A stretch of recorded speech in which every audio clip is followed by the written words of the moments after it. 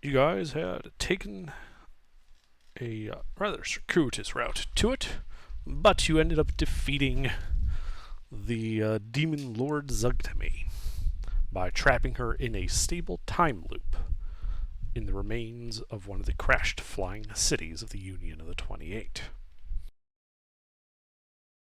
Unfortunately, Arcturus was also trapped within the bubble and is trapped in that cycle of the city forming, falling, blowing up, the city, and then the city reforming, falling, and blowing up, killing Arcturus and Zugtami over and over and over again.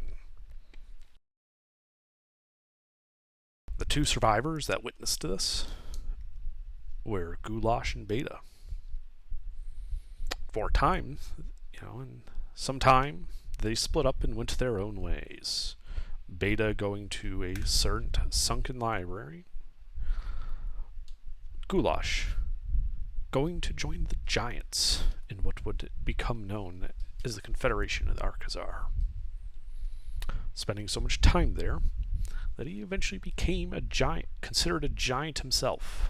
The Little Giant, they called him. Yes. The Littlest Giant. Mm-hmm. The littlest giant, indeed. And as the giants did, they were wiped out, including even the littlest one. And since I'm the only one here, this is technically a TPK. Yes. You are narratively TPK'd. TPK'd by old age. Yes. Time passes. A century. A millennia. When some asshole adventurers wander into the ruins of one of the destroyed fortresses of these giants and raise them all from the dead, including the littlest giant. The Littlest Giant would, since he knows all of this is going to happen in advance, he deliberately avoids coming into contact with them for fear of what would happen. Right, because you don't want to accidentally erase old Goulash. Right. Of course, Frippydinth very conveniently sends Goulash and the rest of the party off somewhere else to do some other thing. So that very convenient. Very conveniently, so that the more powerful, higher-level Goulash can stick around to participate in the invasion of Archazar. Right, and you do. Sacking town after town, city after city. Helping them overcome this. Though there is a certain lull to the war, the giants, while powerful, are few in number, even with the assistance of Frippydinth. And a stalemate in the war develops. Archazar essentially having ceded the entire mountains in the area around them, but keeping themselves alive at the coasts. The logistics of attacking their fortress cities off on the coast are just too difficult for even with a dragon support to manage. There are limits. She is still mortal. Because was only two people, was this D&D the narrative? No, this is just the beginning because 1,000 years has passed. Was it Gilbert's fault? Indirectly. Indirectly, yes, it was all Gilbert's fault. Not surprised. Got to keep my body count high. But the current year is the 23rd of Flint, 1167. Okay, I got a question. Yeah. So I'm just waiting around for That's up to you. That's what you told me you were doing. You were sitting in the library for 1,000 years. Yes, I am studying in the library. You're dead. No, actually, his character doesn't age, so... Mister, did I tell you what Goulash is doing while you're waiting in that library? Yes, you were going to the Giants, and when become right. Giants, and when they bring the Giants back, you get to come back. Yeah, I couldn't remember if you were there when he said that or not. Yeah, I was there. I heard the thing, so I was like, okay, that's cool. I just want to know, can I get, since I'm spending 1,000 years in a library, can I get some kind of benefit? Like what? Um, well, what I'd really want is proficiency in wisdom saves, so I won't fail my fucking wisdom saves all the time. You know what? After basically reading that library like 20 times, every book in it, yes, you can have proficiency in wisdom saves. Yay! Hey, I'm sorry nothing else worked out for you, Gilbert, but this is cool too. What are you talking about? I'm happy with either outcome. If you set your expectations right, you win every time. So what I'm going to do is, when the party shows up, I am going to avoid them. Indeed.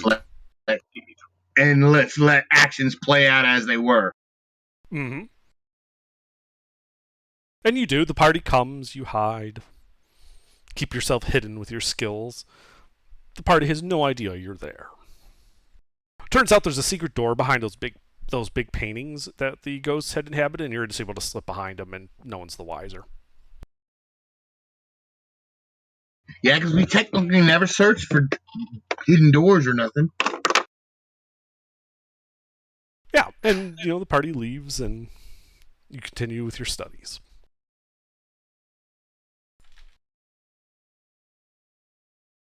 And then, as I said, the date is the 23rd of Flint, 1167. You're reading in the library. Where are we meeting up at? You're reading in the library, Beta. Goulash, you're just basically on patrol in the mountains. Mm-hmm. Octavius is probably relaxing on a beach somewhere, having returned from his last planar jaunt. Would be my guess, unless you have a different idea of what Octavius would do.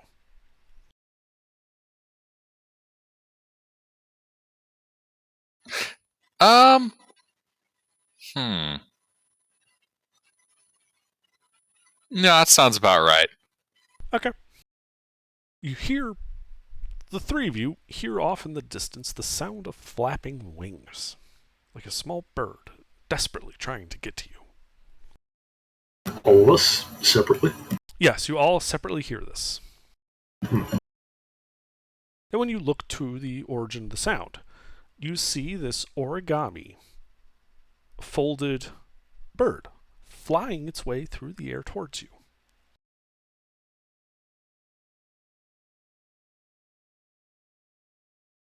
All right. When it's about a foot away, it suddenly unfolds itself and levitates in front of your face.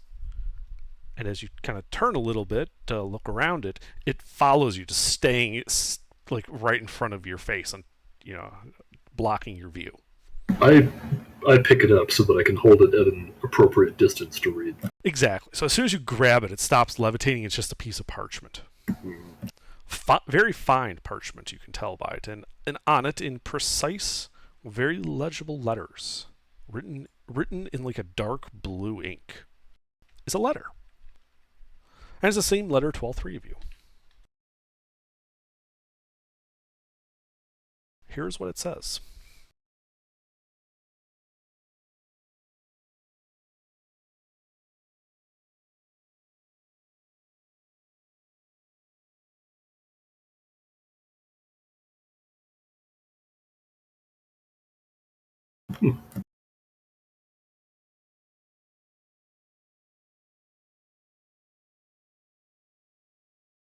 Interesting.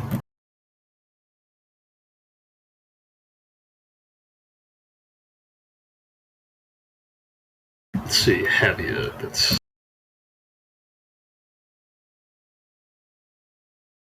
It's on the eastern shores of the eastern continent.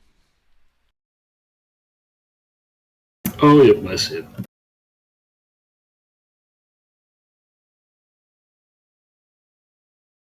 Have you heard of it before? You would know the basics of it, being that it is a city-state that is extremely wealthy, because the hills to the west of it are lousy with gold, silver, and platinum, and there are mines strewn throughout it. And Havia is really the only viable port out that coastline. As a result, the city of Havia has been under a constant threat from Heracrest and the Luzzer dynasty, and they have managed to fend them off and maintain their independence, which has resulted in a somewhat baroque and military-like status of the city. Interesting. It's known as a place where the people who live there are extremely wealthy. The people who are trying to become wealthy tend to go there, but more often than not are left as paupers. Ah.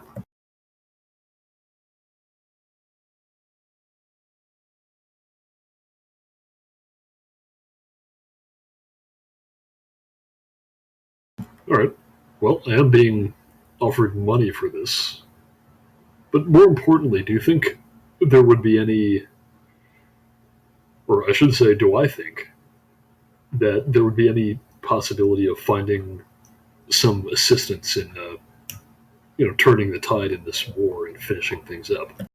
Well, it that I does could find mention there? other adventurers, and if they're the kind of adventurers that would be called upon with this, offering them, shares of the loot if they help you sack Ozarkian City might very well be the type of people to go along with that.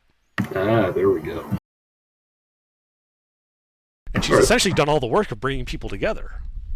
Yeah, it's a worldwide networking event for strong people.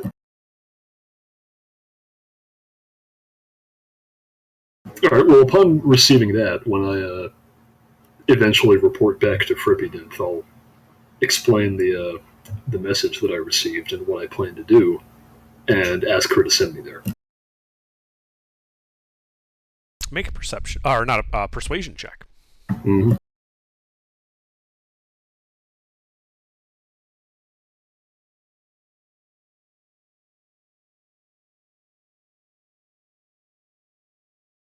Yes, and Forbidden thinks on it and agrees that something to break the stalemate is needed, and sending you there to do whatever side tasks you wish for your own profit, obviously, but coming back with additional forces, potentially very powerful forces, would definitely help. All right. And so she not only gives you leave, but also gives you basically she gives you access to that battle balloon Oh, piloted by the gnomes. so we're traveling in style. You are traveling in style, as befitting your station. Nice. All right. Well, while I'm traveling in style, I got to get up for a minute, but you should handle how they're going to get there. Sure. So, Beta, you receive this letter.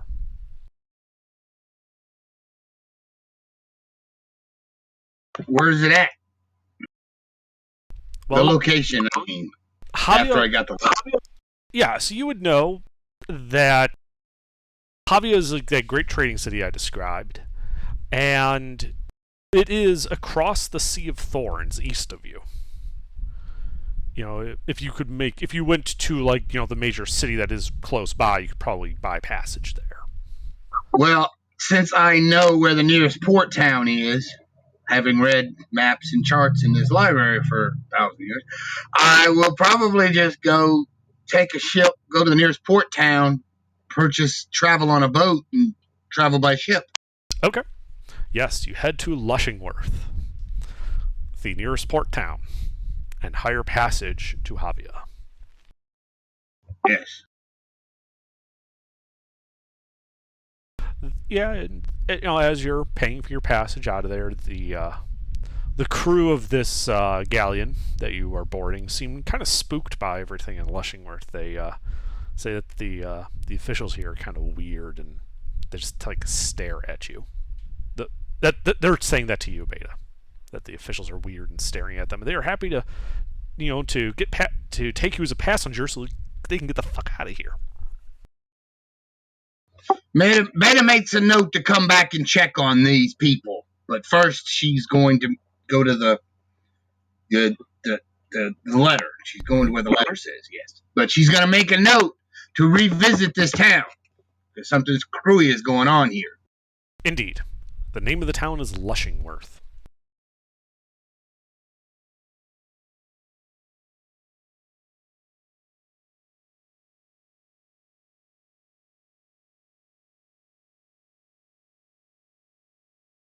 And Octavius, what do you do about your letter? Well, seeing there's a new quest of sorts, Octavius is going to get up from his makeshift beach chair made out of molded earth, walk back, I guess start walking along the road back to the Ravam Remnant and a port. I'll just take that, probably just book passage there from the Remnant and sail across the Wisagio Ocean.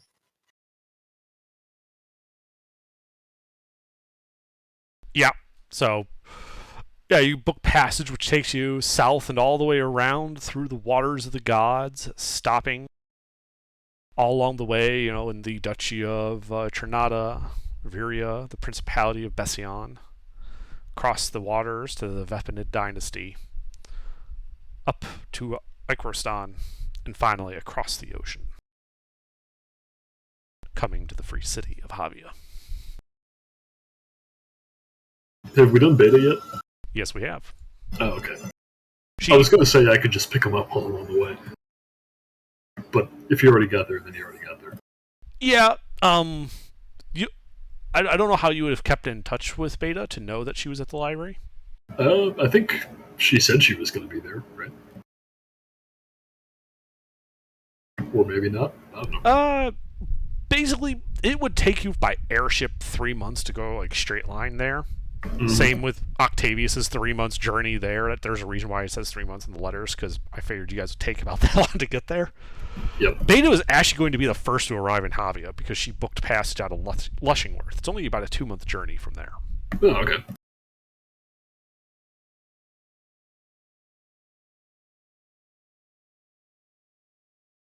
So, Beta, are you here? Yeah. Yeah, so you are the first to arrive in Havia. 2 months have passed on your journey. I'm going to go to, first place, I'm going to go to the local inn, rent me a room. I'm assuming that,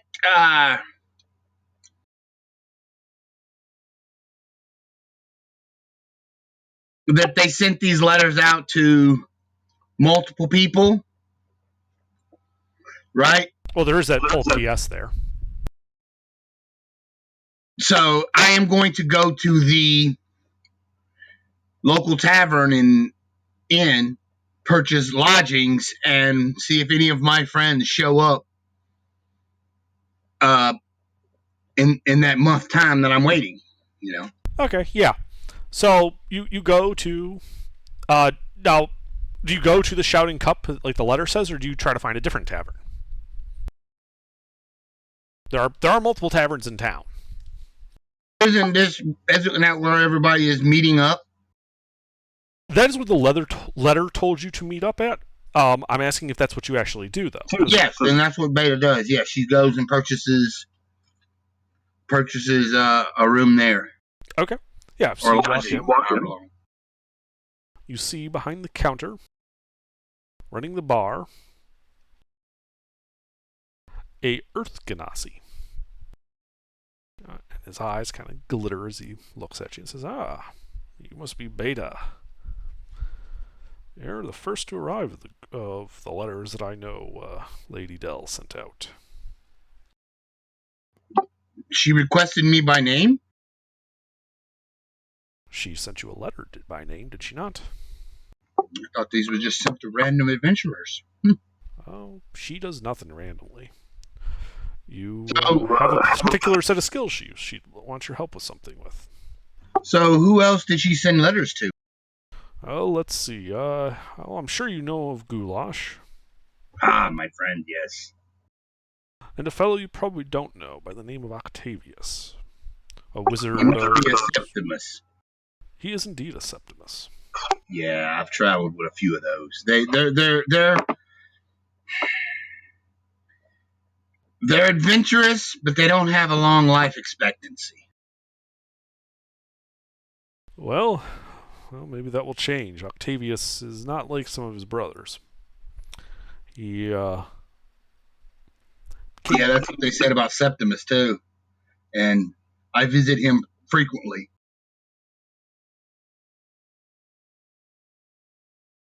Isn't that the one that just died? Septimus? What was his name? Arturus. Yes, that's what I meant. And I said, so did Arturus. He said he was special too. And I visit him daily. He's still trapped in his prison. The Ganassi shrugs. Well, hopefully this one will prove to be the exception that proves the rule. By the way, my name is Cobblestone. Welcome to the Shouting Cup. Thank you. I, assuming since you already knew I was coming, that I had lodging set up? Indeed. Lady Dell has already paid for it. Room and board as long as you need. And he slides a key across to you. She picks up the key.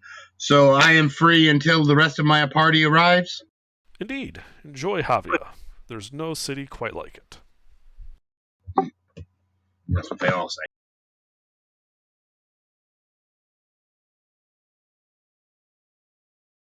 So I'm going to go up to my room first and unpack my gear, my traveling stuff that I brought with me and everything. And then I guess I'm probably going to explore the town a bit, I suppose. All right. So you start exploring the town. It's a fairly well-off town. The buildings are all generally tall and well kept. The streets are orderly and paved.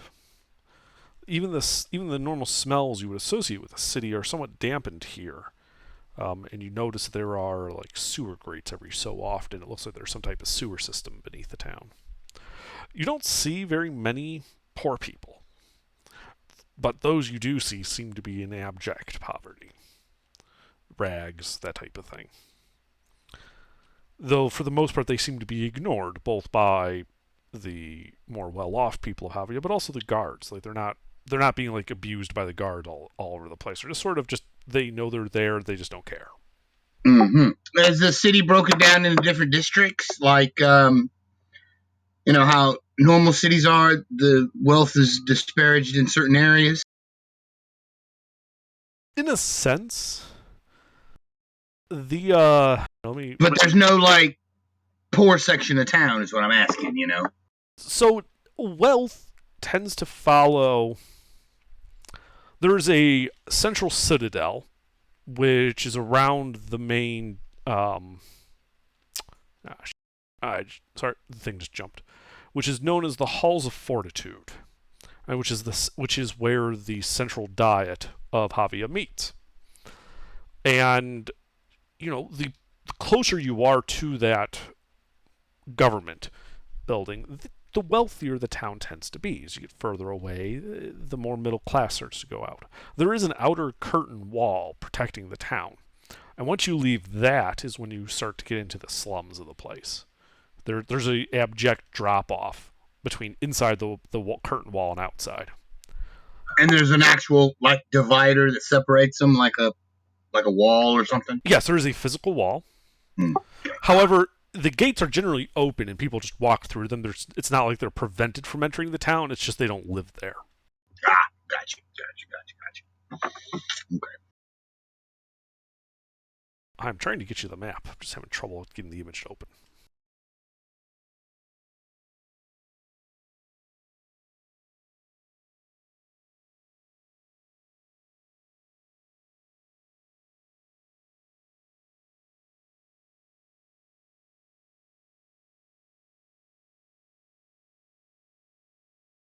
Yeah, so what would you end up doing for the month you have in town? You basically have downtime for a month.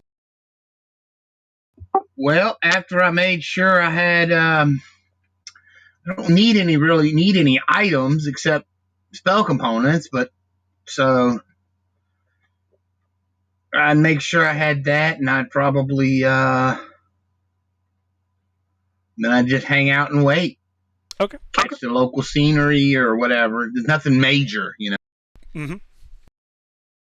Just make sure I know the ways to the most places we would be going, like weapon shops, magic shops, Mm-hmm. Stuff like that.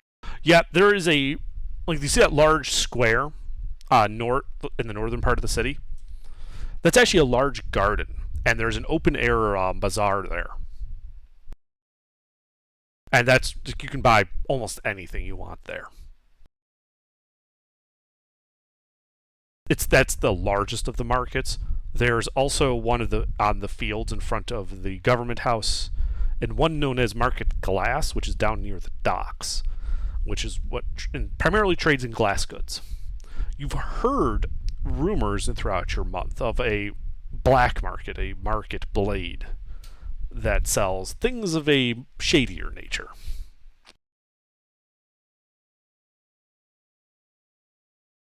All right. But generally speaking, all the equipment, like in the PHB and such, are available for purchase at the market garden. All right. Market garden.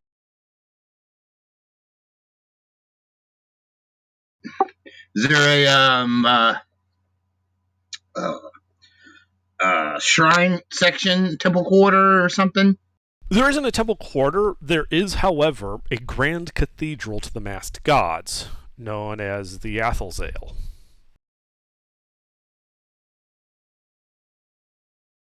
Essentially, the very rich, counselors and the people who are trying to vie for public office wish to show off their wealth, and so they do so by publicly and very generously donating to this cathedral, which is a very ornate cathedral. Ah, I see. Mm-hmm. Beta is probably going to be sickened by that, but it is their religion, so she's going to try to learn what she can in the month. She'll hang out at the temple or at the gardens, just learning how the city works and everything. That's all.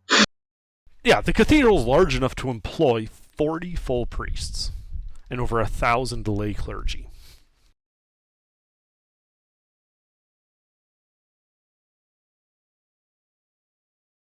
Spending time in conversation with a few of those, just learning more about their religions and everything, Well, it's still the same religion as you're used to. It's the masked gods at Big Pantheon. Yeah. It's just this is like the nicest cathedral you've ever seen. City is rotten. So you do kind of, through your conversation, learn how the city works. And the part that's probably relevant to you is because this person who sent you this letter, this Lady Dell, is a counselor here. And that there are 9 counselors that are elected to their positions by the free people of Havia. And there are some requirements to stand for counselorship, such as actually owning property here. And the elections are held every 10 years. The most recent one of which was 4 years ago. During that election, over 240 people ran for office for 9 seats. Should something happen to one of the 9 counselors between elections, there's a special election that is called. And these elections, both the special and normal ones, tend to be extremely contentious, and both character and actual assassination is not unknown. The mayor of Havia is chosen by and from the 9 counselors who make up the central diet. And that mayoral... Are the counselors masked? Do they know who they are? Yeah, they're open. Okay. I was thinking about fucking whatchamacallits. Yeah. It is slightly like Waterdeep, but no, these are... the names of who these people are well known. Okay. It was just Waterdeep conclusion. No, it's not Waterdeep. This is closer to more Venice. That it's not. It just seemed a little bit like it at first. Yeah. You started talking about the lords and how there were so many of them, and I was like, uh-oh, if they're masked, we have a water deep. I mean, this city is rotten. Gotta be. Okay, so it's 200 people ran the last. What is the population of the city? About a little over 48,000. It is a big city, though not the largest you've ever been in. Okay. And yeah, like half the city is extremely wealthy, the other half live in the slums. Okay. That being said, even if they live in the slums, they still do get a vote in those elections. Okay. So nobody's mistreated, basically. Well, except for I don't know. No one is mistreated without judicial process. Okay. All right. Take back what I did then. Sounds better. There are slaves. But generally speaking, slavery is not done militarily, but rather judicially. You know, you do so much damage to somebody that rather than paying a fine, you're ordered into servitude for so many years. Yeah, I understand that.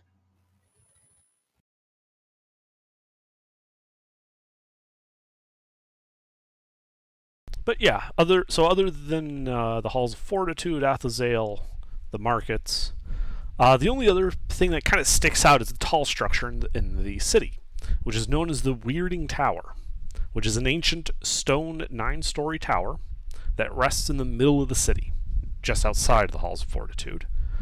And you know that in there, the Guild of Explorers, Arcanists, and Surveyors makes their headquarters. Wait, the Guild of what, and what? The Guild of Explorers, Arcanists, and Surveyors. Ah.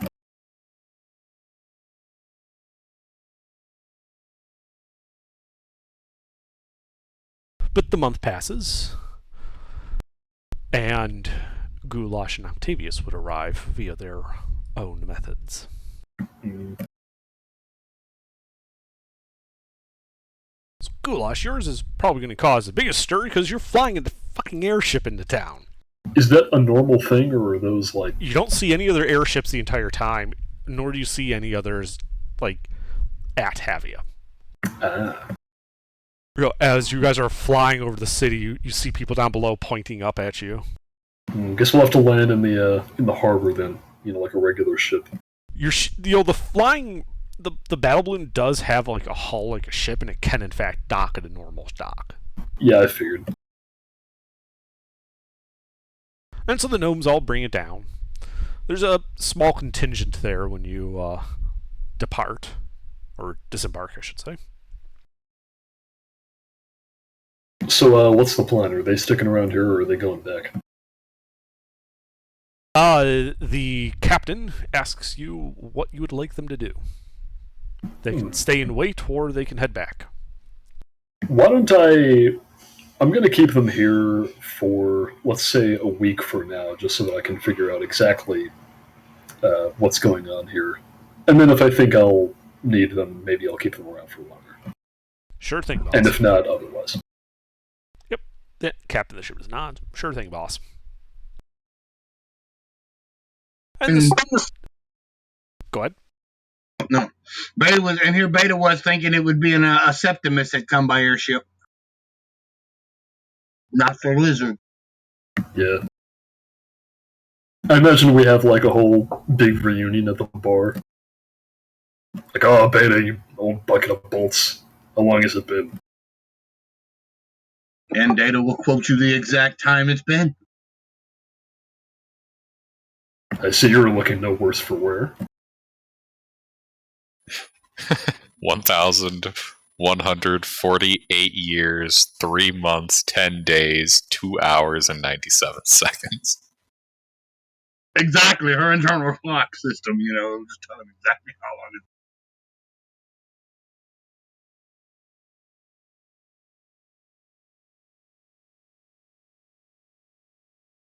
Now that I think about it, Goulash was in like his mid-30s when the adventure originally started. I'm not sure what age the wish would have brought him back at. Oh, it probably would have brought him back at like the prime of his life. Yeah. So, You decide what that is. hmm. Is what I'm saying. So, Same age. He's exactly the same age. okay. Faith is a little concerned. She doesn't understand, but she knew you had something in mind. She just didn't know what. So we have a new Septimus joining us. Oh, yeah, I've heard. As you say that, the door to the cup opens, and in walks a certain person. What does Octavius look like? Octavius is middle-aged looking. Actually, I wouldn't middle-aged be like 30. 30-year-old looking human male. Same facial features as all the other Septimae. Uncanny family resemblance. And dressed in the same thematic red robes that every one of them have been using. Oh, this must be the Septimus.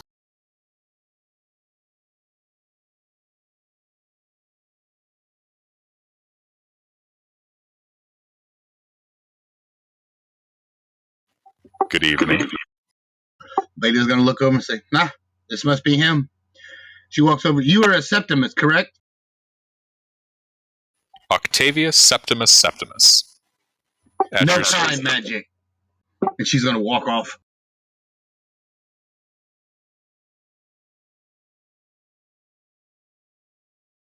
You know, under good question, do the Septimuses know about Arcturus? Is that a known fact, the time travel shit? Did Arcturus ever send letters home about it? Arcturus sent letters home?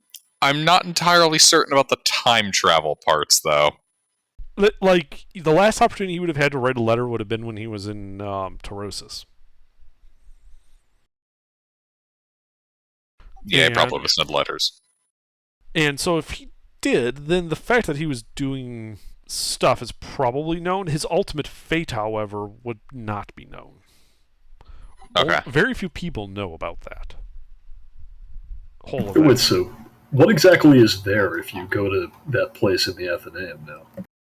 There is a crater where the mountain used to be, and this bubble where the city is constantly destroying itself over and over and over again. The Athenaeum of the Far Realms tries to control access. Really, Goulash, you and Beta, because you know how to get there, are basically able to slip by every time. But they've done a pretty good job of keeping most normal people out. The only people that inside the Athenaeum know directly about that are actually scholars working behind the Millennium Door. In fact, the Millennium Complex was entirely built to study this bubble. It's like Magic Chernobyl.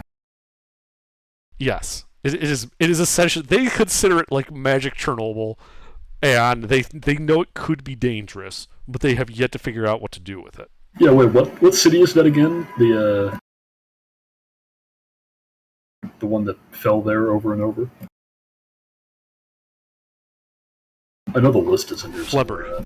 Yeah, the Flebbery exclusion zone.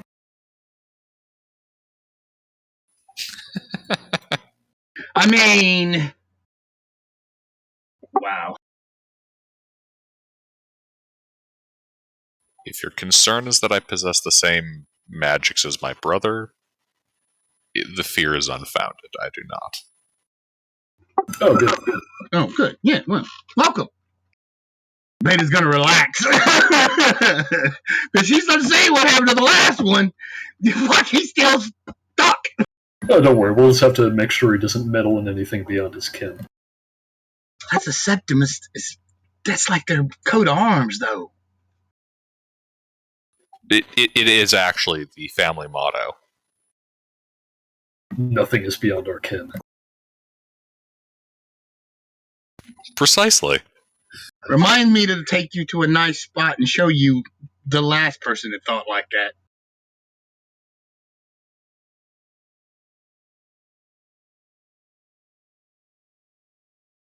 Oh, anyway, as long as we're still in the bar, I'll regale Beta and Octavius with what I've been doing and how I'm still alive after 1,000 years.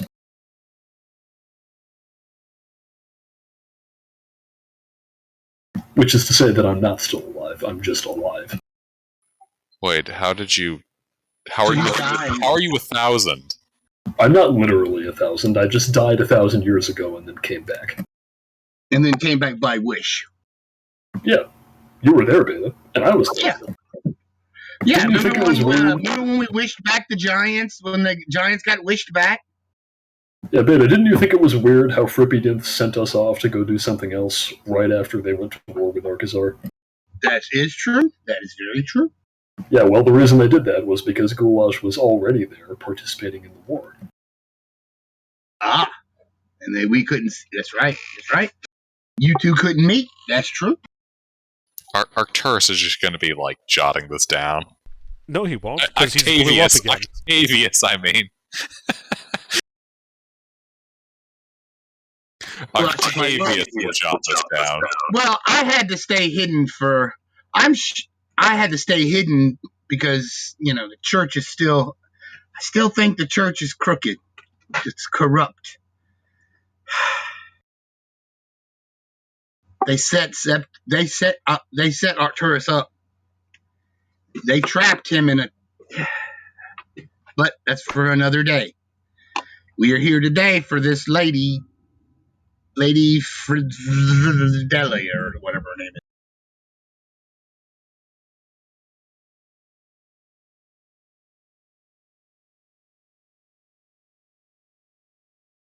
And you hear a somewhat cultured, as you kind of try to pronounce her name. My name is Fiorla Fondel. My apologies, ma'am. Sorry. It is no worry. Please, there's a private room here we can discuss our business in.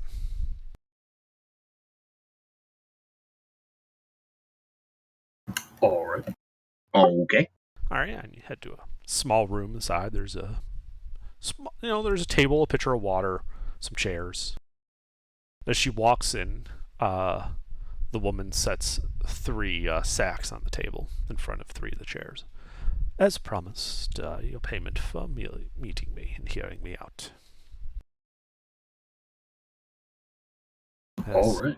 I find myself in quite a predicament, one that could use expertise outside the norm.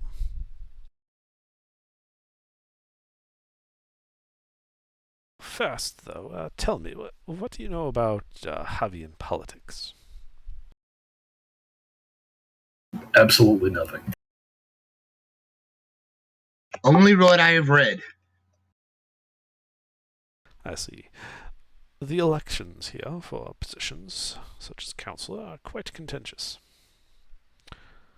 And it is not unusual for people to be smeared, or simply to disappear. In the last election for my seat, there was a dwarven wizard who ran against me by the name of Gozar Bronstaff, and he was quite upset that I won. Gozarian. And I have been dodging assassins from him ever since. The guard here keep the peace in the streets, but they are not equipped for dealing with this type of incident. If they're, as far as they are concerned, this is a political matter and therefore not something for them to be involved in. So you want us to go have a chat with this dwarf? Or... There are 2 things I want with this dwarf. First, he stole a ring of mine, a magic signet ring from my family, and I would like it returned. Second, I want his head.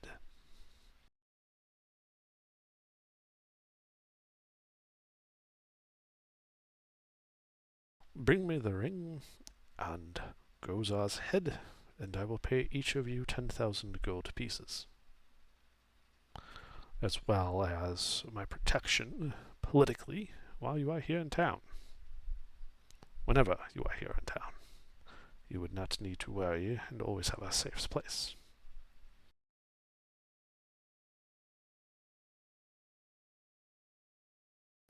I hate to be that guy, but do we have to kill him?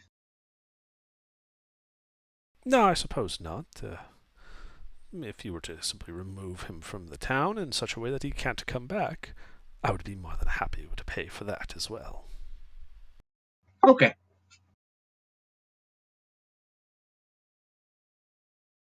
Do not, however, mistake him for being some innocent bystander. He has quite a body count on his own.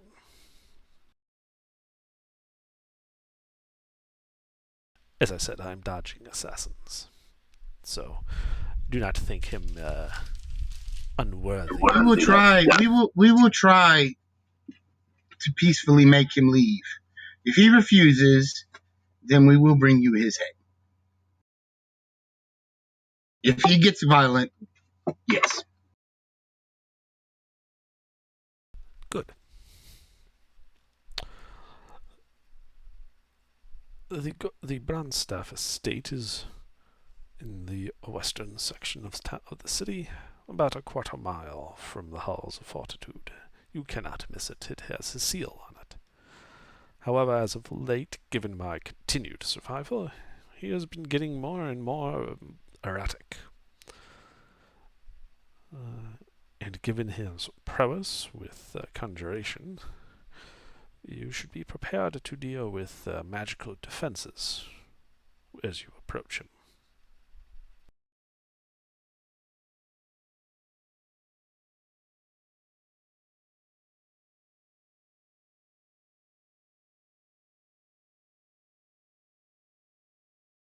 Do the lot of you have any questions?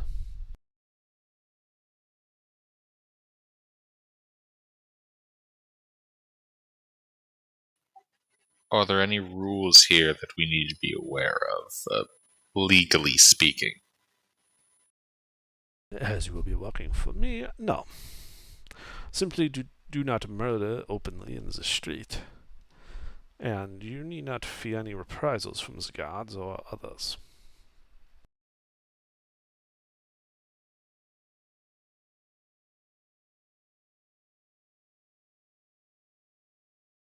All right, under, and because it's a at this point a congenital Septimus behavior, insight check. Okay.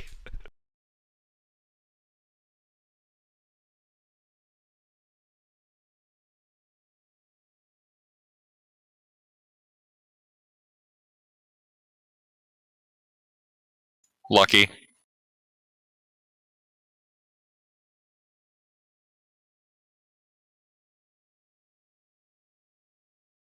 Yeah. So this elven woman with this gray hair with light blue streaks through it, she has what looks to be like bags under her eyes, like she hasn't slept very well. Other than that, she seems to be quite sure of her strength here in the city. As in the fact that she knows absolutely that you guys, like, if the guards bother you, you tell them that you're working for her, they're gonna basically leave you alone. The guards are essentially, they, as far as they're concerned, dealing with this type of shit is way above their pay grade and not worth it. They're literally there to keep the peace only in the streets, like to stop people from killing and fighting each other in the streets. What the lords and ladies of the city get up to, the very rich, in terms of bringing mercenaries and attacking each other, as long as it happens behind closed doors, they didn't see no evil, they didn't hear no evil. As far as they're concerned, there is no evil. Pragmatic. To be clear, there's less than 400 guards in the whole city. Like they are literally just keeping the peace, and they Less are not than 400 city guards. Yes, that's what I mean. The city guard is less than 400. Each of those counselors and the mayor probably has enough money to easily double that in mercenaries that they could bring into the city. Damn.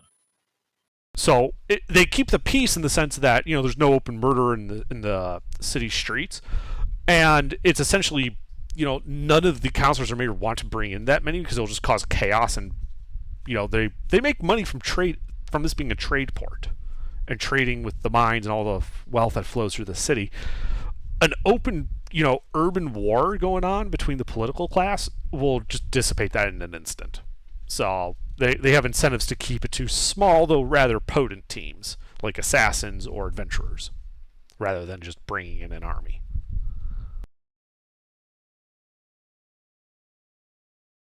Intriguing.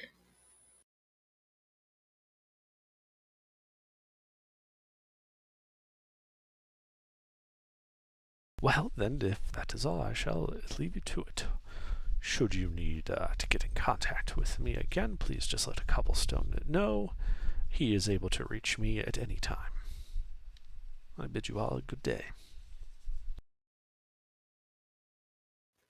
Have a good day. And she departs. You notice that outside the room there was a couple of bodyguards, and they start following her.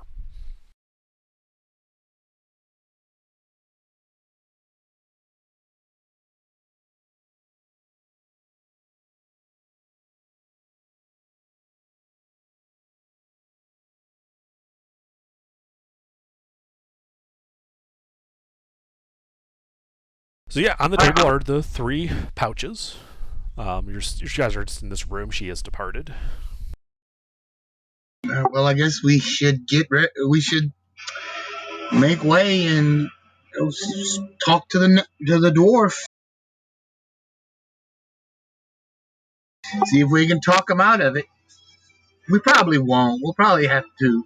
We will probably have to kill him. But I'm of the impression that diplomacy is not going to be an option. yeah, it's probably not. But Beta just doesn't want to. The way the lady said it, bring me his head. It sounded like she wanted just us to be a hit squad. Beta is not a professional killer. She is a nun. She has no problem killing monsters.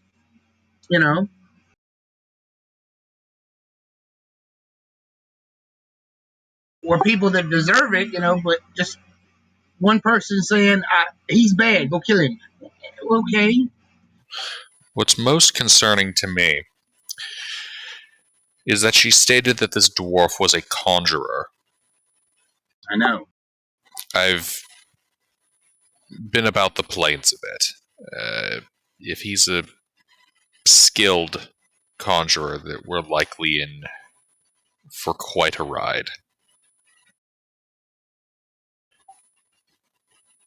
And if he's trafficking in devils and demons, I would argue that diplomacy is not an option.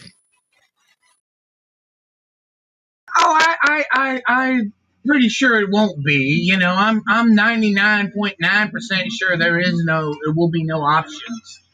But it's just Beta doesn't like being called out for it. Called just she doesn't have the same mindset as Ward did. That wouldn't have bothered Ward. He'd have smiled and said, "Cool." It bothered Beta a little bit.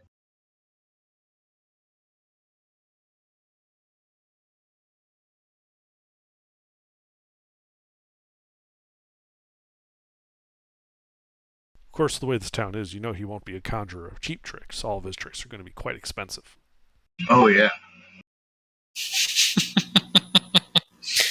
Yeah, enough to afford all the wonderful wizarding. Yep. So, how do y'all want to go out? How do y'all want to travel? Horse, buggy. Oh, I have a better idea. Are we gonna go by that crazy contraption you came in? Yeah, wait, how far is it exactly? It is about 2 miles down the road from you. Oh, there's no need to use it for that. We could walk that distance. That's true. Under, what was the name of this wizard again? The name of the wizard was Gozer Bronzestaff. How do you spell that?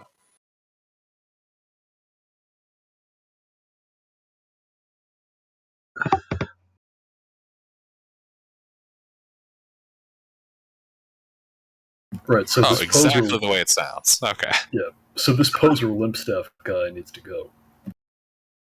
And Beta is going to say this to the party, though. She says, if you think it is too much of a hassle, we could go check out this weird town that I just came from. Weird town that you just came from?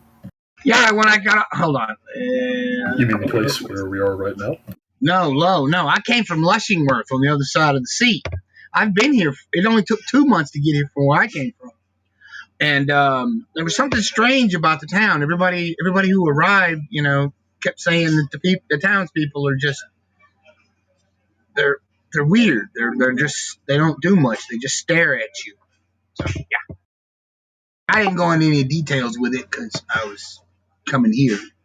Unless we would have talked about it on the ship on the way over here. Under. The gnomes are just shredded to me like, we've been fighting a war in Arkansas this whole time. We have no idea what the fuck's going on in Lushingworth. Yeah.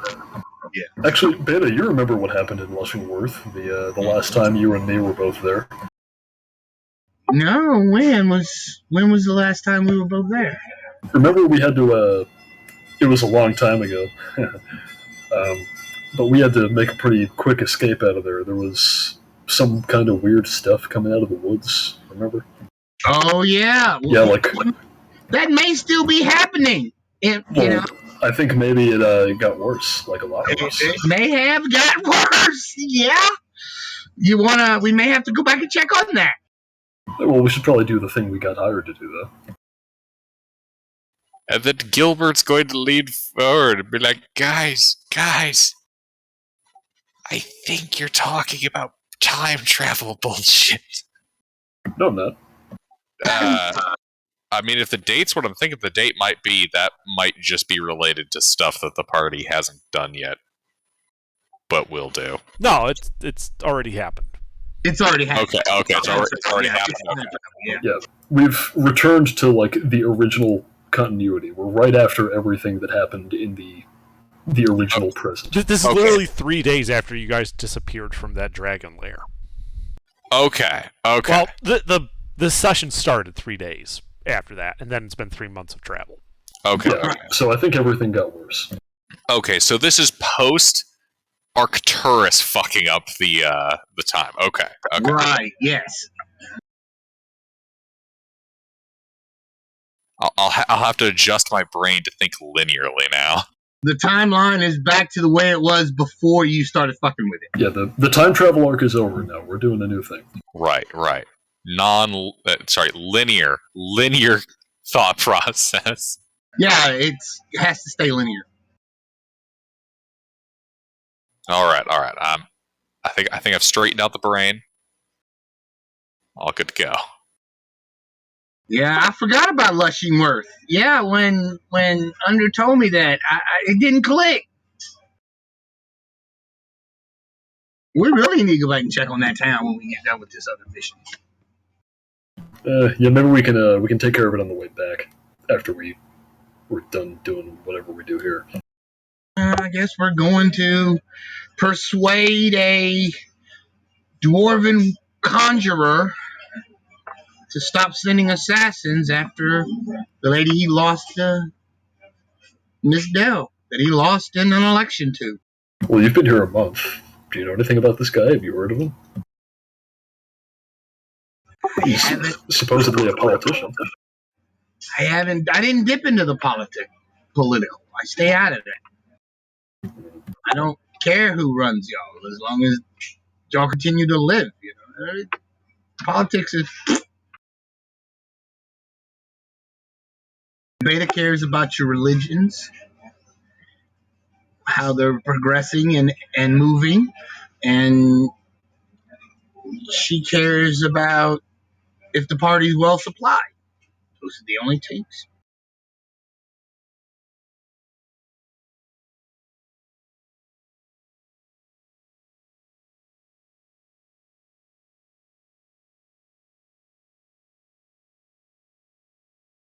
Alright, so what do you guys do?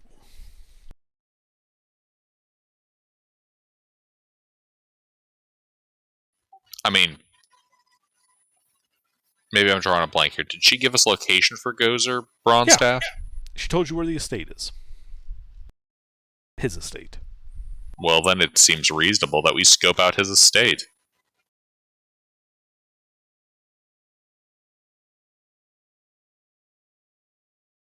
Okay, so you're just gonna walk over there? Just walk over. What? It's like 2 miles down the street. You know? Then let's go. I mean, if we need to be subtle with our reconnaissance, I can do subtle. Ooh, me too.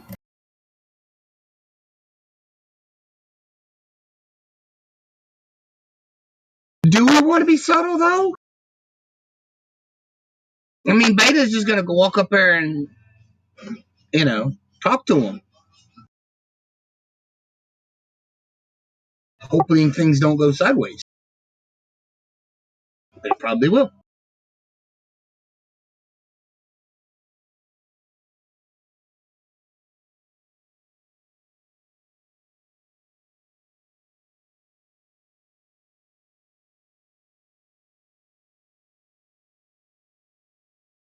So have you guys decided on how you're approaching this then? What you're doing?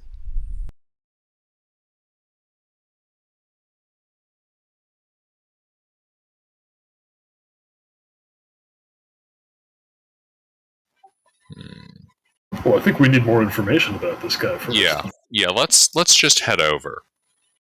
Well, we won't knock, and we won't. We'll walk down the street and see what we see. Alright. Well, I don't even know if we should head over yet. I think we should try to find out what this guy's deal is first. I mean, he's a public figure, isn't he? Such as what does he traffic in that makes him so wealthy in these parts? Yeah. And also about our client while we're at it. If this is like Venice, is there any kind of public, building that we'd be able to go to and inquire about the local businesses and whatnot? Yeah, you could go to the Halls of Fortitude, which is the big government office in the center citadel, and inquire about businesses here in town, yes. Our tourists would like to do so. He'd like to inquire about businesses, and if possible, get access to you said this is like Venice, right? In some fashions, yes. Is it like Venice in the sense that this city-state has like a super, super importance on its reputation and on making sure its books are balanced? Reputation, somewhat. Like it's a trade port, and so being known for stability in that sense is very important. Balancing the books, absolutely. Like counselors have been assassinated. Like entire councils of counselors have been assassinated over financial questions. As in, enough people started believing that they were embezzling, and doing so badly enough as to people started questioning that they were embezzling. That literally people in the city just started spamming assassins at them. Thereby forcing an early special election because all of the councilors died. They call it the Night of the Thumping Roof because there were so many ninjas Naruto running across the rooftops. It sounded like a rainstorm. Yep. They've already used up all of the cool nicknames for that one night when all of those people got killed, so now they only have lame ones. Yeah, so it's the Night of the Thumping Roofs. Yeah. There's nothing cool left. It's all of it has already happened. They've ran out. They've gone through common, dwarvish, elvish. Hell, they've even used gnomish words for the various assassinations.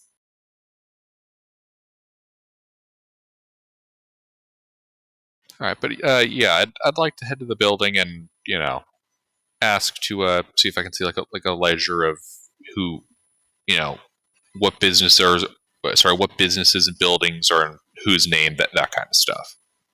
Yeah, so you walk in, you wait in a line, get to the receptionist, tell them what you want. They nod and point, and give you directions. You go upstairs and cross a couple of doors to another room where you wait in the line. So you're standing in front of this older looking woman. She's like, and she says, "Yes, you're looking for which business now?" Not just a business. If I might have access to the archive of them. No, but you can pay and we can make copies of parts of the archive for you. What do you need? Right. And I'd like to ask her for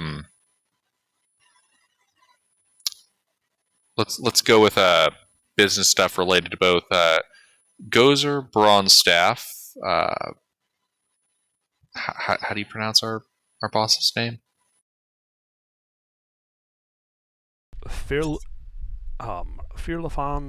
Dell. Firlefanz Dell and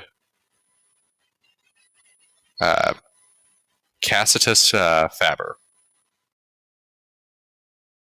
Okay, so 3 names, 2 of which are counselors. One is actually the mayor, and Gozer Bronstaff. Okay, that will be 30 gold, 10 for each name, and it will take about an hour. You're free to wait here. Octavius passes over the gold and waits patiently. Okay. Yeah, you see other people come in, some paying taxes, some doing other business inquiries like you. An hour passes. And she says, yes. Mr. I'm sorry you didn't leave your name. Who are you again?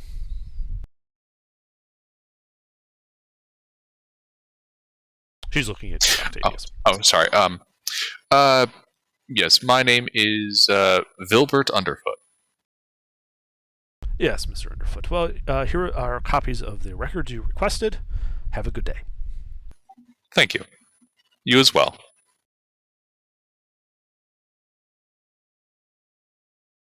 Sorry, I'm like, shit, I need an alias.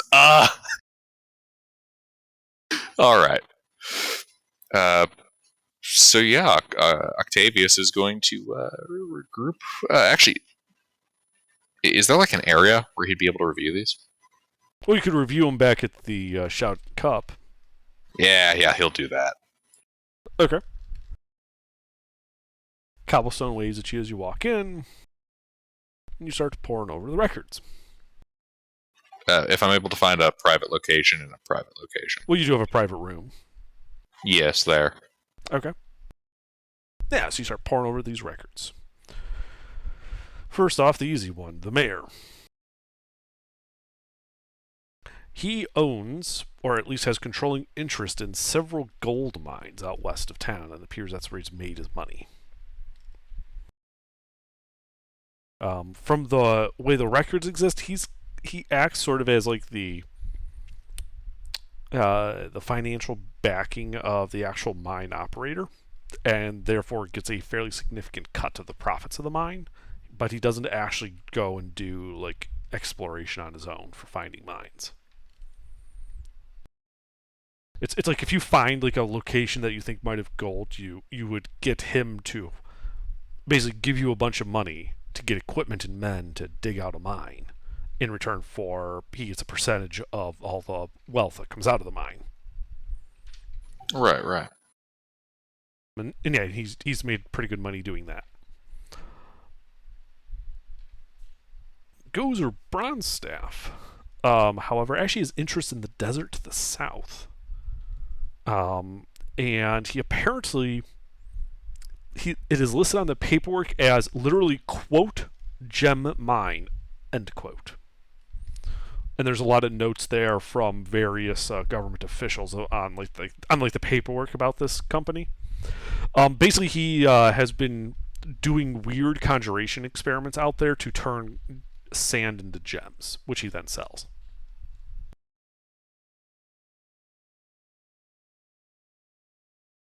And a lot of those notes are like government officials verifying that this is in fact not a scam, and that these gems won't just turn back into sand. I was about to say. Yeah. And yeah, the notes are just like, yeah, they haven't turned back into sand yet. So yeah, until it does, he hasn't actually committed fraud. So there's nothing we can do. But because he was able to make gems, he's been able to get. He's not like super wealthy like the mayor is, but well enough that he could afford a small estate in town and things like that to keep himself well supplied. Based on the wizard finance metric, exactly how wealthy is he? Like, would Arcturus be able to surmise, also being a wizard? Make an insight check, because the paperwork doesn't like give like financials of these people. Like someone running gold mines could Right. be rolling in it, but Lucky. Okay.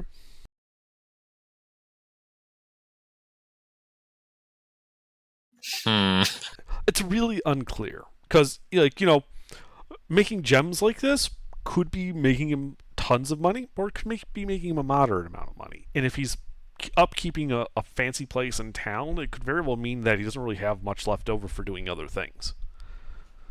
It's hard to say how wealthy he is what I'm getting at. He could be wizardly terms a pauper, or he could be absolutely filthy fucking rich. It depends on how the gem sales are going and who he sells them to and what he gets for them. Right. And then Ferda Fonsdell apparently doesn't really own a controlling interest in anything in town, but there are literally 20 pages of various businesses, warehouses, and ships that she is at least part owner or investor in.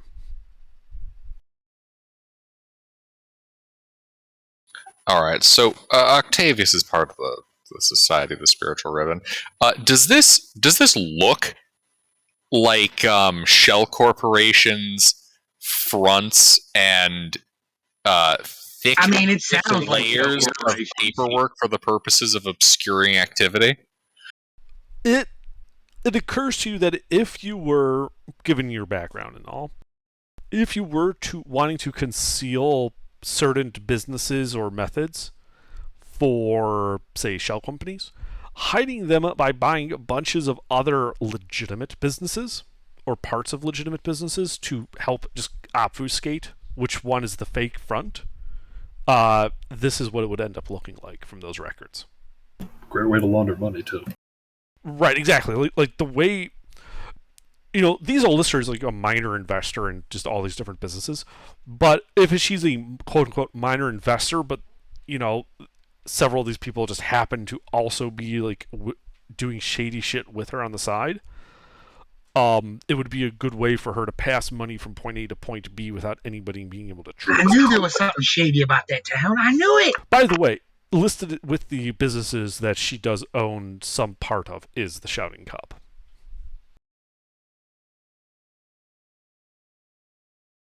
The inn that you're staying in at her dime, that she basically put at your disposal. Yep. And Beta feels sick suddenly. Why would you feel sick? This is a perfectly legitimate way to make money. All right. She's a please don't grab it off. I mean, in other societies she might be, but here they just call them a venture capitalist.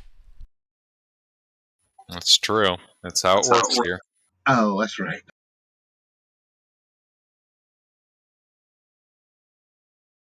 You would know Beta from like your month of... If none of that she's done is illegal, then Beta didn't give a shit. Right. Actually, yeah, like Beta, from your month of being here, you would know that lots of the people here, especially like towards the edge of the wall, in the middle class, as it were, a lot of them do make their money because they can't afford to buy out a gold mine, but they can, buy shares in other businesses and the like, and there is actually there's no formalized version, but there is sort of like an informal stock market, if you will, inside the town of people, and that's how they finance a bunch of stuff. So while hers is unusual in how much of an investment she makes, like how wide she's gone, like most people, it's like they've invested with 3 different people type thing. Like they own a bit of a pub, a bit of a brewery, and a small like part of a warehouse. She's got like pages of this stuff.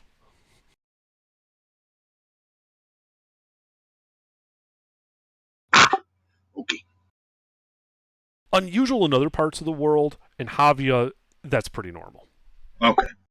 Then that's my only thing. Then, if it's not considered a crime there, then Beta wouldn't really give a shit.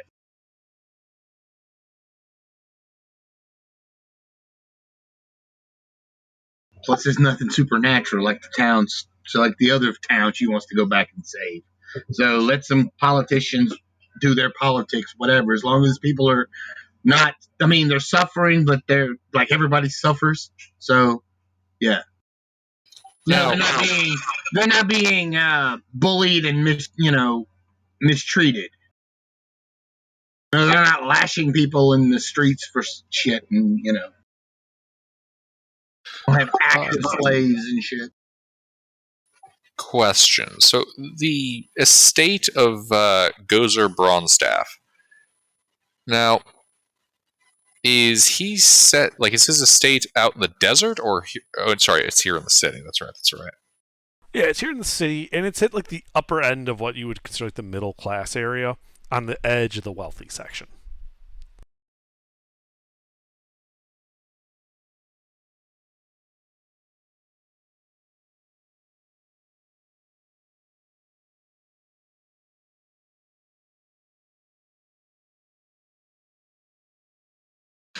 Well, everybody, I have a proposal. Perhaps we go and seek a business arrangement with this Gozer Bronstaff. After all, if everything here is about business and investment, perhaps there's a buyout we can engage in. Right. An offer he can't refuse. Mm-hmm. If needed, we can always head down to the site and engage in a hostile takeover.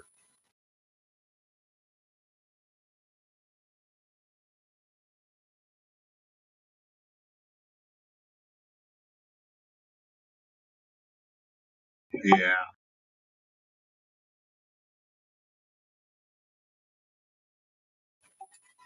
But this leads to a question then. If we pursue it this way, we'd either, I suppose, head down directly to this site or go to his home.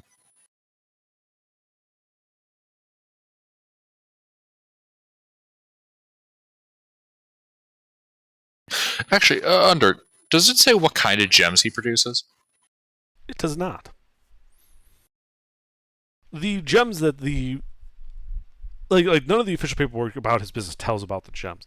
And some of the notes that were attached when they were doing a fraud investigation, they were specifically looking at a couple of large citrines. Mm-hmm. All right.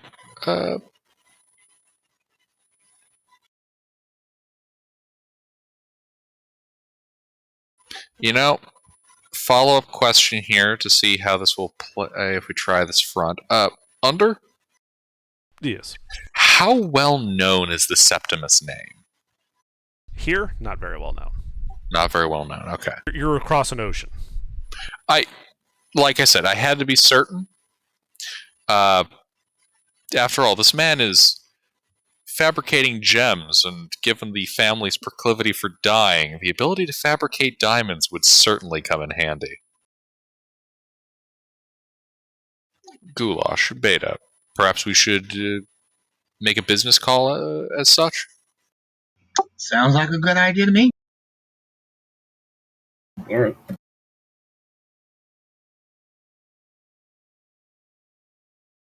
So if I understand this correctly, you guys are walking down to the Bronstaff estate and are just going to knock on the front door to try to get a business arrangement with him? Oh no. Where would gems be sold and whatnot around here? Either the Market Garden or the Market Glass. Both sell gems. Let's start with the Market Glass. Okay. Beta Goulash, would you be able to assist me in... people skills aren't really my forte. Carousing and interacting with the merchants here, trying to organically navigate our way to Bronstaff. Perhaps. Yeah, Beta could ask questions like that. She's really persuasive. Who am I persuading, and what am I asking them to do? Well, there's a gem merchant there, a tiefling. And he seems to be selling rather nice gems. Large, expensive, though. We want to find out if he deals with the dwarf. Let the conversation flow there organically. We don't want to make waves. Also, you seem like you might need diamonds. I do, actually. Beta goes up to the gem keeper. Good day, good sir. Hello. Can I interest you in some fine gems? I do need gems. Diamonds, particularly. Well, diamonds we got. And he starts pulling out different. He pulls out this little case and opens it. And he's putting out there. There's a small little like thumbnail-sized one that's the size of a beetle, fist-sized one. What kind of diamond do you need?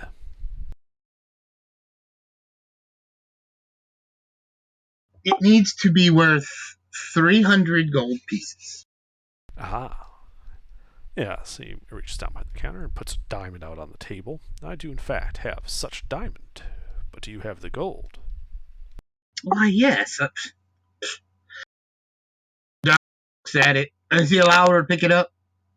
She says, may I? Of course. Of course. She picks it up and looks at it. Well, this is exquisite. Do you get your diamonds from somewhere here?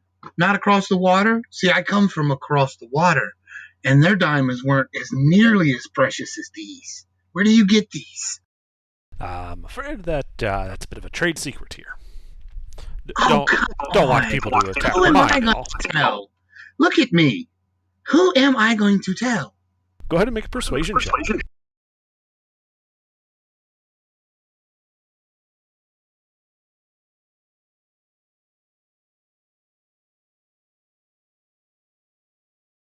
Well, all right, I suppose we can trust a woman of the cloth. We get them from the bronze staffs. You see, they produce them down in the desert. Whether they mined them or through some magic trickery, I don't know.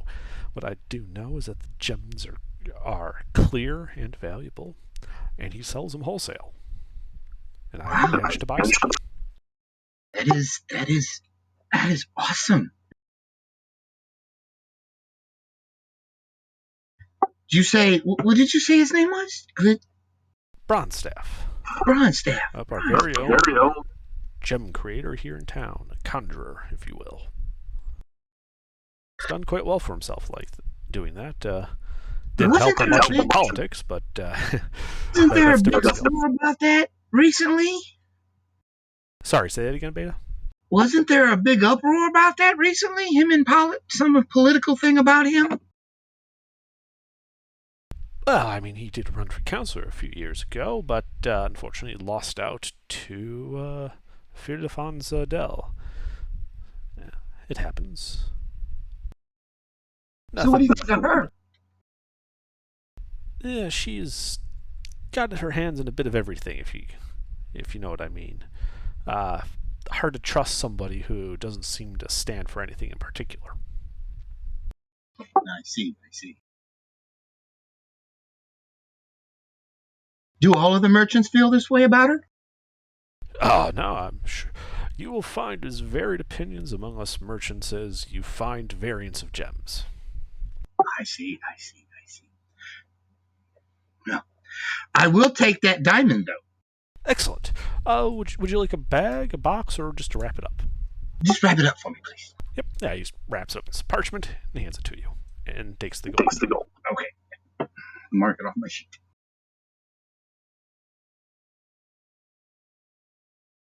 All right.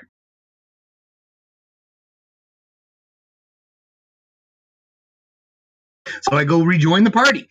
Tell him what he said. That the dwarf does have a mine out in the desert where he mines these things, sells them wholesale. So he's doing some kind of trickery. If I may, Beta. Arcturus is going to hold out a hand. Yeah, I give you the diamond I just bought. Octavius identifies it. Okay.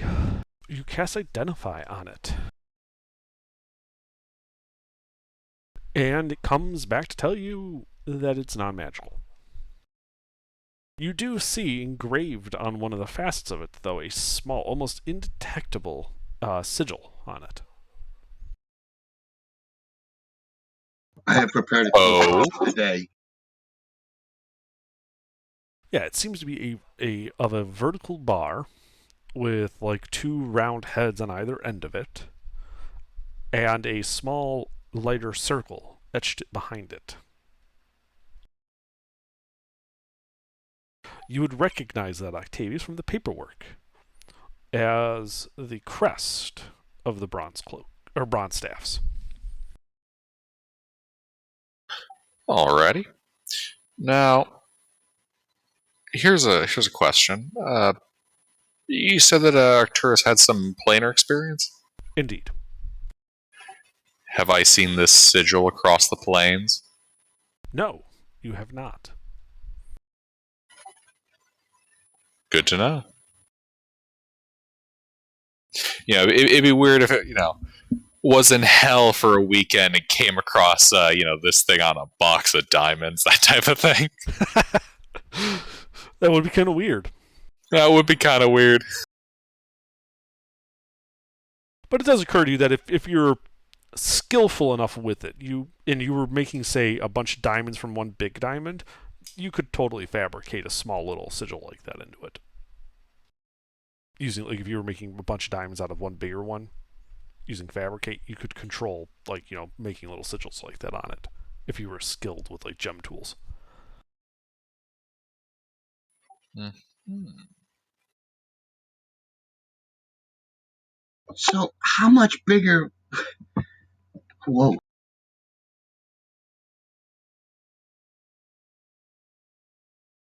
I'm beginning to sense something amiss here. Large number of these diamonds. If he's skilled in fabricate, he could.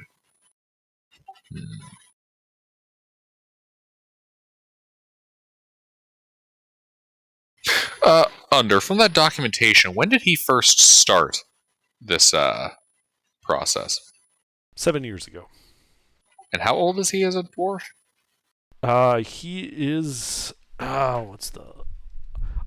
I wrote down his percentage. Give me a second. You wrote down the percentage of his life that he's used? Yes. He's 60% old. He is actually 60% old. Let's see. Mostly because I can never remember what different races are in terms of their lifespan without looking it up, and so if it doesn't come up, I just write down, okay, they're older, so they're about this far through their lifespan. That makes sense. Yeah. He is 227 years old.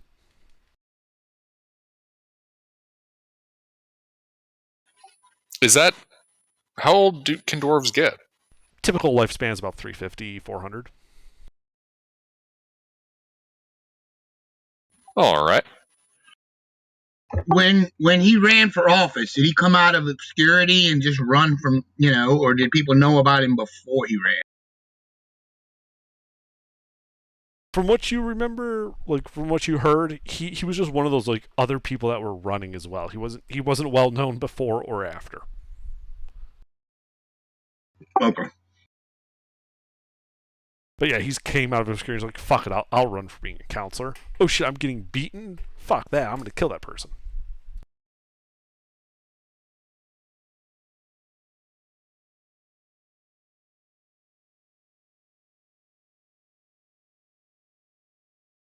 Well then, how do you guys feel about finding a way to get in contact with him about a business arrangement?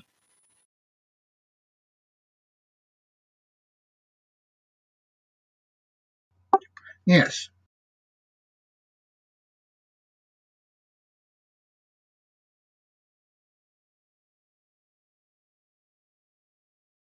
All right. Octavius then is going to write up I guess a formal letter, requesting, the opportunity to make a deal about acquiring some of these diamonds.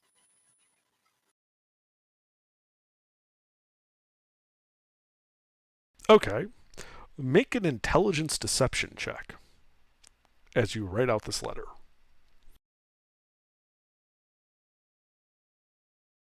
Intelligence deception. All right. Yeah, so it's an intelligence check, and if you are proficient in deception, you also get your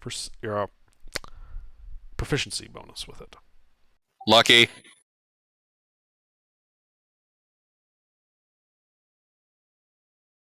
Fuck you tonight, dice. This is beautiful work. Go ahead.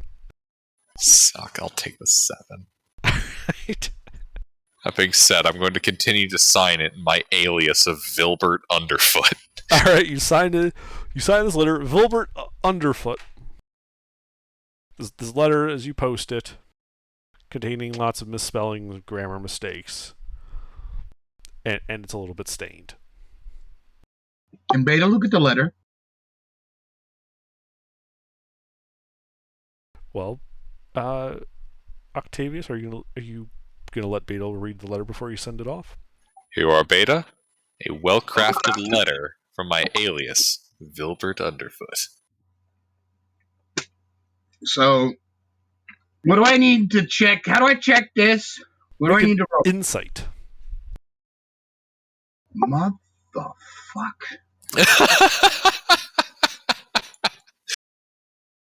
Rolls lower than a 7.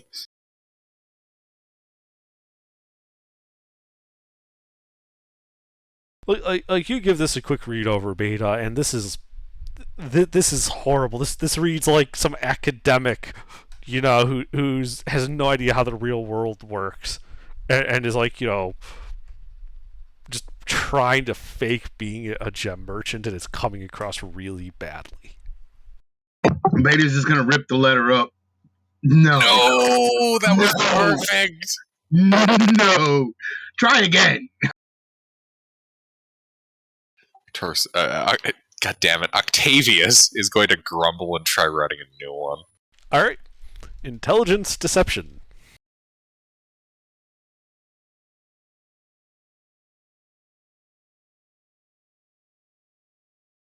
Is that what you're going with? So what exactly is your lucky plan for here? that. Why? To set up the opportunity for a business arrangement. Yeah, I know, but what deal are you trying to get as a pretext here? Oh, a deal for I don't know, Technically not a shipment of diamonds that my family would be able to utilize for our rather chronic death problem. The Septimae Twins, they die so often they buy diamonds in bulk. Yep. I would also like to attempt to write a letter, except mine is going to be Krillins from of the universe. Yeah, no, my letter is going to be from like a well-to-do nobleman who's like not from around here and is very clearly out of his depth, but has a lot of money and is interested in investing in his business. Sorry about that. Investing in his. Yes, investing in his. That was the train horn. In case you we could tell. Well, either that or your neighbors with their horns are fucking obnoxious.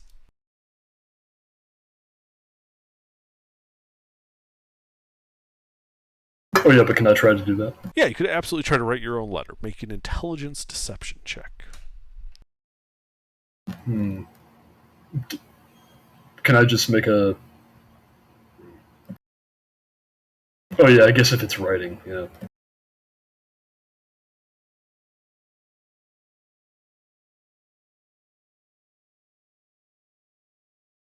Well, can I just make a charisma or a persuasion check? Because it is sort of true. You can make an intelligence persuasion check. Alright. Oh, it has to be intelligence because it's writing? Yes. Yeah. You are unable to bring your personal charisma to bear as easily through writing. Right.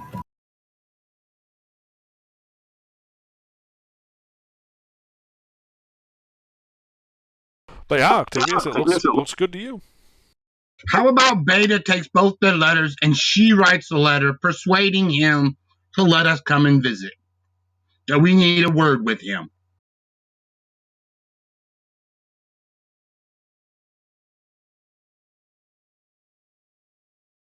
All right. So we'll each create a copy of the paper, and then we'll read them over, proofread them, and then decide whose fake letter is better. Well, if I can use my perception instead of my deception, because my persuasion, because I'm not trying to deceive him, I'm actually saying I want to see him. I mean, There's important business we need to do. Yeah, I have the best check. You can write a letter using intelligence persuasion, Beta, is that you want to meet him. That you can do that.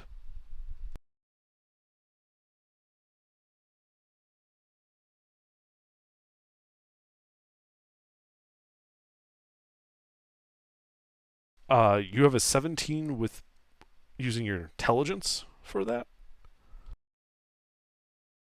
Intelligence persuasion? Yeah. You said if I'm proficient in persuasion, I can use that. What that means is it's an intelligence check plus your proficiency bonus if you're proficient in it. So what's your... I'm just curious, what is your int mod? 0. Your proficiency bonus is not plus 17. No, my proficiency in persuasion is. That's your that's your total skill check from it, not your proficiency. Your proficiency bonus is depending on your level. It should be like plus what, 5? 6. 6. Do you have expertise in proficiency or in persuasion or just? Yes. Okay, well, So it's 12. Right, so it's plus 12, not plus 17, because it's intelligence based instead of charisma based for this check. Because you're writing a letter instead of talking to him. Oh, okay. Yeah, It's so still a 27. it's still a 27. It's just Yeah, I see what you're saying. I don't get my charisma bonus because I'm not talking. I get my intelligence bonus because I'm writing. I got you. Yep. All right. Yeah. So you guys have 3 letters. Beta's is very obviously like the best looking of the bunch by quite a margin. Goulash's isn't bad. Octavius is going to get ignored. Like when you guys read it, it just does not compare to Goulash's and Beta's letter. Arcturus will Octavius will incinerate his. Yeah, Gotta remove the evidence. better go with Betas. He's the smart one. He's the social one. Look, I'm smart. Wordsmithing is not something I'm proficient in. You're a wizard. How can you not be a wordsmith? Look, I can write a very, very nice, properly formatted, academic paper on some function of the flow. You name it, I can do it. Yes, that he will read Making it- one sentence of and fall asleep. Precisely. It's technically adept. It's a bit of a brick. He can ritual cast hypnotic pattern. Yes, but it takes him 4 years and a PhD to finish that ritual. Oh. I mean, 4 years this, of PhD, it doesn't have to write the paper over a 3-day period. That's part of it. It's part of the ritual. yeah. You know, you act surprised at that, Beta, but you're the sociable one, and you're a robot, and I'm the stealthy one. Aren't you like a giant Yes. lizard? He is a 300-pound half lizard man, and he is the sneaky one. Beta weighs 300 pounds, but she's only like 5'6".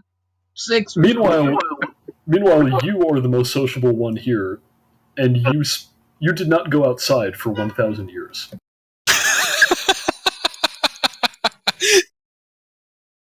Oh my god, this party is the best. It's true. You got the antisocial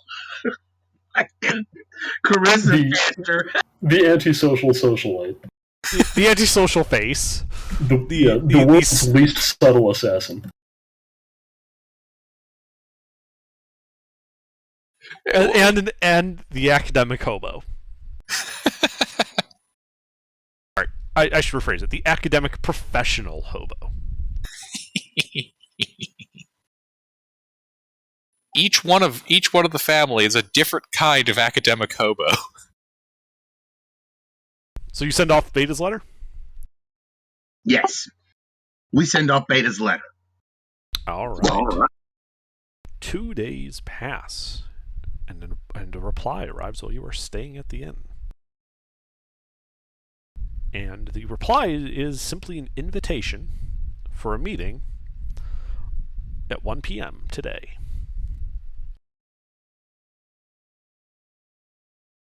We can't. How far is it? 2 miles? Yeah.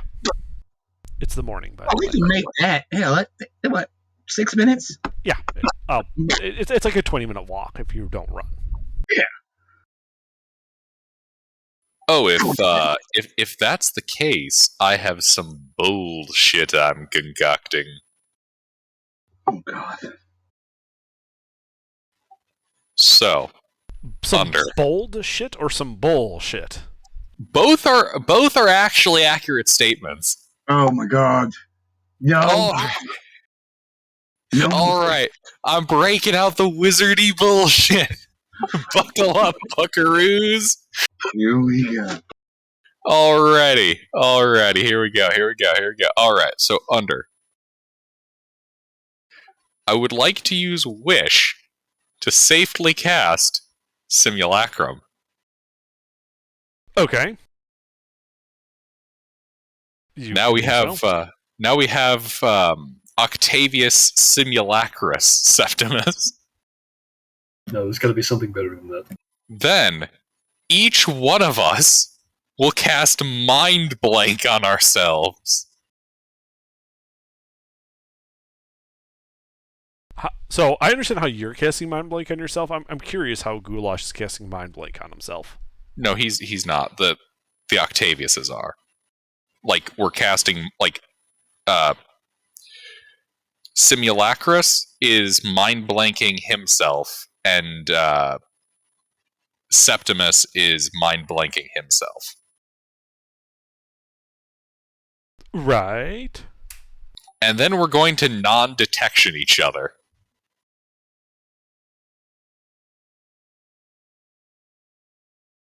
Okay.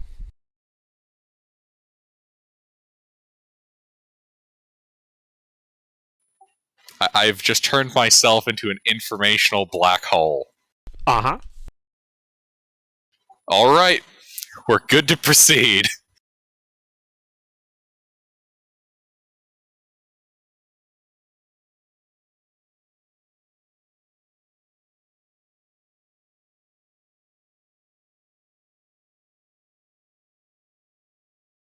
So, how'd you just do? There are now 2 Octavii. Beta, I thought you said he didn't know how to time travel. He's not. Fucking Septimuses.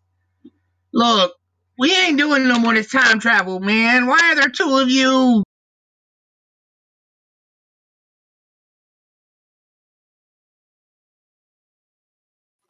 Because we're all part of the omnibus.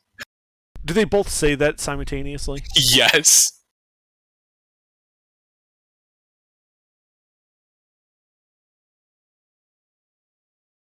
He's gonna raise her stick a little bit. I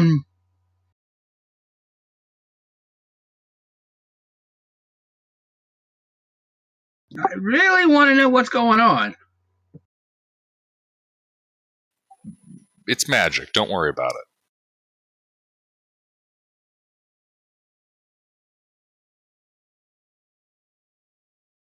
I mean, what? It's magic. Don't worry about it. Yeah, don't worry about it. Do you understand what my life has been like? Your brother trapped us 1,000 years in the past. To be fair, you didn't have to spend all that time at the library. You could have done something else. Church, I still think the church is after us because if they see me, they wanted me in that spell. So I wanted to keep a low profile until they forgot. I didn't keep a low profile, and they never came after me. You wasn't specifically targeted with the spell either. Beta, I'm not entirely clear on the details, but absolutely none of this is time bullshit. I have fiddled with no aspects of time or space. The two of you. Because I'm a wizard? It's a classic trick. Look. Okay. Way back, there was a Ravam, like battle mage lieutenant. Don't worry about it. Don't worry about it. Yeah, it's all good. It's classic Ravam battle mage stuff. That was actually supposed to be out of character, but I ran with it. But I actually didn't know what the hell you just did. Oh, I just used Wish to cast Simulacrum without spending money. I got that. But then why did you cast Mind Blank on yourself? So no one can mind read them and figure out the hoax? Oh. Or charm me, or, brain control me, or do psychic damage to me, and non-detect, so I just plain can't be detected by divination. So is one Octavius going to stay here and the other one going to go with the party, or are you going to take both with the party? Oh, we're both coming.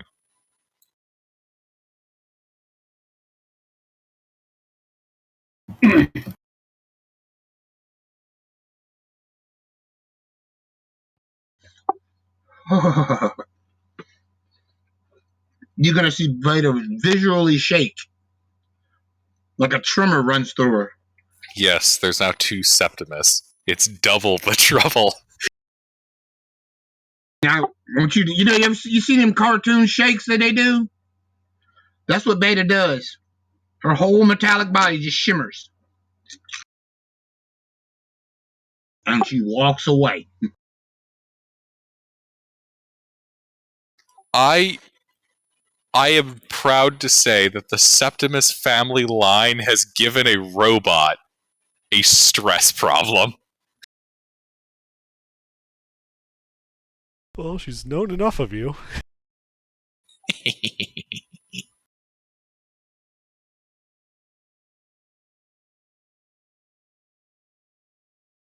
Also, Spectre, thank you. What I do? Wish Simulacrum. Oh yeah.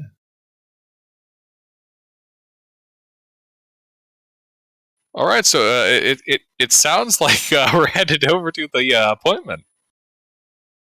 All right. So the 4 of you start walking down the city streets. It's a nice, bright, cold day. Sun is shining, the birds are chirping. Various people walking up and down the streets in fairly nice clothing. As you kind of come to the neighborhood where the Bronstaff estate is, you notice that these tend to be like they're row houses, but they have like a nice garden in front. And that seems to be like the keeping up with the Joneses type competition here is just who has like the most exquisite garden out front.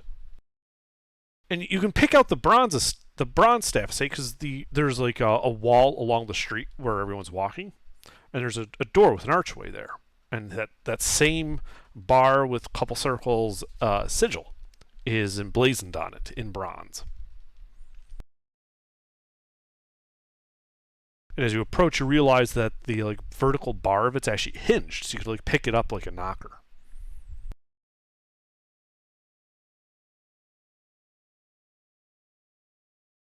But otherwise, it is just a modest 3-story house. It is going to approve. I'll make sure that I'm wearing something nice. Right, you got out the pressed loincloth.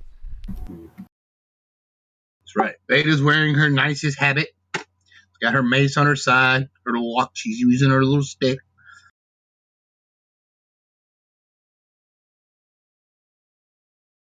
She's going right up to the door. And then we got the twins with us. Ock and Sep. We got them back there.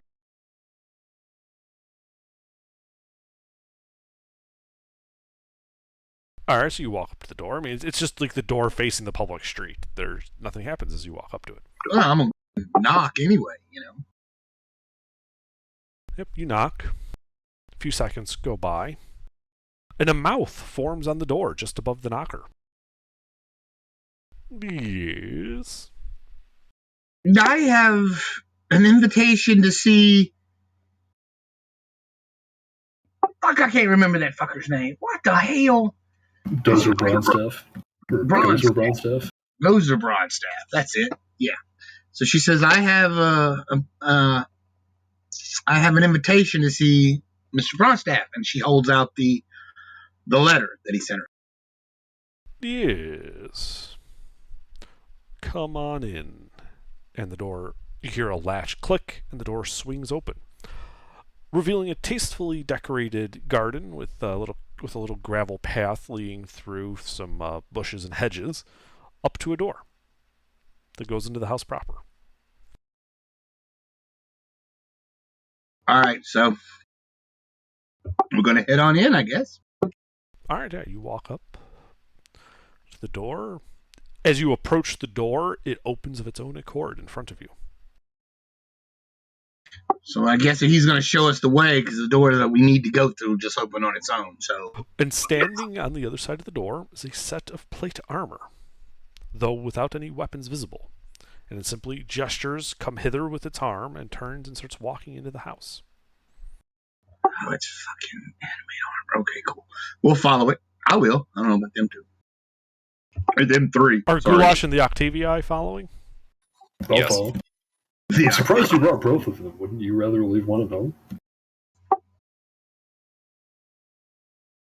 I mean, if he breaks the law, Septimus don't have long lifespans, so one of them can't retire, so he has to bring them both. No, fair enough. Yep, the armor leads you down the hall to a set of sliding doors that open to the side, revealing a nicely appointed sitting room. There is a kettle of tea steaming on a small table between some couches and some chairs. And as you all enter the room, the armor closes the door and as it steps out of the room, leaving you guys alone in it.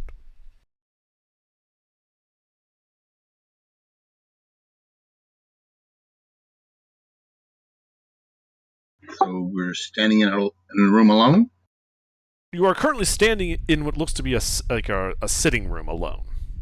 Oh, okay. I guess we wait until we're joined, I suppose. Beta's going to politely, with all the manners she has, sit down and wait. Are these are there chairs arranged in a way that say there's a chair flanking either side of a couch or something? Yes. The Octavii each take a chair. All right. You see Beta's eye twitch a little bit.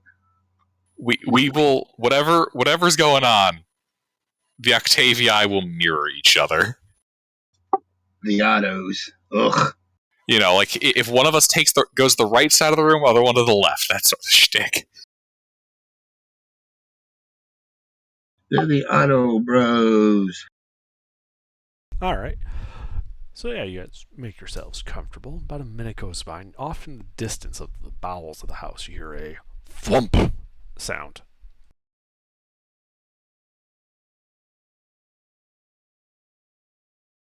Shortly followed by the sound of footsteps on marble.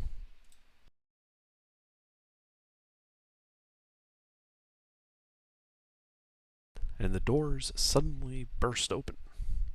In walks this gray-haired dwarf wearing these obscene robes with eyes stenciled all over them, his hair sticking up in all directions. It's like, yes, I'm here. Yeah. Yes, I see you made yourselves comfortable. Please, make yourselves at home.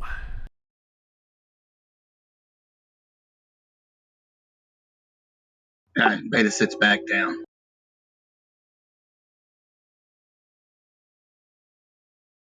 He kind of stomps over to where the tea, pours himself a cup, sits back on the set the chair opposite you guys across the table. And says, yes, well, you wish to discuss some diamonds, was it? Yes. The diamonds you have are extremely exquisite.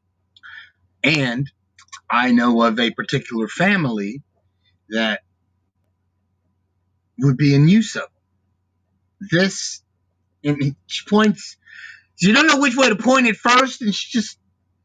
These are the Septimae Twins. Their family has a knack for spending time with the maker, so they go through a lot of diamonds.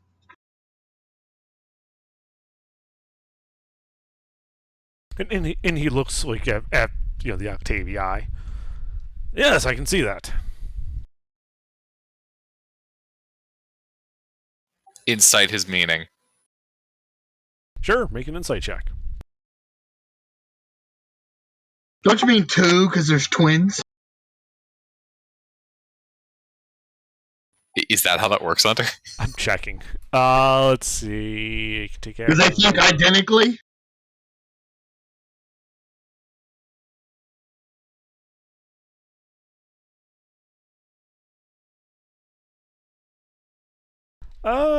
Sure. Have them both make insight checks. Or actually, no. Sorry, we'll keep this simpler. Octavius, you basically have help on this check because the simulacrum would also be, doing stuff. Can't the wizard in the simulacrum communicate telepathically? The simulacrum isn't really alive in that sense. It's more like it's an extra sensor that he's controlling. Ah, okay. Octavius, yeah, you do get the sense that he had some extra meaning behind that statement. You're unsure what he meant.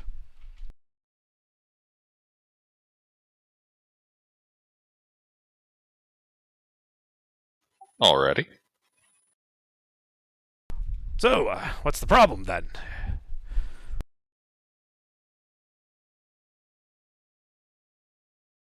Well. Oh, sorry, who is he addressing that to? Beta. He was talking with Beta. You were just making the insight check. Right. See, now I don't know exactly what to say. Octavius will chime in. And if I'm able to, I'd like to have the Octavius and the duplicate, swap sentences every couple bits. Really doubling down on that factor. Okay. Twins, man. Betas get that eye twitch. Yes.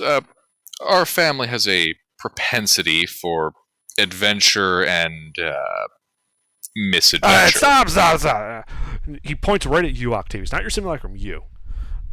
Cut that shit out or I'm going to kill your snowman.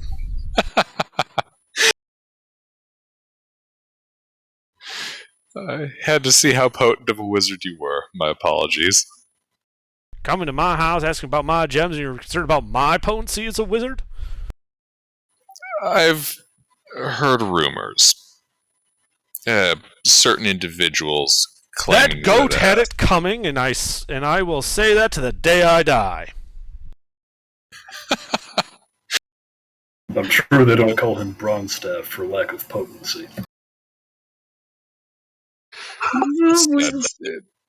the amount we were looking into acquiring is not something we can typically find at the average diamond merchant. So we were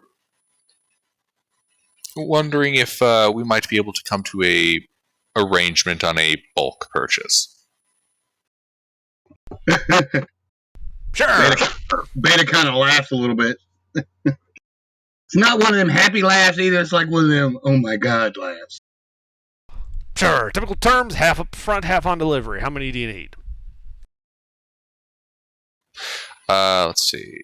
Give me a second, Underdark. I have to run the math really quick. Oh, good god.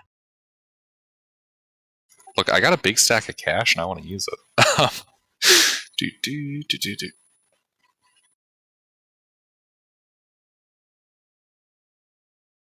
So, out of character, how are we going to run that?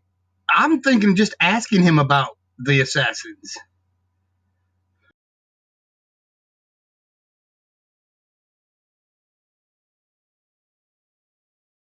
What do y'all think? Give me 1 second.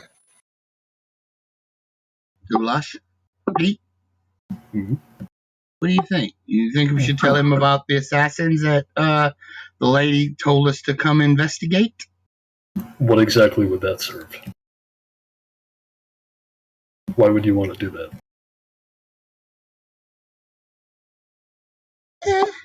Good point, yeah.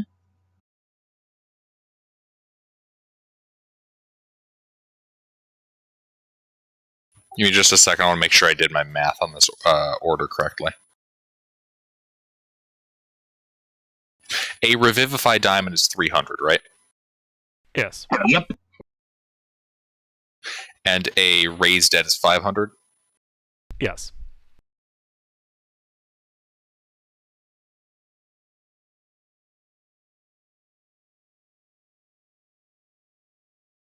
He's buying 200,000 gems to be delivered to the Septimus Manor on this island at this place.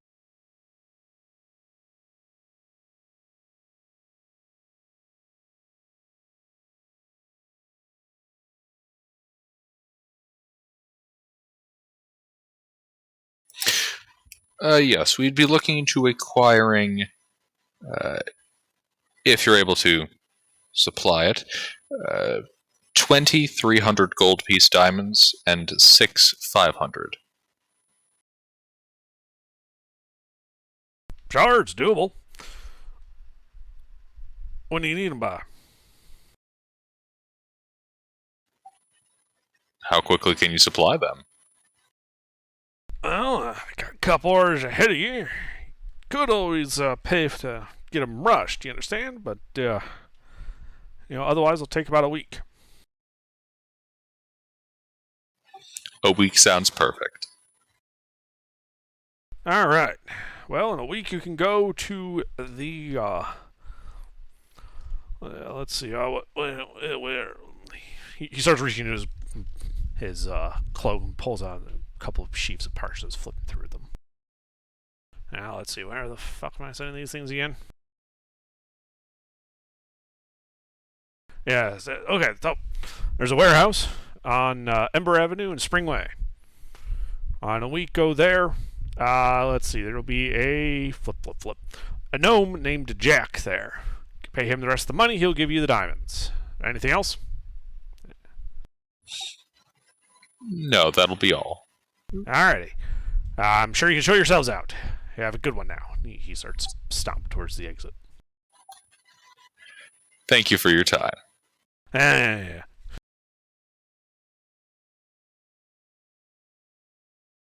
Now,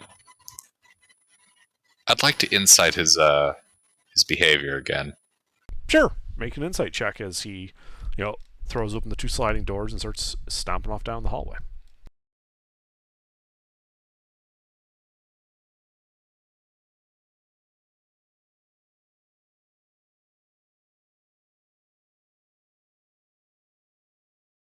He seems distracted.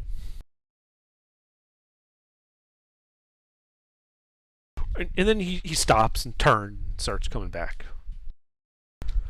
I'm an idiot. Half the money up front. Of course. And, actually, Simulacrum will produce half the money up front. Which, by my calculation, let's see, 6,000, would be 4,500 gold pieces, right under?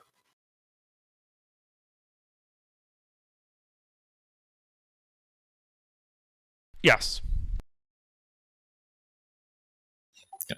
And then Simulacrum will produce that and hand it over. And he looks you right in the eye, Octavius. Not your simulation, but you. And he shakes the money. He's like, now, if you do anything funny, if this disappears, so will you. And he tucks it under his arm and starts walking off down the hallway again.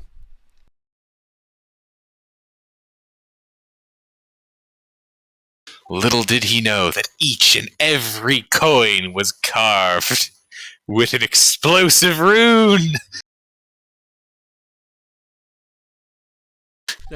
You see him just open a door towards the end of the hallway and step into another room. A few seconds later, you hear another flump sound. Does that flump sound familiar? It's the same sound you heard before you heard his footfalls on the floor. I mean, like, what does the flump sound like? You've never heard anything quite like it. What about me? You've never heard anything quite like it. Have I read about anything of it? How did you read with sound? Oh, well, did he read any books where it said flump? Yeah. The magic No. Audible book. No, the closest you read about beta were flumps, but they wouldn't produce that sound.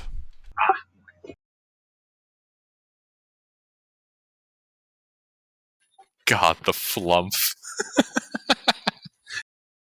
Such a dumb creature. I'm sorry, the flump?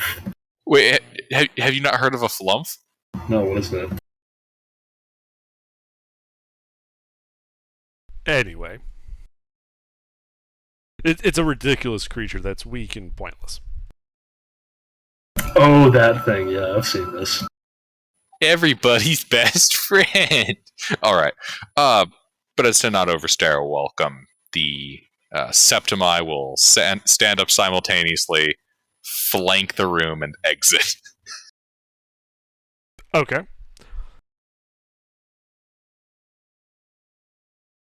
So you guys just exit the house and go out onto the street? Mm-hmm. Okay. You do so.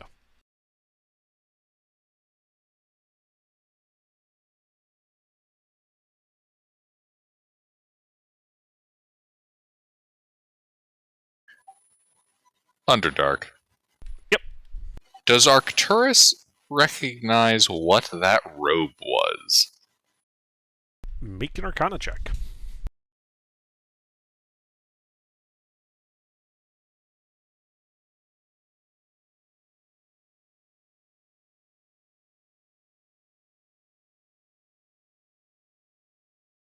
I'll lucky it. Okay.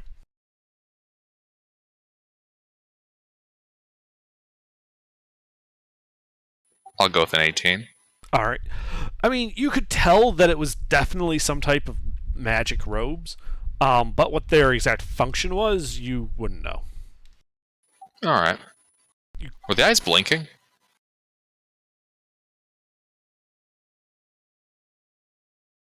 No, they were not blinking. Okay. Well then, Goulash, Beta, we have established quite a bit, I think, about our target. Okay, what do you want to do? And I assume we're having this conversation well after leaving the house. Yeah, you guys are out on the street. Yeah. Well, we've established to a degree his capability.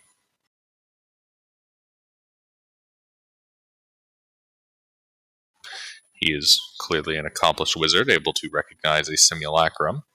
He seems pretty invested, but I don't think we're going to be able to convince him to leave or stop trying to send assassins.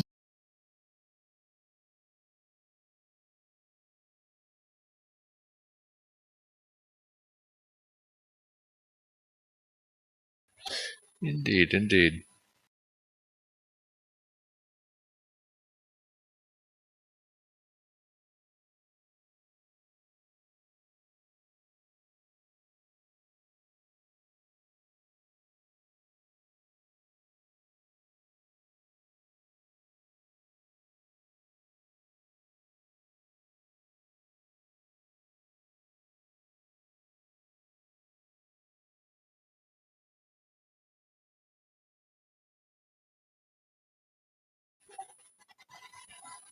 Well, shall we...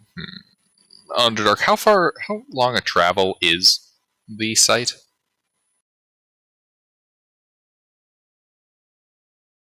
Unclear.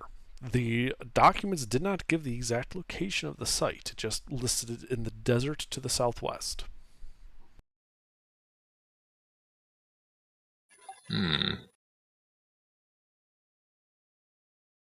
Do you have any information about who authorized his land ownership and whatnot? Some government functionary. I'd like to go and inquire. If anyone would like to come and assist.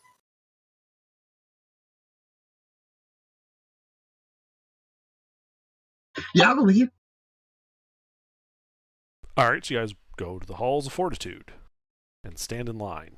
Where the board clerk looks up at you as you yes, and what do you need? And then Octavius will request the forms related to I guess we could say what will this be under? Like more background documents? I don't know. I don't know what you're trying to get here. Basically I'm So you know how when they're trying to say piece together a conspiracy and stuff like a television show, they start I guess they call it like contact tracing. You know, getting the names of like the people who own stuff and then who authorize the ownership of it, and so you're looking for like the deeds and the deed history of various parcels of land. Yes, the deed history, yeah, that kind of stuff. Yeah. Okay. That's the Hall of Records, 3rd floor. Thank you. I'll head up to the Hall of Records. Mm-hmm. Nope, you wait another line. It's a real long one. An hour passes, then 2. Get to the front of the line. You can see this enormous, Goliath standing behind the desk. He's got his tiny little quill he's writing with. Yeah, what do you need? Octavius will request the deed history for. Let's cover the bronze staff stuff under. No, and then be specific. What are you asking for? Don't just say stuff. Oh, let's go with the gem mine that bronze staff has, the bronze staff home, and then the inn we're staying at, and let's say like 10 of our employers' deeds. Okay. So yeah, you can pause it. It's like, all right, that'll be 140 gold to pull the records. Octavius hands over the gold. Mm-hmm. Wait here. You see him go back behind the counter and start opening up filing cabinets, pulling out some sheafs of parchment. Is Arcturus together with the other Arcturus? Are the twins together? Yes, they are. Okay, well then Beta's just gonna leave. She's gonna go back to the she's done. She's gonna go back. Okay. She done waited all in line with these fuckers for an app. No, she's going back to her room. She's gonna lay down. All right. You gave Beta a complex. You fuck. And he comes back with the paper. He's like, all right, here are the deed histories for those 10 properties. Here's deed history for the Yelling Cup. Here is the deed history for the Gozar Bronze Staff Estate. Unfortunately, there was no such mine in the records. Ah, interesting. Did it say who authorized the land sale?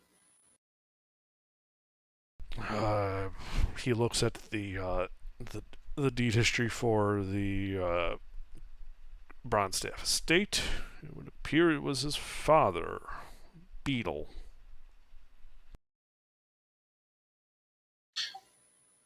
What of the mine itself? You said it has no deed history? Yeah, as far as I said, there's no records of any kind. There's no such mine, as far as I can tell.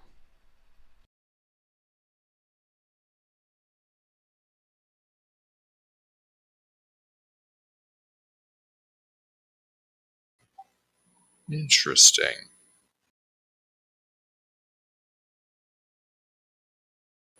Uh, do you know who I'd speak to about looking into to make sure I'm understanding this right? The earlier document I have related to the mine itself. In a bureaucratic sense, would the fact that he has no deed be considered a discrepancy around here with given the apparent ownership that exists but no deed? Yes. Yes. Who would I look into about getting a paperwork discrepancy rectified? It depends on the paperwork that has a discrepancy and what type of discrepancy it is. In this case, it would be the existence of a business and ownership, but lack of a deed. Then you're talking to the right guy. Who owns a business and has no deed? Well, from what you've told me, the Bronstaff mine, there's no deed to it, but the mine exists as a business. How can there be no deed to a geographical location, yet a business exists there? Are you sure someone isn't just having you on about this mine? Have you seen it? I have not. Although I'm beginning to think a visit might be in order. Right. Well, I will tell you this. We can create a deed for a parcel of land. However, as you are not claiming ownership yourself, you have to bring the owner in, and he will need to sign an affidavit that he is in fact operating said business out of that land, and that there exists no prior claim to it.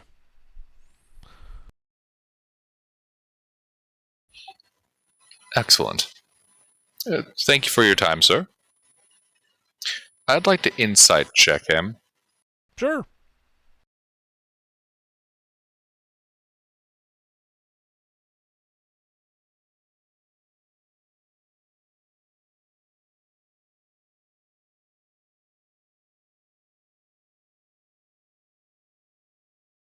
He seems to be a somewhat bored government bureaucrat. He just seems bored. All right. In that case, Octavius will wish him a good day and then be on his way. Okay.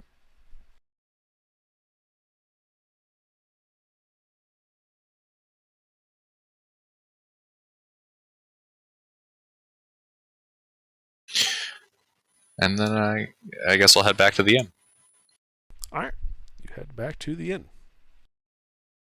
And I'll share the information with the party. Did you guys get all that? Yeah. Yeah, what exactly is your plan here?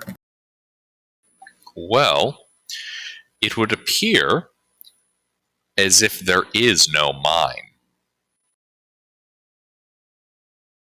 You're saying he's just conjuring all of these from somewhere? It would Like some seem kind of so. conjurer? Precisely. As there is no deed to a plot of land, yet he's marked a region on the map rather nebulously as being the location of the mine. I suspect that thwomp noise that we've heard is related to it. I figured that was him just, like, disappearing to somewhere.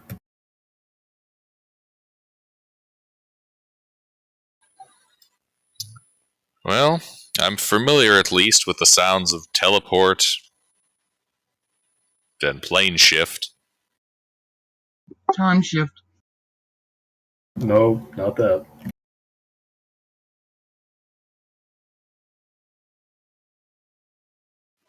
And they didn't sound like the effects of either of those. I suspect something else is going on there. We may need to investigate more thoroughly.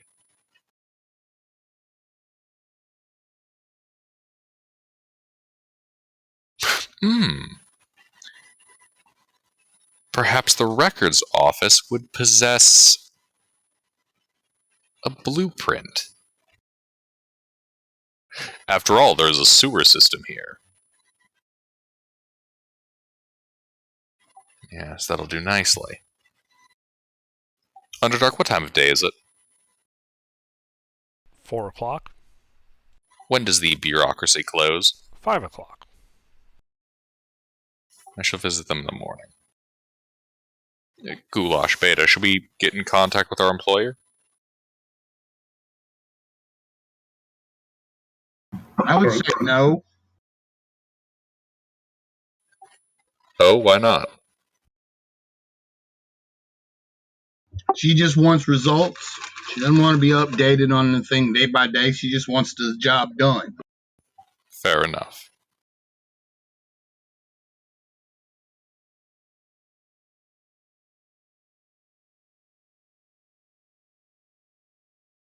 Alright, well, you guys sleep at the inn. It is a restful sleep. Morning It would comes. do unsightly for people that have seen us talking to her, and then we show up at the dwarf's house, then we go back and talk to her, then the dwarf mysteriously vanishes.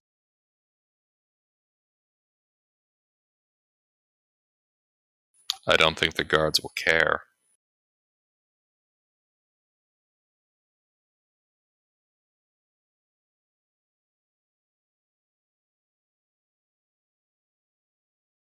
Not talking about the guard.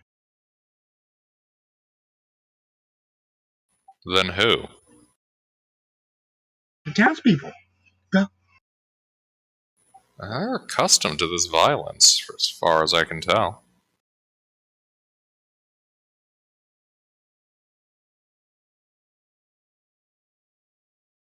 Well, what do you guys think? I'll acquire some Beta in a blueprints, and bad then, light.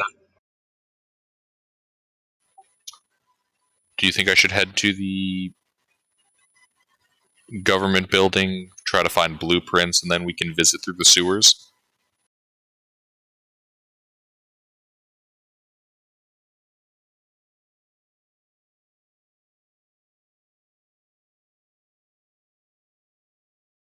Well,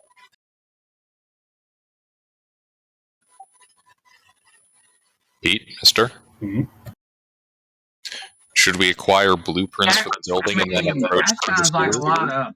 Well, before we do anything else, I think we should decide what our plan is, because I still am not really sure what we're planning to do here. We're being paid to kill this guy. Oh, so we are going to kill him. I mean,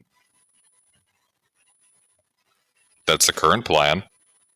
Alright, where are we going to do it? I don't want to do it at his house. That's the only place we can. He seems to live there. And he has no mine that he goes to. The mine doesn't exist. Are we sure of that? Yes, I'm quite certain of it. Well, this guy has to leave sometime. So we can kill him on the streets?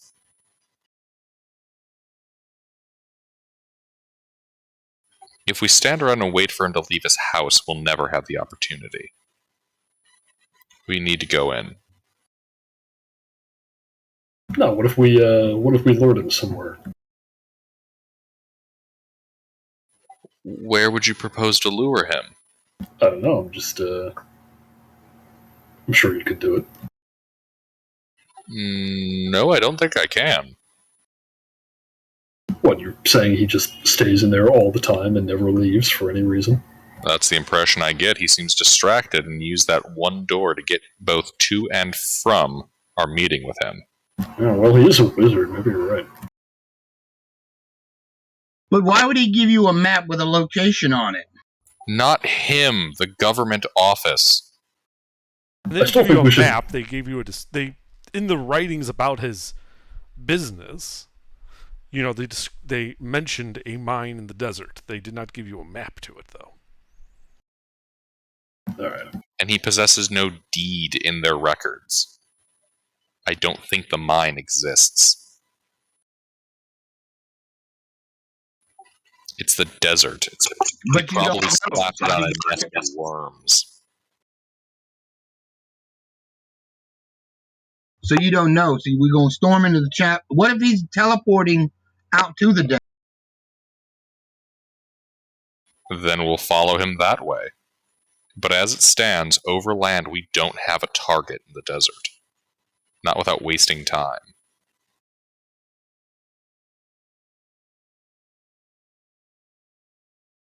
I'm telling you, if he actually had a plot of land in the desert, they'd have records of it. They don't have records of it.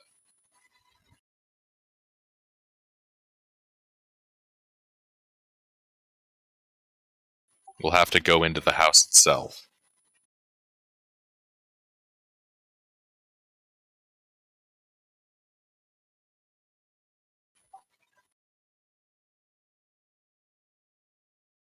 So Arcturus is going to head over to the government building and get into a queue for city blueprints and buildings and whatnot. Okay. Is that a thing that they have here? Depends on the blueprints of what you want. They don't have blueprints of just private residences. Oh, in that case, I'll do the sewer system. That they do have. And you are able to get a blueprint of the sewer system. Excellent.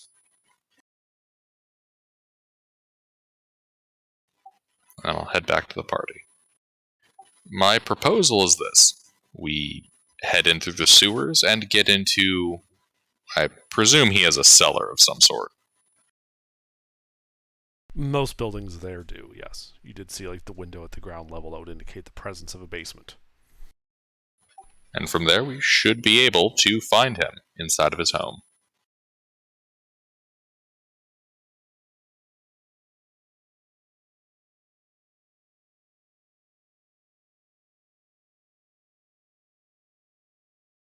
You guys are being really quiet. Well, I mean, wait. Let's go do something. We've been waiting in government lines for fucking hours. Yeah, because no one's saying anything, so I'm just doing research. Do you guys have any other ideas? No? I mean, I did think about going to the desert, but you said it is pointless because we don't know where we're going out there, and that'd just be dumb. So,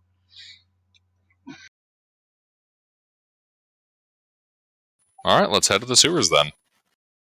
You should be right at home goulash.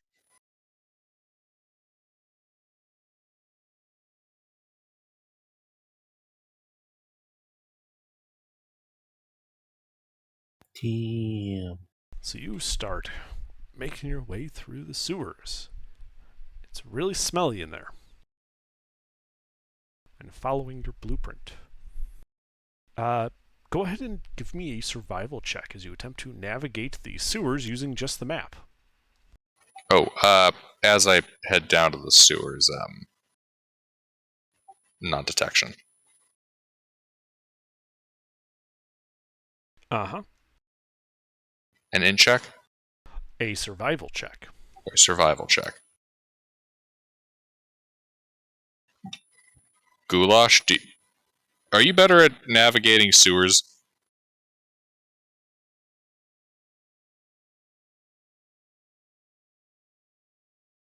Pete?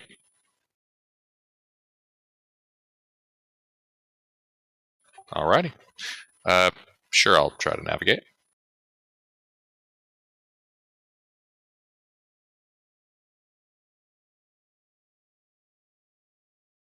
All right, yeah. So you start leading the party through the sewers.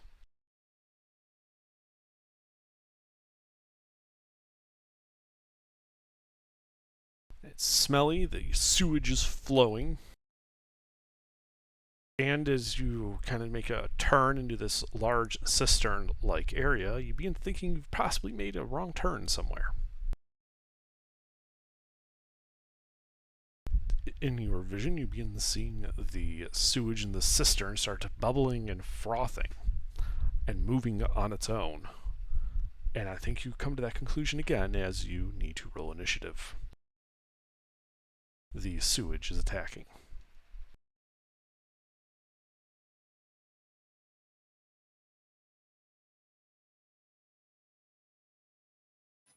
Pete, mister?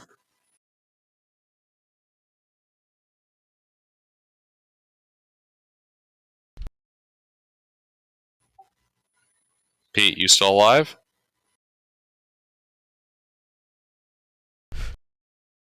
Oh no. How unfortunate for you. But Pete, if you are talking, we can't hear you.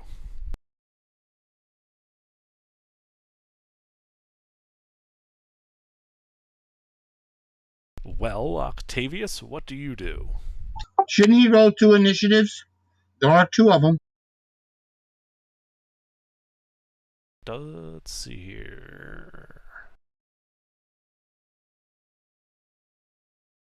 I'm not saying anything about having to roll a separate initiative. Acting on your turn in combat. It acts on your turn in combat. Alright. Pete's typing something. I just had to get up for a second. Okay. Alrighty. What exactly do I say? Well, Goulash and I should be going before you. Yep. So you guys were walking through the sewers, and you came across this large cesspool. And the shit came alive and started coming towards you, hostilely.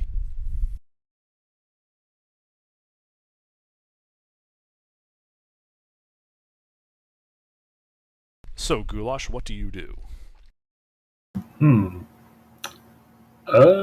I am going to attack it. So you're leaping into the cistern full of shit and attacking it. Oh, that's right. It's So is it just like ahead of us, or is it sort of down in? You are think of like the edge of a pool, like there's like that cement ledge all around the pool. Right, so it's down in. Yeah, it's down and in the cistern. Is it close enough that I could take a swing at it without going in, or? No, it's like 10 feet. Well, do you have 10-foot reach? I could have a 10-foot reach. I also have a climb speed. Could I, hang off to the side? Is there enough of a lip that I could do that? I mean, not really. It's like 6 inches from the surface you're walking on to the sewage. All right, then we'll use my reach. Okay. So let's see. That's going to be my bonus action to get that. Alrighty.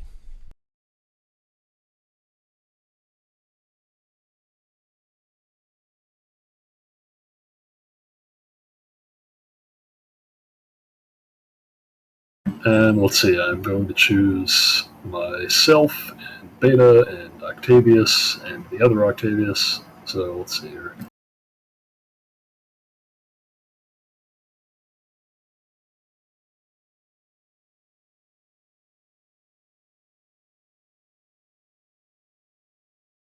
So that gets me 20, and all of you get your d6 on your attacks. And then I get to make 2 attacks against this guy. Alright. Roll to hit.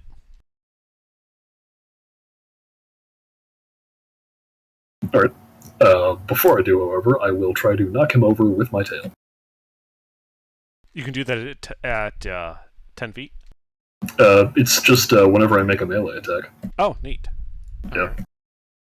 He is considered large. Alright.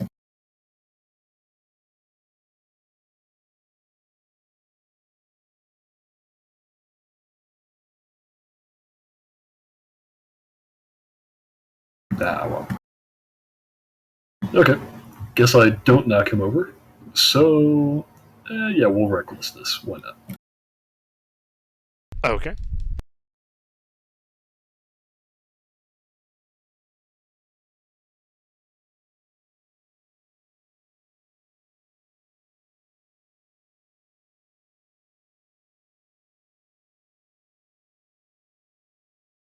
Hey, there we go. Yeah, those all hit, and that's a crit.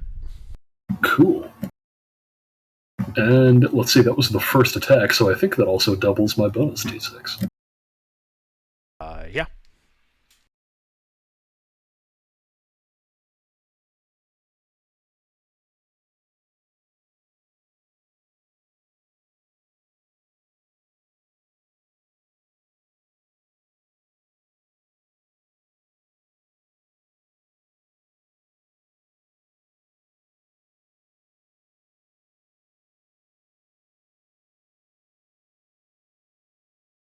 Oh, here, hold up. Let's see. Yep, just waiting for the damage roll.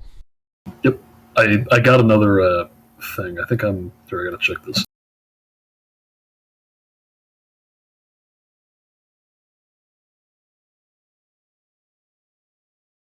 Ah, right, okay. So, let's see. It is... I got 2...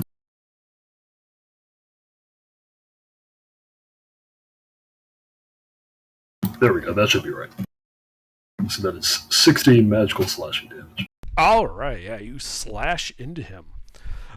However, it does not appear to be particularly effective. Even magical, huh? Even magical. It appears he just resists all slashing. Slimes. Anything else on your turn? Yeah, would it help that I actually lied to you? Because according to the thing, it's piercing damage? It would indeed help. As the piercing damage does in fact hit for full damage. Nice. Alright, and now let's see. We're going to have him make 2 wisdom saves, because I hit him twice.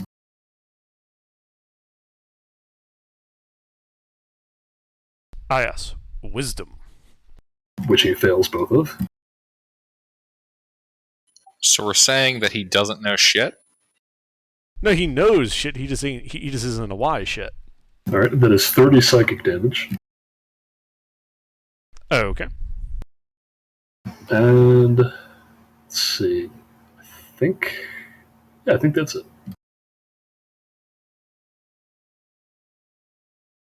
Alright. Octavius. All right. Well, the pair of Octavii are going to firebolt. Oh, okay.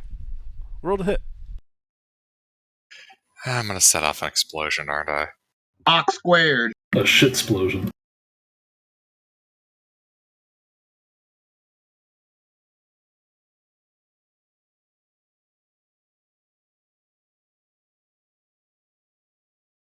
Those both hit. Alright, and you both get a bonus d6 to your damage. Mm-hmm. Roll that damage.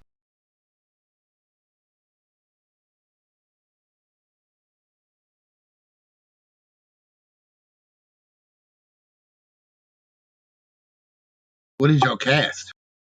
He cast 2 firebolts, which hit him.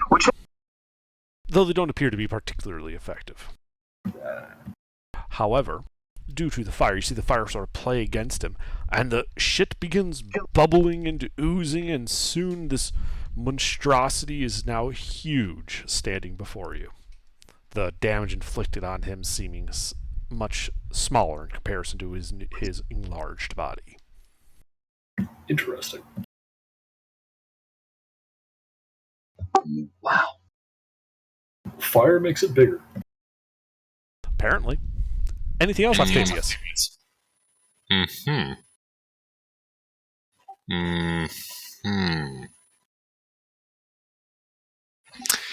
No, we're just both gonna stand there.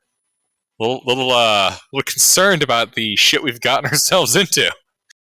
Ha! Alright, Beta. How far is this monster from me? It's now 5 feet away. Because it's bigger. It's down below us, though, isn't it? Slightly. Actually, because of how much of it's now up above it's basically level. Okay. Well, Beta's gonna blast it. Sure. What are you blasting it with? Guiding bolt. Alright, roll to hit.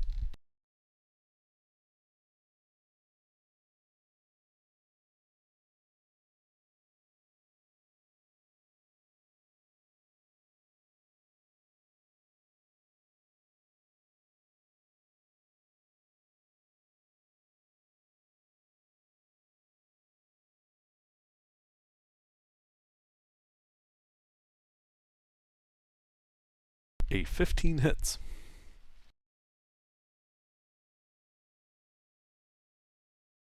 Okay, this thing is big, you say, right? Huge. Okay. I am going to... Let me use that 4.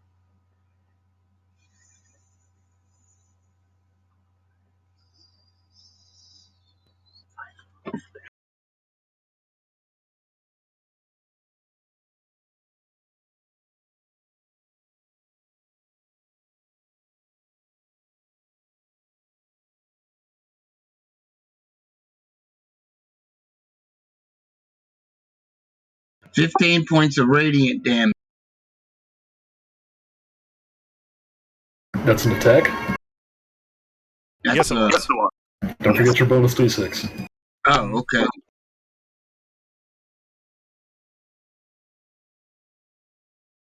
$17 points of... Alright, yeah, you hit it. And it starts to glow. Anything else? Yeah, I'm going to action surge and do it again. But this time now I have advantage. Indeed. So you're also casting this one at 2nd level? Yeah, probably. Well, no, you have to decide before you roll the die. Yes. Okay. Yeah, typically you do have to declare that you're upcasting something before you actually see if you hit.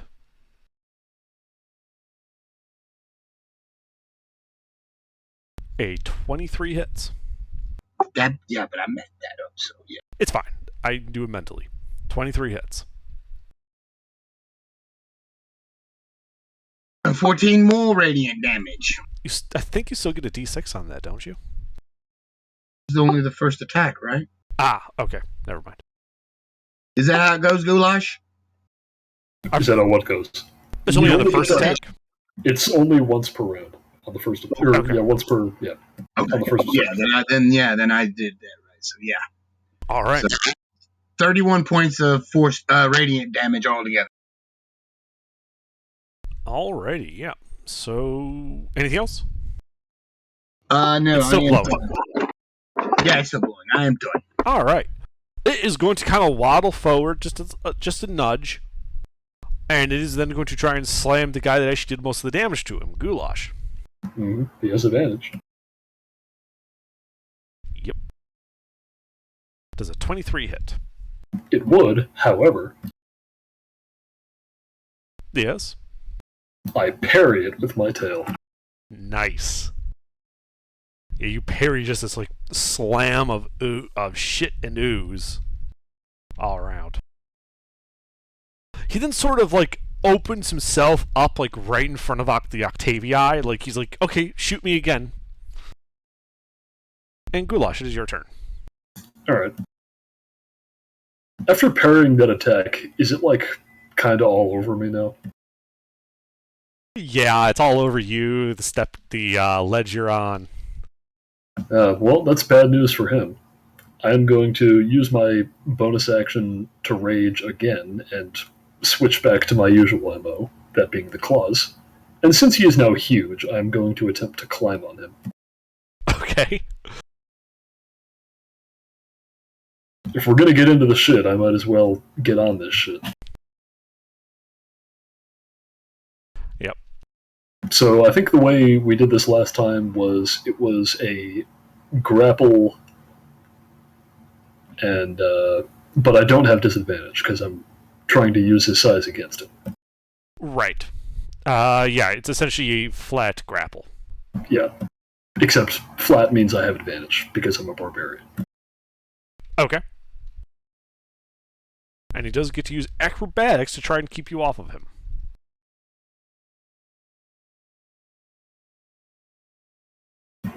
It's a funny way to say has to use acrobatics. He does have to use acrobatics. Alright. Well, the creature, the guy you're climbing on does. You get to use athletics or acrobatics. Yes. Yeah, and you start climbing on him. Cool. It's all sticky and oozy and shit. Alright. Well, now that I'm up here, I'll... Also begins tingling like it's made of acid and burning. Oh, lovely. And you realize this might not be a great position for you to be in. You know what? I'll take my chances. I'm going to climb up to the top and start going at it. Alright, you climb up to the top and just start going at it. Alright, and I believe I have an advantage from doing this. Yeah, I think so, yeah. Yes, you do.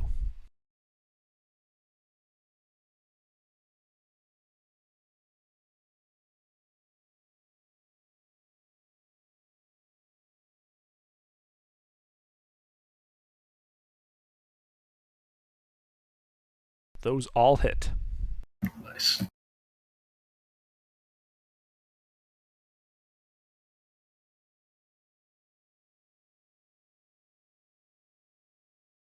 Alright, 49... Oh shit, this was a bad idea. Magical slashing. Okay. Does not appear to be particularly effective. Well, you know, it was never slashing damage in the first place, so he wouldn't have known that. Alright, anything else? Yeah, we're gonna have him make 3 wisdom saves. Okay. There's no once per turn on this, and it doesn't cost any resources for me to do that. Yeah, it's just funny because he has a -4 to his wisdom save. Oh, yep, and he fails all of them. Even with the 19. Now you know how I feel. So I spent 1,000 years in a library. Alright, 31 psychic damage. Mm-hmm. Yeah, that looks like that hurt him. Yeah. Alright, Anything that's else? it. Alrighty. Octavii.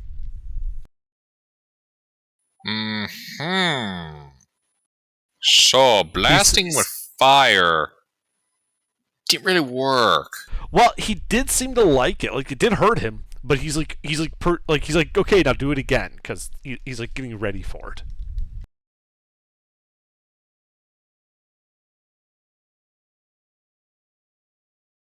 You know, if it wasn't for the fact it got bigger, I would have fired 2 firebolts and said, "How's this for a burning sensation?" But nah.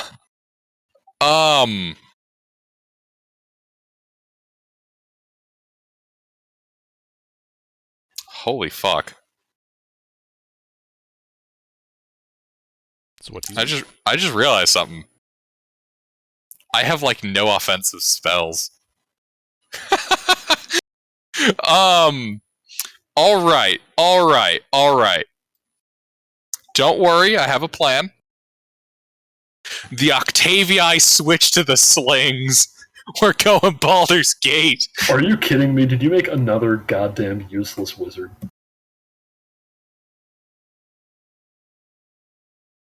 Okay. Wait, silence. are we in melee? The silence is deafening. Oh, in that It case, really is. in that case, we start hitting them with a fucking stick. You guys probably corner stabs. I'll tell you why they keep dying, because they're all fucking useless. Level 17 wizard pulls out a quarterstaff and starts beating the monster. And he's just gonna stand there like, the fuck? Roll Again? it. Oh my god! Well, one of them hit really well. Yeah. Don't forget your bonus d6, or 2d6 in the first case. Well, they're separate creatures, technically, so if they had both hit, they would both get the d6. But unfortunately, they both crit did. And the crit does double that d6. Yes, they each get a d6, and that d6 is part of the attack. It does not appear to be particularly effective. However, it is enough to bloody him. Yeah! It's enough to shitty him. He's now leaking shit all over the place. Okay. In all technicality, guys, I do actually have offensive spells. They're just not damage dealing. Okay, so you have no damage doing. Charm, whole person. Do you not even have fireball? Did you not even take chain lightning or anything? So I have chain lightning. I'm just not going to spend that high level spell slot on one dude. But no, I have counterspell, dispel magic, non-detect, and slow for my third levels. Terrible. Not even disintegrate. I have disintegrate. Not even shatter. See, you're just running out of shit you can throw at me. All right. Anything else, Octavii? Don't worry, I have somebody else to throw shit at you for me. We're going to stand here knowing that our real value is spent fucking up wizards, not unclogging a toilet. All right, Beta. Beta's gonna whack this thing with her stick. Okay. Joining in with the stick beating is Beta. So Goulash climbs on top, begins slashing at this thing. The three guys at the bottom all whip out sticks and just start beating it.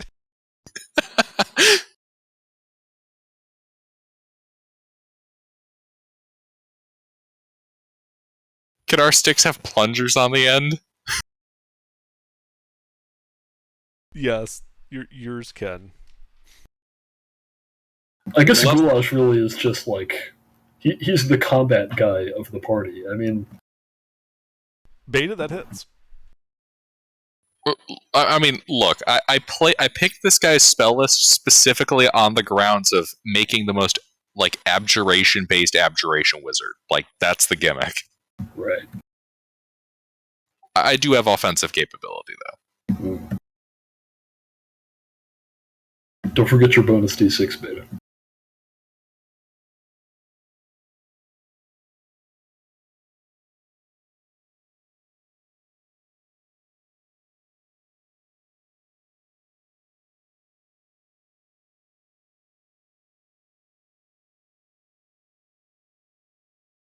And that's Mixture of radiant and thunder damage. All right, yeah, that all hurts him. Fully effective. Foul creature. Back where you came from. She hits him with her stick. Mm-hmm. Anything else? She's more effective than the wizard, and she's gonna look at Octavius and be like, "You useless wizard. Useless." And I'm done. All right. Well, considering that the useless wizard did not, in fact, comply with his order to shoot him with fire, he's going to try and slam the wizard. Which one?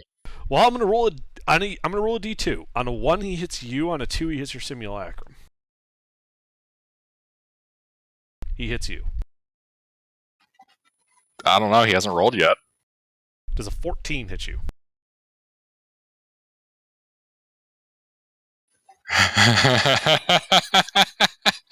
Nice try. All right.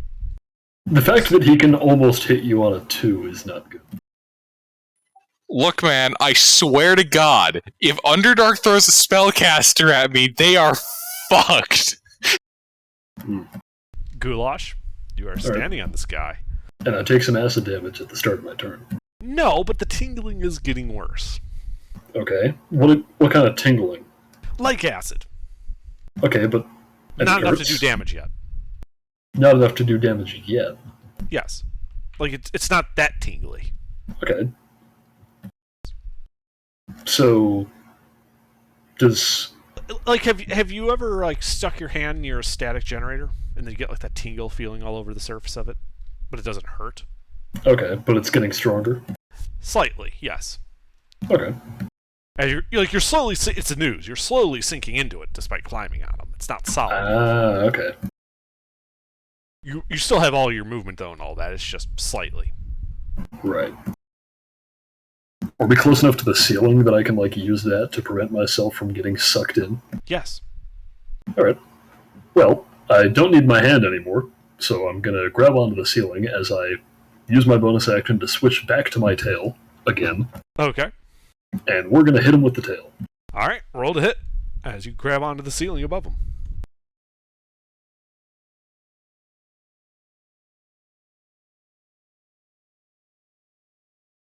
Why do I only net 20 with the tail?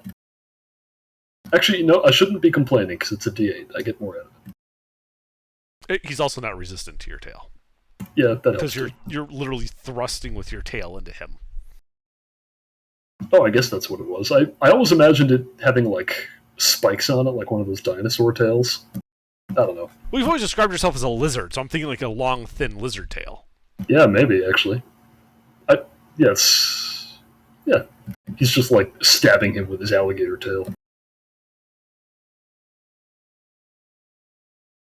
Well, roll your damage.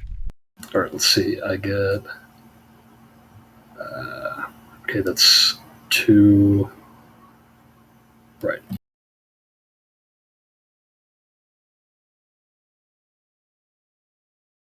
Here we go. 40 magical piercing damage. Yeah, he takes all that. Alright, and I need him to make one more wisdom save. Okay. Oh my god. -3. He takes 6 more psychic damage. Alright. And that's going to be it from me. Alright. Octavia.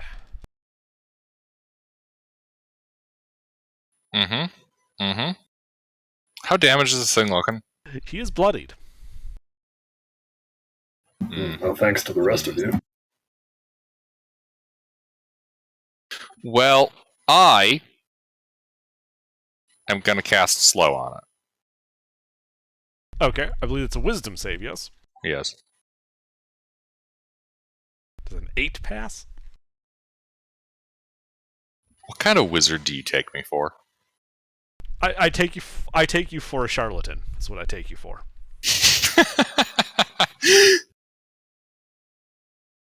All right. You'll note he did not deny it, everyone.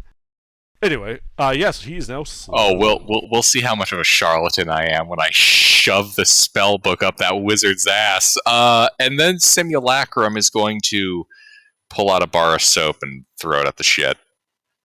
Alright, make a ranged attack throw with an improvised weapon. It's a dexterity attack.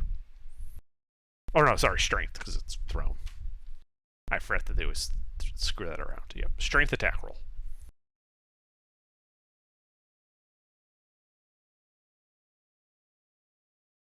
That hits.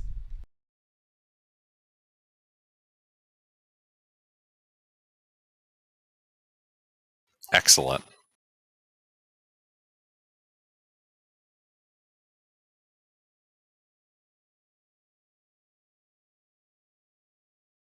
That's it.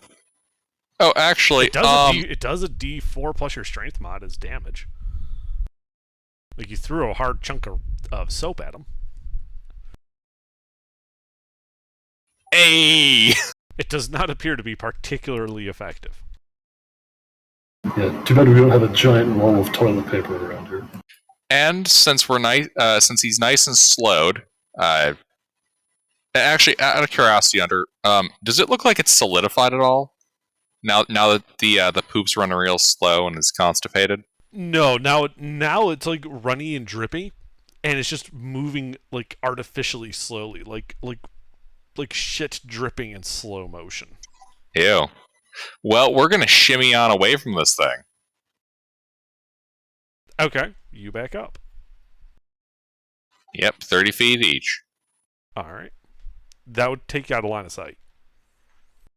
You're going around a corner at that point. Yeah, we'll be fine. Okay.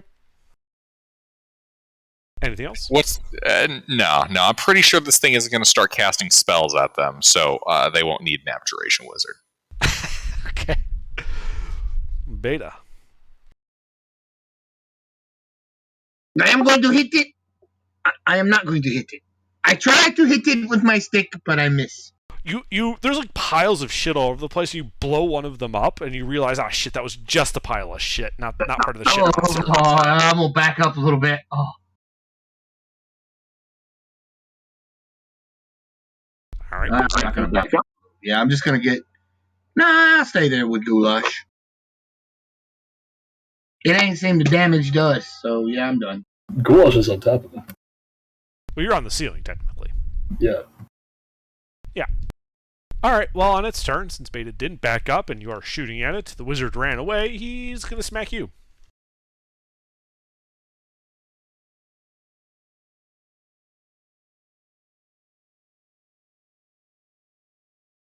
.28 hit Beta.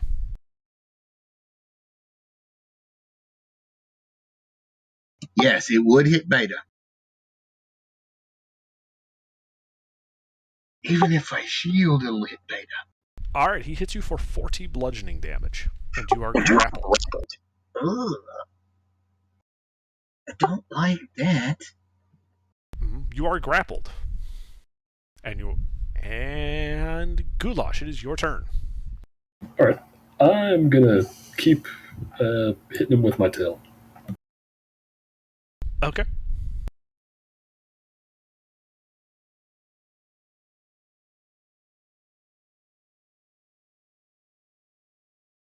Two hits. Not terribly evasive, this one. He's also slow. Oh yeah, that helps. Oh, he also gets a wisdom save at the end of his turn. Hold on. Yeah, he's still slow. Underdark? I know he can't pass. I just find it funny to roll a check. Yeah, I was about to say, he technically gets a save, but you might as well save the dice roll.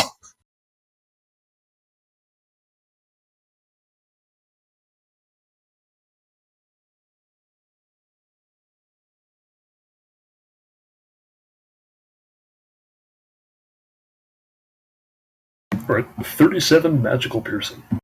All right.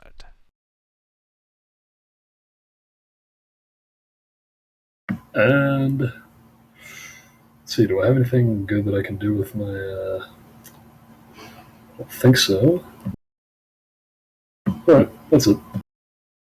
All right. Octavia.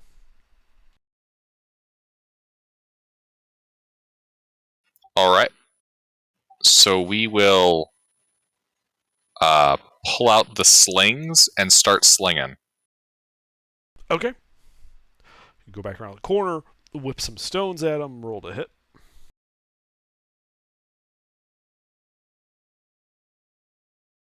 Roll 2 separate damages.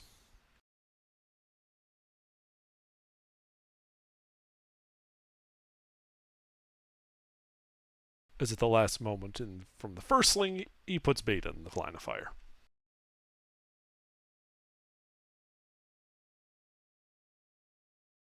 All right, Beta. One of the rocks that the Octavii are throwing hits you for 6 bludgeoning damage. The Octavii each point at the other one.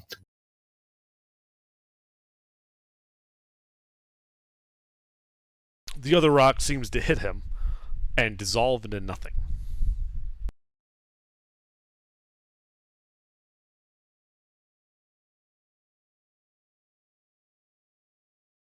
And Beta, it is your turn. You are currently grappled by this guy. Beta is going to whack this guy. Okay.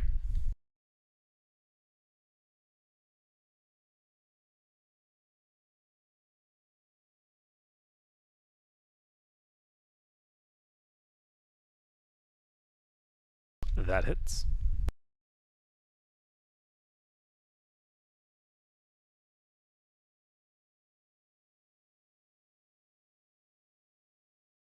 $32 of radiant and thunder damage. Nice. He's starting to look pretty rough. And then Beta is going to... How far back to where Goulash is? Goulash is on the ceiling. Octavius? They are 20 feet back at the corner. Okay, I'm going to Misty Step back to them. Okay. You misty step out of the ooze. Yeah, back to them, and I'm done. Okay. His turn. Well, there's only one guy left in melee, so he's going to just like launch a slam straight upward into Goulash. Does a 17 hit Goulash? No. All right, then it is your turn, Goulash. All right.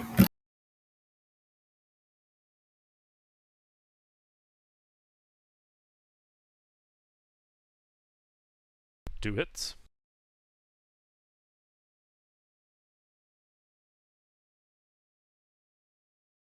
$28 magical piercing damage. All right, yeah, he looks to be on the verge of losing cohesion. Cool. Well, that's all I got. All right, Octavii. Sling. Roll to hit. At least they're not fucking darts. Two hits.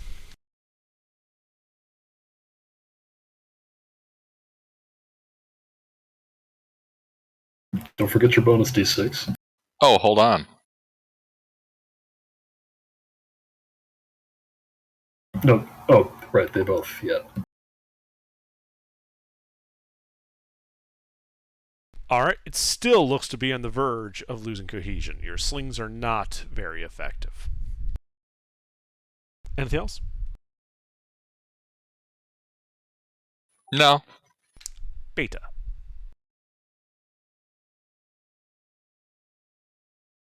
It's my turn again. Yeah. I guess I am going to blast it. Okay.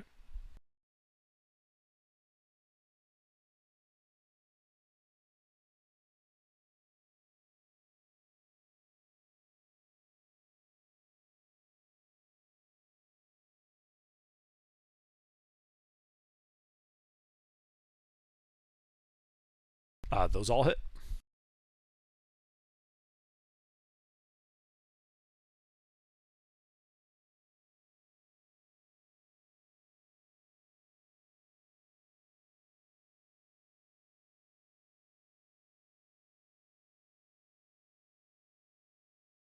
Four to 1 points of force damage. All right, yeah, your bolts just start slamming into him. Bits of shit go all over the place as it loses cohesion, just leaving that cistern a right muddy, shitty mess. You guys are out of initiative. Cool. I pull myself out of it. Mm-hmm. And as soon as Beta does, I ask for a prestidigitation or whatever you call it. Yeah, Goulash starts walking towards you, asking for the prestidigitation. And it takes you a moment, because at first you think that the monster is still alive and walking towards you. He's so covered in shit. We watched Return of the Living Dead last night. You missed it. That would be nice, but Beta doesn't know prestidigitation. Oh, you gotta be kidding me. That's a wizard spell. Hopefully the Septimus knows it.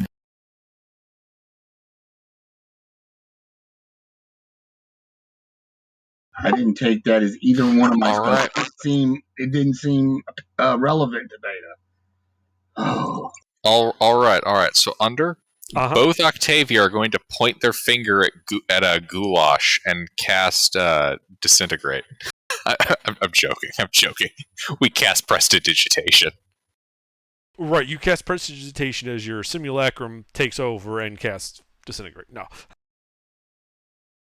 Yeah, you clean the shit off of Goulash. The simulacrum didn't like being called useless.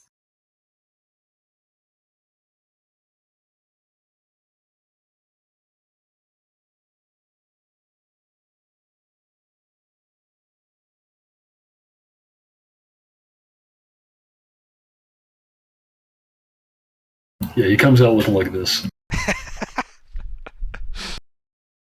Nice. Look at how white those things' teeth are. PT. Perfect teeth. Seriously. No wonder it was able to get that, chomp.mp3. Yep. All right. So you guys are in the sewers, having just fought a shit monster. What do you do now?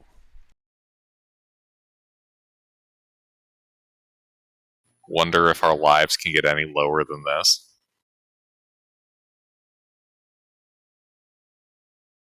Well, I think we continue to where we were going.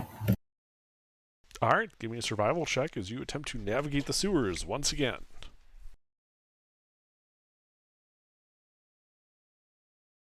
Hey, Goulash, do you know how to navigate?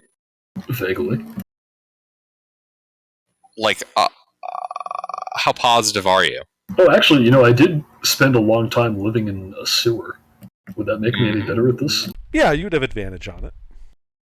Advantage on checks to navigate in sewers. Yes. I love the flexibility of this game.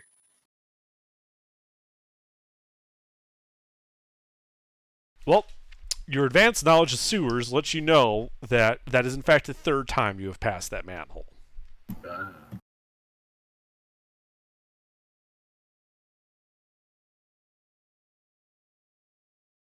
But after several hours of wandering down in the sewers, you do eventually believe you to be below the house of the bronze staff.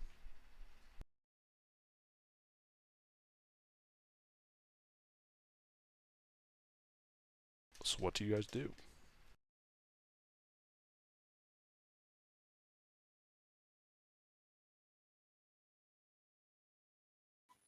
I mean,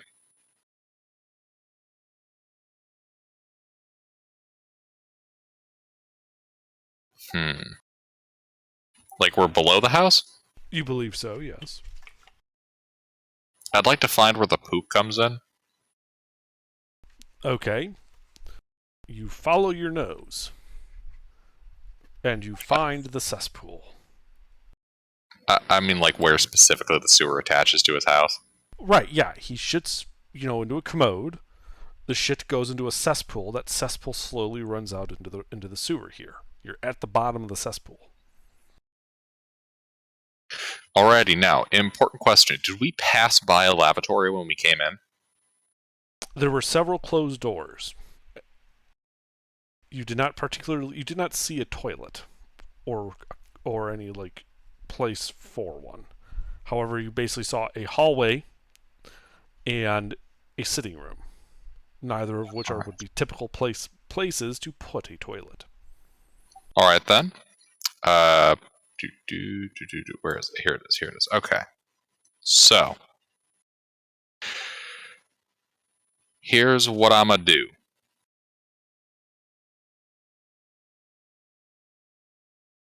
Actually, okay, this might sound a little crazy. So, given where the commode currently is, and about how big was that house? 3 stories. And about each floor would have been about 15 feet wide, 30 feet deep. Alright. So, I'm at like a dead end here, right? Well, you're at the cesspool. This is connection point. Yes, it's a dead end. Alright. There's a little bit of light coming from the top, which is the hole in the commode. And okay, how big is the cesspool area? It's a 5x5 area that extends upward 15 feet to the toilet. In that case, in the wall directly in front of me, I part the wall with pass wall. At the sewer level. Yeah, my goal here is like... Actually, wait, how high up is the hole? 15 feet above you. Mm-hmm. Okay. So if he had a cellar, we're right around the cellar, right? If he had a cellar, it would be right above you. It's probably from, you know, the commode's at a height above the floor. Below that floor would be, the ceiling of the cellar. So from like 5 to 10 feet above, from like 3 to like 12 feet above you would probably be the approximate level of the cellar. All right. So at that point, I'd like to put pass wall. Okay. So you look up at, the cesspool, cast pass wall, which I believe causes the wall to just fold open. Safely, yes. Yep. It creates no instability. Indeed. And I'd like to not be standing underneath it. Okay. You are not standing underneath it, and thus do not see what I was about to describe. Okay, now that nothing's fallen through, now I look up. All right, you look up and see the back of a rack of wine bottles, like one of those trellis type holders where you put like the wine horizontally in. You're at the back of that, like you'd put it up against the wall. All right, guys, we got our in. Okay, how do we get through the wine?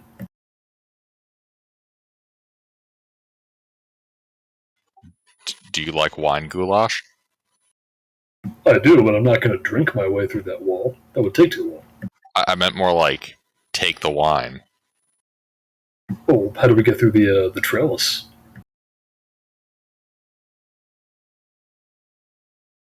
Carefully. I don't think I'm going to fit through there. I'm a bit bigger around than a wine bottle.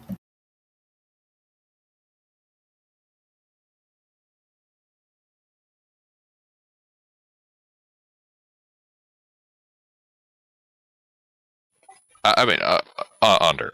Okay, so first, how many wine bottles are here? It looks to be about 14 wine bottles. All right, I'm going to collect 14 wine bottles. Okay. You have 14 cheap wine bottles. Okay, goulash, do you want to move it? All right. Oh, well, can I just do that? Yeah, in fact, it's pretty light. You can just kind of push and it falls over. Oh, well, I'd prefer not to knock it over. I don't want to. Right, but I meant like in terms of how light it is, like you could easily just slide it forward and just set it up to the side so that you can get by. I'll just push it forward slightly and then slide it out of the way. Mm-hmm. You do so. And you can see that it looks to be running up to a 5x5 room with a wooden door opposite to the pass wall. All right, I will help everybody get up through the pass wall. Okay. So that we're all up there. Alrighty. Yeah, you haul everybody up there. You're all now in this 5x5 room. Are you carrying the wine with you, Octavius? No. So you're just leaving it down in the sewer? No. So what are you doing with it? I'm going to place it gingerly back in the cellar. Okay. I specifically took them off so that when Goulash moved it, none of them fell out. Sure. I understand. But you're not robbing his wine cellar. Got it. No, God, no. Sorry, it's all shitty wine anyway. Yeah, seriously. Once you have some of that, high water wine, the rest of it's swill. Then he's a dwarf, and if you're being a prissy elf and wanting to drink wine, he's not going to give the good stuff. He only keeps that around so that he can give it to people who ask for wine. Exactly. But he purposefully buys shitty, cheap wine just to let them know. Subtly. Uh-huh, yeah, because he just drinks single malt whiskey. That's all he drinks. Yeah.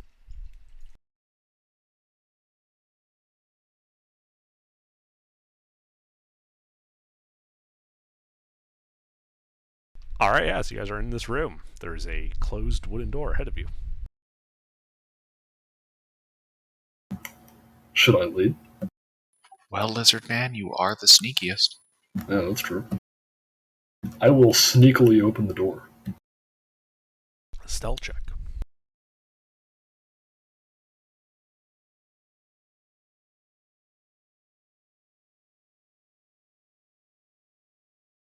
Alright, you open the door on silent hinges, which reveals a small hallway. Another closed door opposite to you. To the right, the hallway runs about 10 feet to a set of spiraling metal stairs heading upward. And to the left, it goes another 10 feet to a dead end.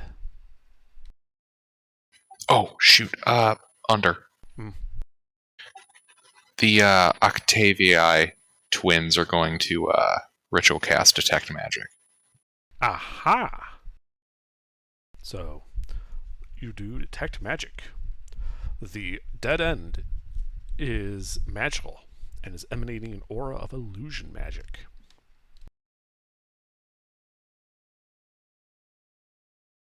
Is there anybody around here in the hallway? The hallway appears to be empty. All right. Oh, in case it's relevant, both of us do have that non-detection running. Okay. And then we're just gonna make that illusion disappear. How? Dispel magic. Alright, you cast Dispel Magic. The wall disappears. Oh man, I didn't even get a roll for it. It was not that high of a level. Then the alarm goes off. It's just major rage. Beyond that hall, you see that it opens up to a large room. And you see, standing shoulder to shoulder, 5 wide and 5 deep, suits of plate mail, standing at attention, looking dead ahead.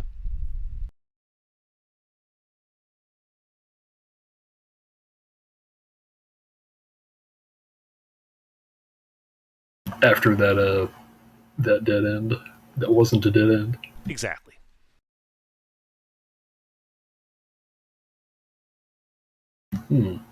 These look exactly like the butler armor that, shows you to the sitting room. However, these don't appear to be moving. You said this was just a 5x5 rank? Yes. Okay. And the hallway keeps going after that, or it opens up into a room? That is a dead end. It was just concealing the armor room. Oh, it's just a closet. Right. It's just a... Okay. Right, so you come out of the wine room. To the left was this dead end that was an illusion that revealed this 5x5 set of armor. To the right was a spiraling metal staircase heading upward. And opposite the door is another closed wooden door. Why don't we try the other door? And I will attempt to open that stealthily. Stealth check.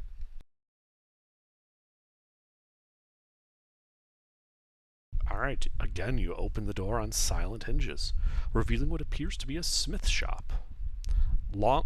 Thick dust, however, covers every surface, and shows that it evidently has not been used in some time. See, this is just sad. This is why dwarves shouldn't be wizards. Wait. Goulash before you continue. I'm going to cast non-detection on Goulash and Veda. Ooh, what does non-detection do? So, non-detection. Target cannot be detected by divination magic or perceived through magical scrying sensors.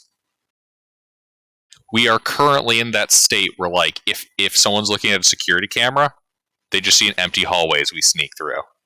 Right. Also, That's if there's not like... true. Really? Only scrying sensors are you invisible to. Well, yeah. Like the scrying sensor being like a, it's like a security camera. Right. There are other spells that can produce that effect that are not scrying, like clairvoyance. Yeah, but those are all Is divination. that divination? It is. Scrying is also divination. I think that was just meant to be an example. Well, you can't be targeted by divination. You are not the target of clairvoyance, and you cannot be perceived through scrying. Anyway, it's a technicality, but one that almost never comes up. Don't worry about it. Still, an important one to note.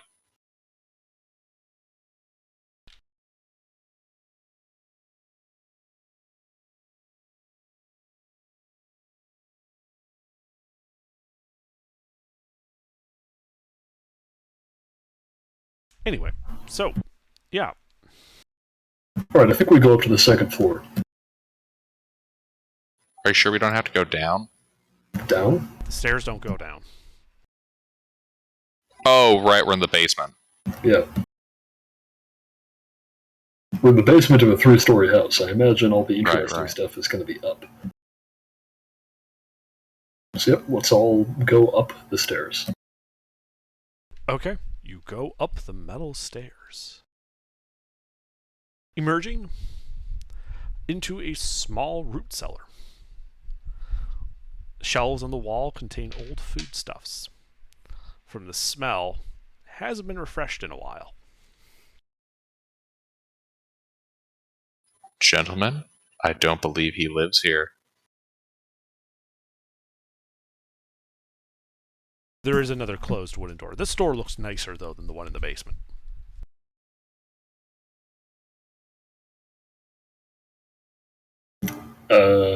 Yeah, I'll open this up. Okay.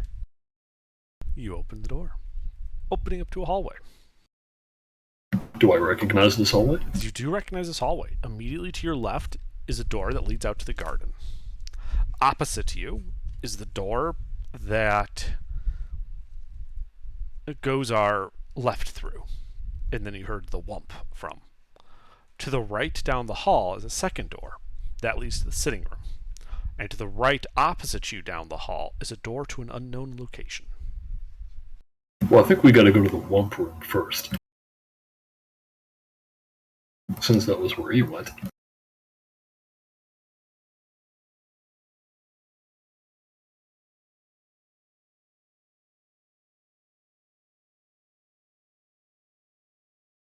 So yeah, let's go to the wump room. Alright, you cross the hall. That butler armor nowhere in sight. And you open the door. Is that what you're doing? Yeah. Alright, you open the door. Opening up to a darkened room. The wallpaper kind of curling a bit, but the floor swept clean. And in fact seems to have stonework laid out on it, forming a smooth gray surface except in the center of the room, where the gray stone looks to be instead white marble, the center of which you can see faintly glowing, a small rune carved into it. Ooh, what kind of magic? It is conjuration magic. I knew he was vanishing in here. But the question is, where did he vanish to?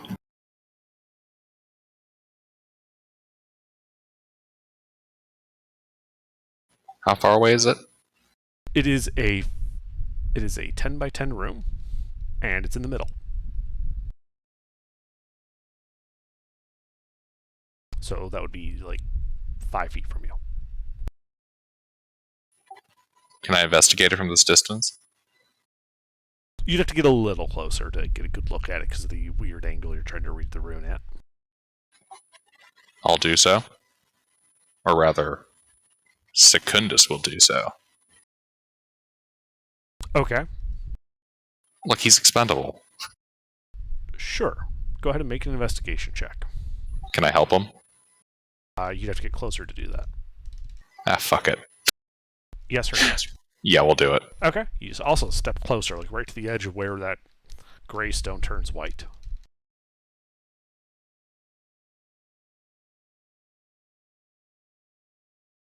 It looks like that the rune work there is really precise and seems to be a derivative of a teleportation circle. And you would suspect, based on looking at it, that there is some type of... Generally speaking, you would either have to use a command word or you have to like touch it in order to activate the rune.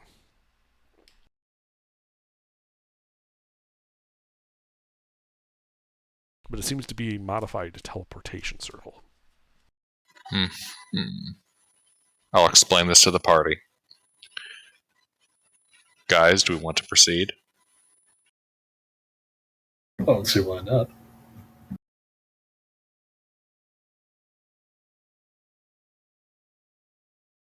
Why don't we all step into the circle at the same time?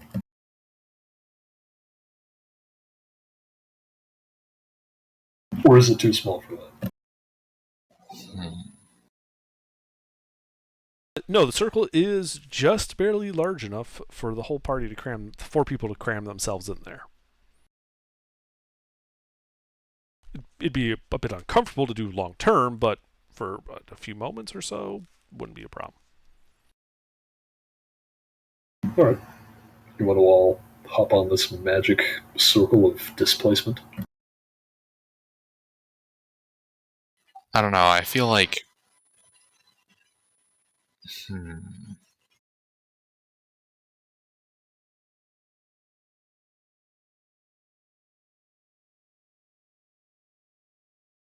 Before we continue, let's try to find some more.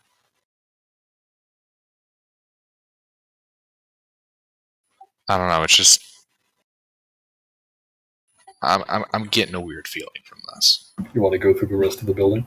Yeah, look. If I was using some kind of weird, teleportation, some kind of modified teleportation glyph, I'd, if you touch it and you go. If I was being a sneaky bastard, just saying, maybe there's a second component, like touch it, speak a command word, and it takes you to a special destination. If you just touch it, it takes you to a different destination. You know what I mean? Yeah, you can see everything around here that's magical, right? Yep. Do you want to go check out the sitting room, see if he has any, the room where we met him before, see if there's any magical stuff in there? Yeah, well, do you want to come with? You're kind of naturally sneaky. Okay, I'll go in there.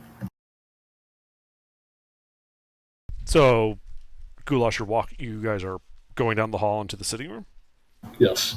Alright, you open the door, you see the same sitting room. There is, however, no tea set laid out on the table this time.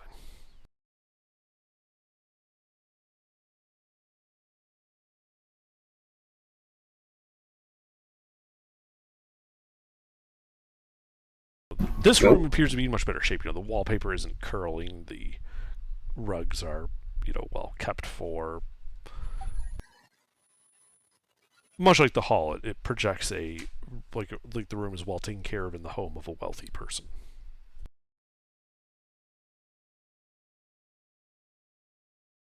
Velvet drapes over the window, that type of thing.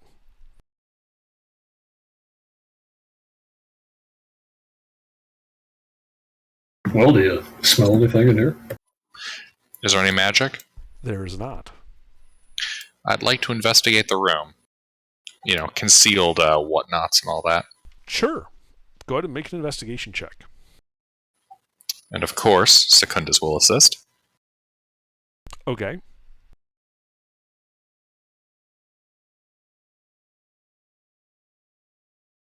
Alright, you start checking. And you find no less than 28 concealed daggers stashed about the room. From the way that they're built and hidden, you're pretty sure that not all of them were hidden by the same person. That's Get out of my house.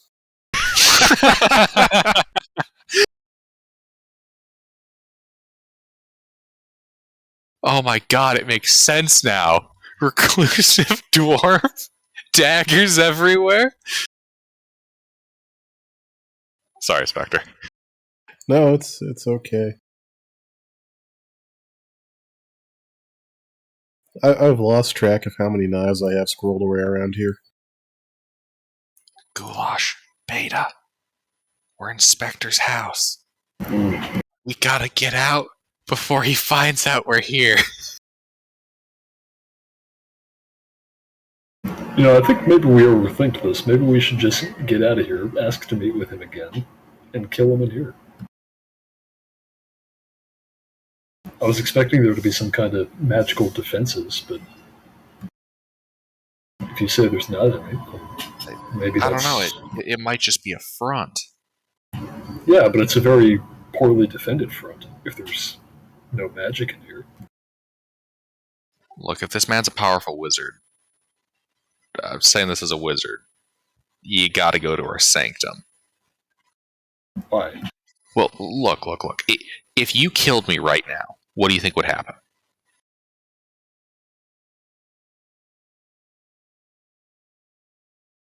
I mean, do we care what happens? We were hired to kill him. We weren't hired to get rid of him permanently.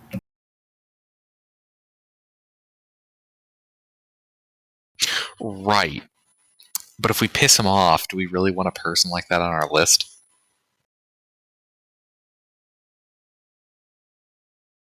You know what? You're right. Let's just go touch the rune. Hmm.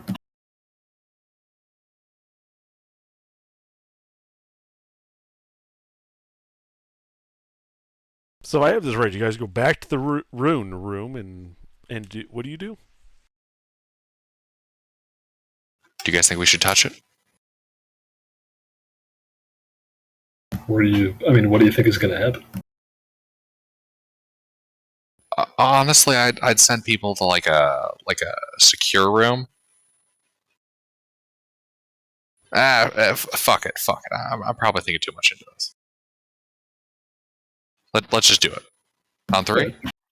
Yeah, as long as you're ready to teleport us out of wherever it dumps us, if you need to. Yeah, I'm sure I can do that. All right. All right. I think we should all step onto it at the same time. All right. 1, 2, 3. And you all step into the ring. Ding ding. Do any of you touch the rune? No, so we just stand there. I touched the room. You touch the rune. 4 discs conjure themselves out of the floor, stacking up around you.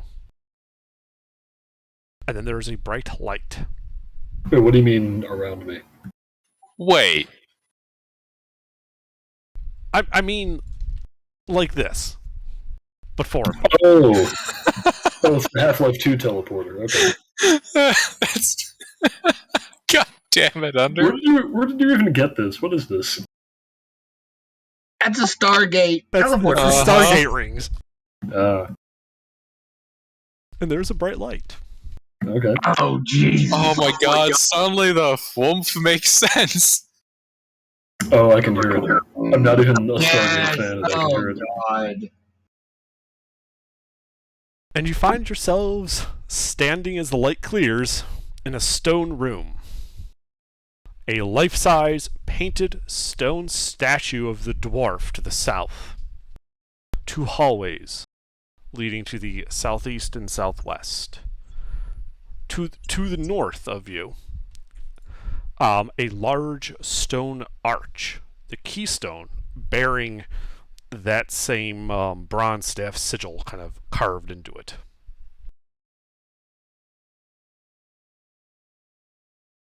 And 6 10-foot square painted frescoes adorn the walls all around.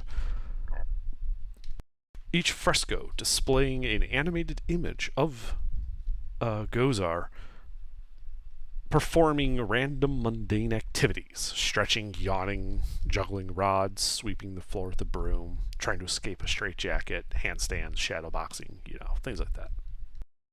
That is very strange, but okay. Are these... What kind of magic are these?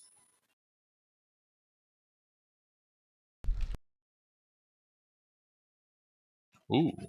They are illusion magic. Graphics illusion format. Exactly. They're wall gifts. Did you say they were frescoes? Yes, I did. Oh, so that makes them embedded gifts. Yep. If we succeed, I am taking this guy's wizard hut. First of all, you don't even know where this is.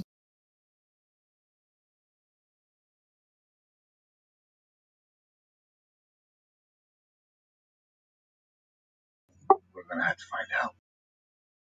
Yeah, well, this certainly feels like a sanctum. Oh yeah, this got Wizard Sanctum vibes. Octavius is gonna lick his finger and hold it up to the air. Where do the wizard vibes? What direction are they blowing? The air is still. Well, I've got some rope on me. I'll tie it to the two Octaviuses and begin leading them around like a pair of drug dogs trying to locate magic. Well, let me be clear. Detect magic shows that everything here is magical. At least mildly so. The floor, the ceiling, the walls. The frescoes are especially magical, being illusory, as is the statue, though it has no particular school. The archway is also highly magical with conjuration magic. Sorry, I forgot about detect magic, so yeah. Oh, you're all good. I'd like to identify the stone itself. So you're casting Identify. Mm-hmm.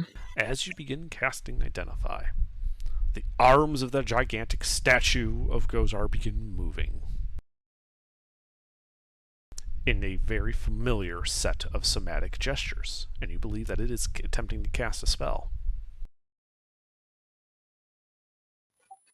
You say familiar. Yes, as in you recognize the somatic gestures that the statue is now making as being spell gestures. Is this motherfucker counterspelling me? Do you wait and find out? Or do you do something? You have a reaction. No, I counterspell him. Alright, you counterspell his counterspell. Oh, I can't believe he just got flipped off by a statue. The statue goes still. You finish identifying the floor. And Identify comes back and tells you that this is Gozar's floor. No further information available.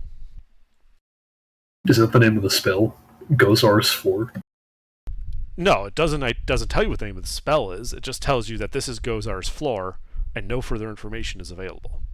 Turns out Gozar is actually like a super powerful undead lich, and Gozar's floor is the name of a spell used to enchant people's lairs. He's the architect that you hire to build your villain lair. Yeah, Gozar's fabulous floor.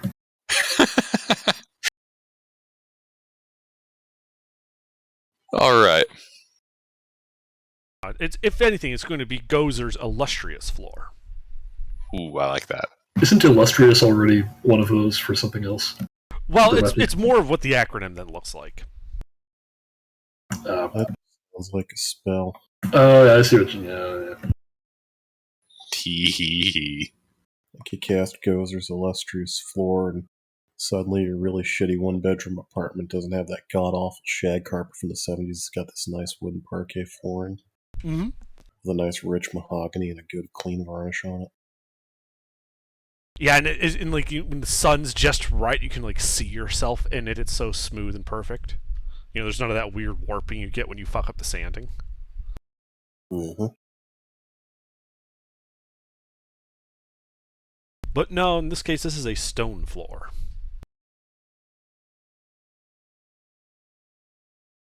Alright, well, shall we explore the sanctum? I believe we should explore the sanctum. Which way do you go? Well, I continue leading them around like a pair of drug dogs. Right, but which way? Like, there's two hallways out of this room. I know. Alright, gang. We'll split up and search for clues. Octavius and Goulash, you go that way. Octavius and Beta, you go that way. I have a feeling these both just meet up around to the other end anyway, so we might as well actually do that.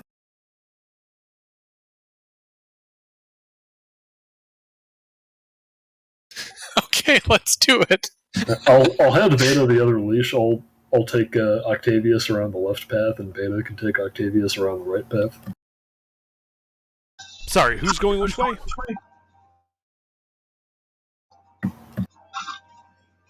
I'm going left. In all seriousness, though, I think we should stick together. Alright, let's go left. Yeah. Yeah, let's go left, gang. Like left as you look on the map, or left as you're looking at the statue as characters? West. Okay.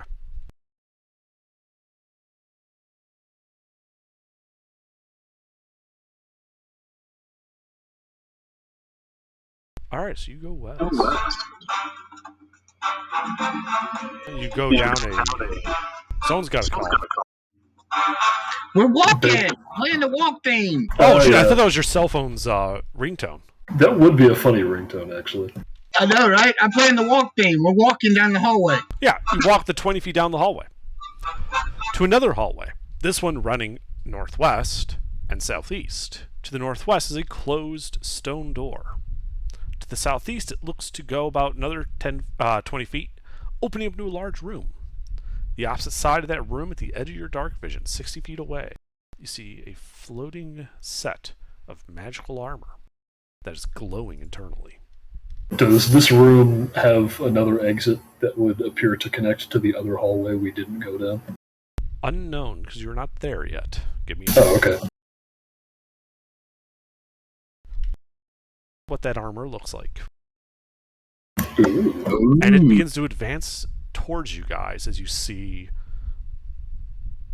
5 other ones of them kind of fall into a line and start advancing down this corridor towards you menacingly. Roll initiative. And first with the animated paintings and now the animated armor.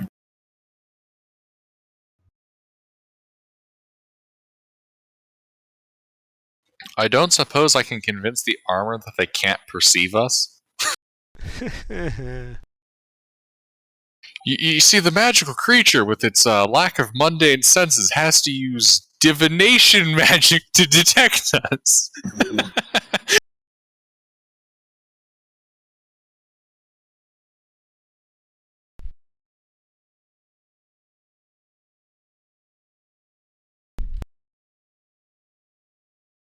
Alright, Goulash. What do you do as these suits of armor with big swords seem to be advancing down the hallway towards you? I will barrel into one of them and try to knock it over. Okay.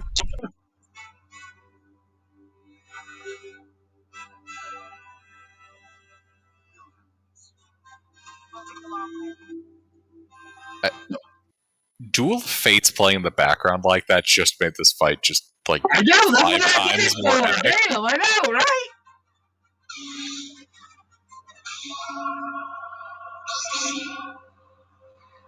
Alright, you knock into it and it clanks over onto the ground. Cool. And then I'm gonna go to town on it. Alright. Roll to hit. You have advantage. Nice.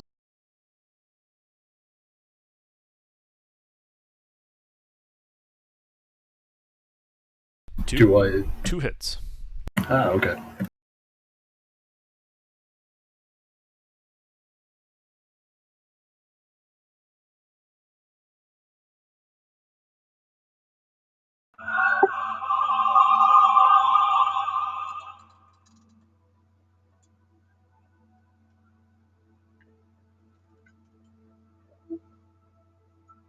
There you go. 32 magical slashing.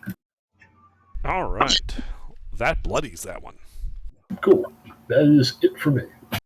Okay, these guys. Well, that guy's going to stand back up. You can certainly do that. Let's see. There are 6 of them. 2 of them are going to push, just kind of keep going past you. They'll provoke an attack of opportunity from you, Goulash. Sure, I'll get the first one. Okay. Hey, Beta, you're hot micing. No. I was playing combat music. Okay, you can stop. Yeah, but your mic is so shit that it literally just sounds like noise. We can't. Yeah. It doesn't sound good. I'm still getting that thing also. I can already only kind of hear most of you and the music sounds really bad.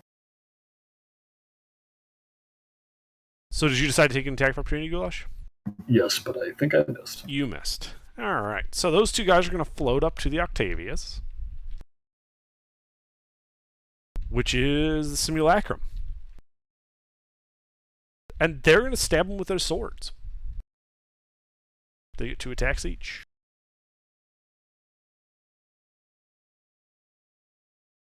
Does a 15 hit him?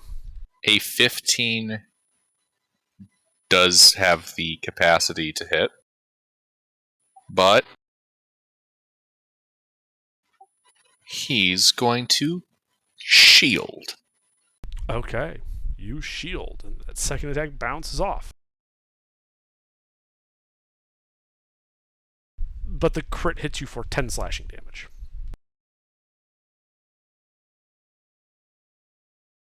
The other 4 of them are going to surround Goulash and begin stabbing him.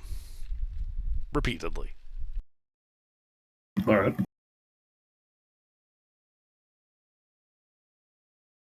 That is 2 hits, including the net 20. Okay. Dealing a total of 20 slashing damage. Cool. I already used my reaction. Alright. Mm-hmm. Alright. Beta. I believe. How many of these things are there? 6 total. I'm going to start at one end and start blasting. Alright, the closest ones are fighting Octavius. Okay, I'm going to shoot one of them fighting Octavia. Alright, roll to hit. What are you shooting him with? Guiding bolt. Etheridge blast. Okay.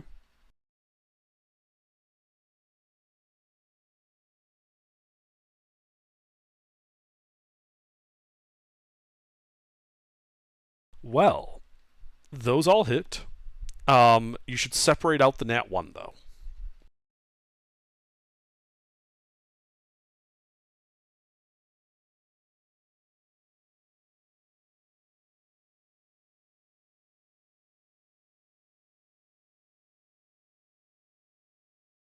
Yes, you unleash a barrage of force bolts.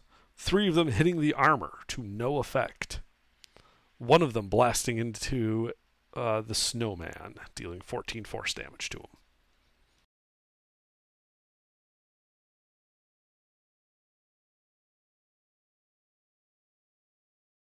Anything else, Beta?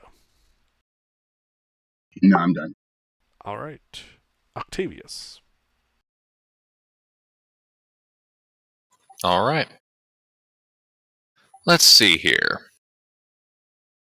There are how many total? 6 total. 2 of them are in melee with your snowman. The other 4 have surrounded Goulash. One of the 4 surrounding Goulash appears to be bloodied. All right. Snowman. How many of them can I get in a 40-foot cube? For slow. All of them. All right. Snowman cast slow. Okay. It has no apparent effect.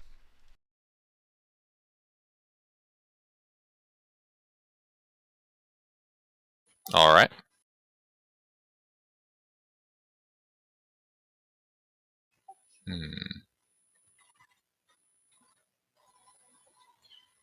Then in that case...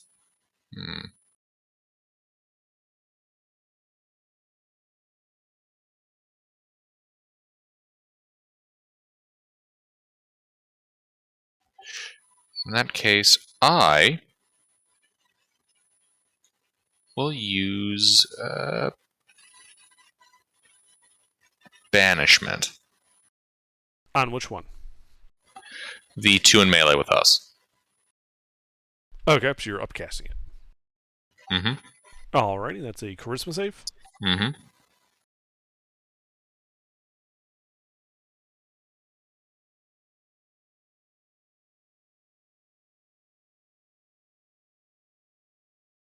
They both fail. Alright. Poof, they disappear.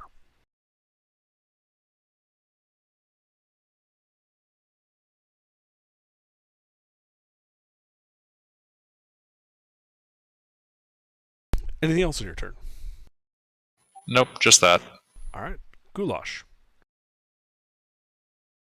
Alright. I'm going to attempt to knock the bloody one over again. Alright.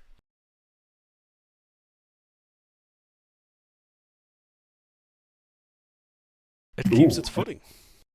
With that nat 20. All right.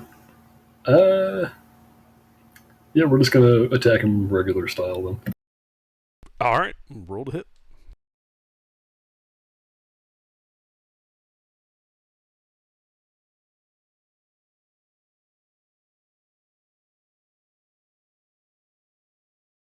Ooh, it didn't need advantage. 3 hits.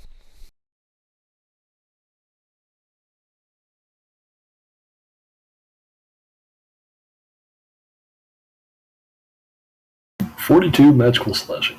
All right, you destroy one of them. Cool. And how far away are the ones that ran past me?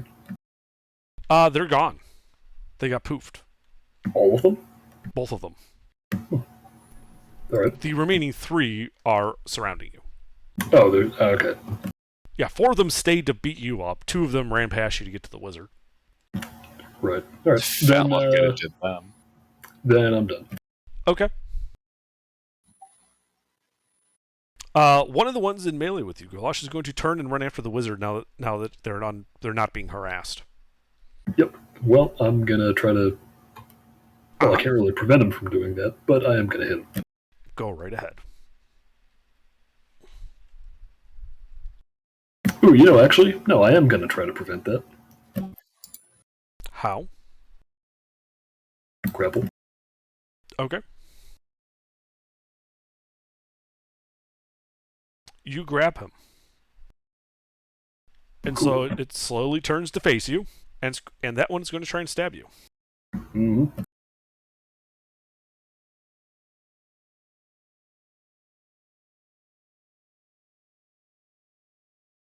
Nope. Right. Then the other 2 are going to fly over to where the wizard is. Oh well. And they're going to try to stab the same one, so the snowman, 4 times.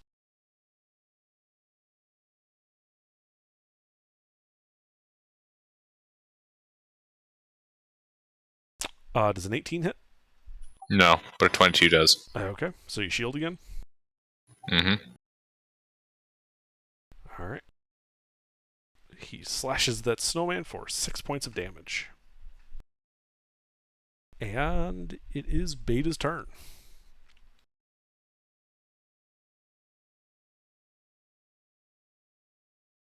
Beta, you here? Oh yeah, I'm here. I'm sorry. Yep.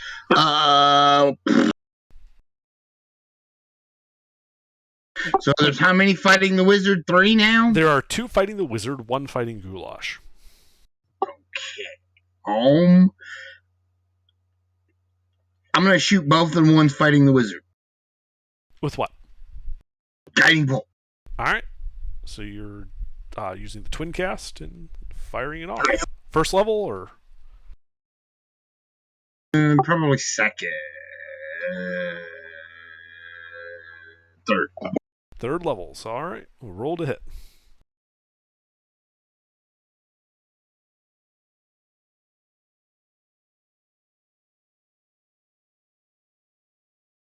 The second one hits.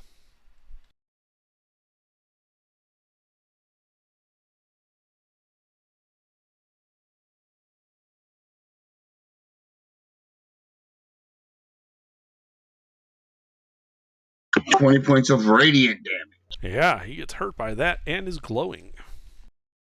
And I am Alright. Octavii.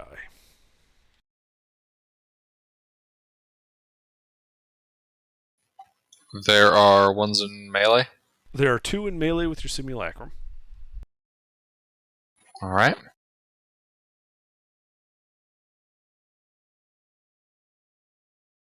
What do you do?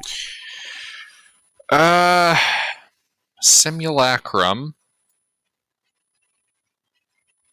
will dodge. Okay. I will animate objects ball bearings. Okay. And start striking. Okay. Your ball bearings Mass fly. fire. Alright. Are they going after the one that got hit by the guiding bolt? Mm-hmm. Alright. Only the first ball bearing has advantage. The other 9 will be flat rolls.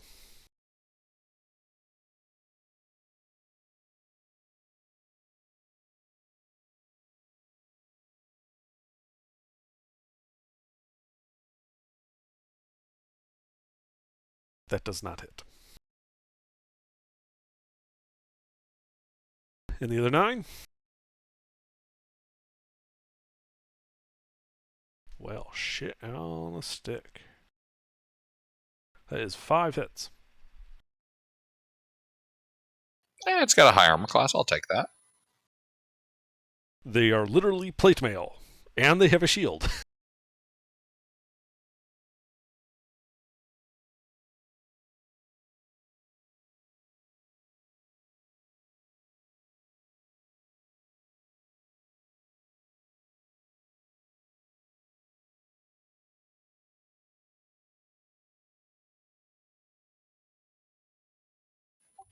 $38 points of magical bludgeoning damage. Well, that's the thing. I've been reading animate objects. It should not be magical damage. Wait, really? Doesn't say it is. Yeah. You're animating a mundane object. Huh. And so while the magic gives raise to its animation, it doesn't in fact make it magical damage.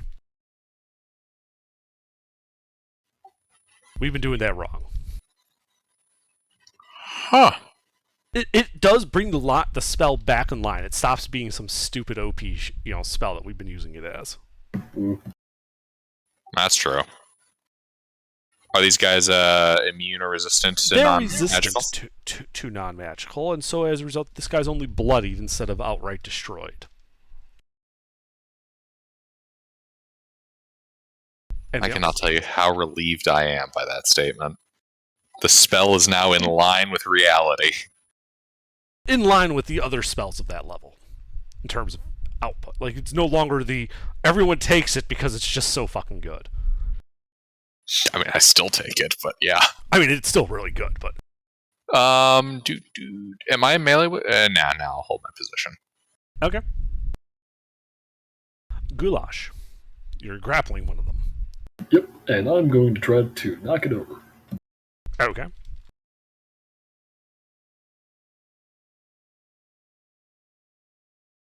You push him to the ground. Alright, and now I'm going to maul his ass.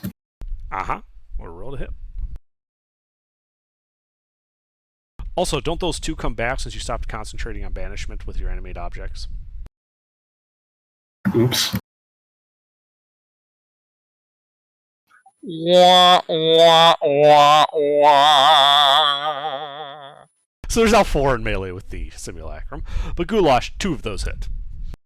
Alright.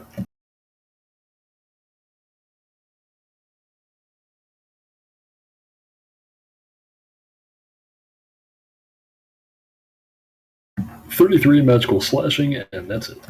That guy is now bloodied. Cool. Alright. That guy is going to... no, that guy cannot stand up. Yep. He is instead going to fight you from the ground. Good luck with that. Yeah, he fails. The other 4 are going to start bullying the snowman Octavius. Well, they're disadvantaged. He dodged. Good point.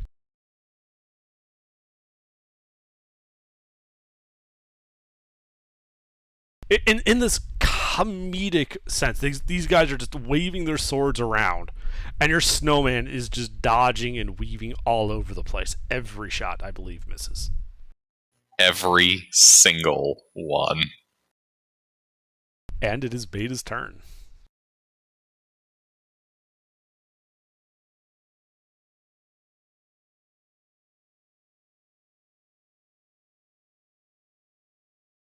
Mister, Now what? your turn. What's up? Oh, sorry. I'm gonna. How many are left? 5. Fucking shitty. Well, I guess I'm gonna do the same thing I did last turn, but I'm gonna make these level 1s. But I'm gonna twin cast guiding bolt again to 2. All right. Which 2 of the 4 are you going to hit? The two that looks the weakest. All right, the one that got hurt and one of the other ones. Then got it. All right, roll to hit.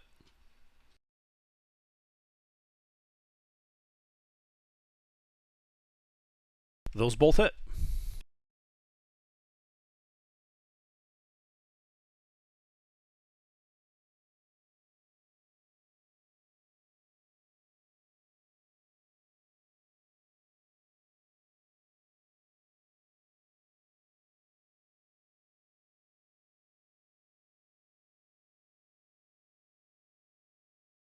So the first one gets 18 points of radiant damage, and the second one gets 36 points of radiant. Why did you double the dice? Oh, because it was a crit. That's right. Sorry, I completely blanked on that. My bad. That's all right, bro.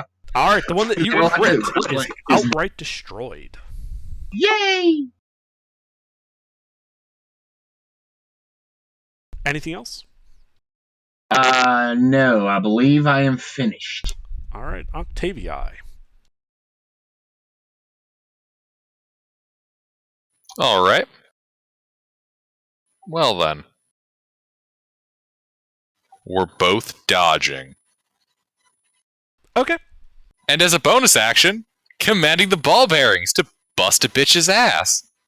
All right. I assume they're all focusing on the one that is glowing. Actually, you know, Because the one they were attacking got blown up by its guiding bolt. 1 second here. There is a...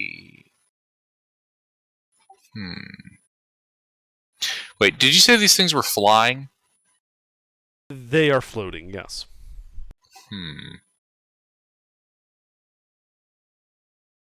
Ah, shit. I was looking at the help action. I know you can use it to get advantage, but I was curious to see if I can have the ball bearings just like harass these things into disadvantage. I don't think so. Yeah, had to check. I do. Well, yeah. Who's the most banged up looking guy? Well, there's one of them that's injured. I'm gonna point at him and go, "Get him, guys!" All right, that is Ball the bearing. glowing one. So the first ball bearing has advantage. The rest are flat rolls.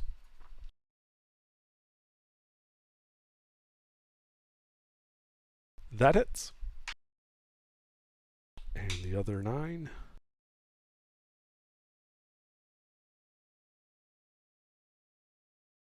Four other hits from that 9. So 5 hits total, one of which is a crit.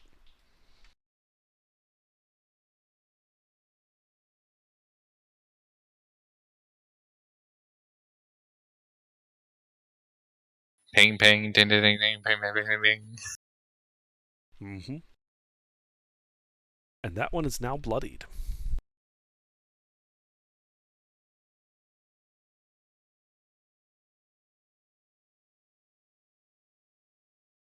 And Goulash. You've still got that one grappled and on the ground. Yep, I'm gonna keep beating him up. Roll to hit.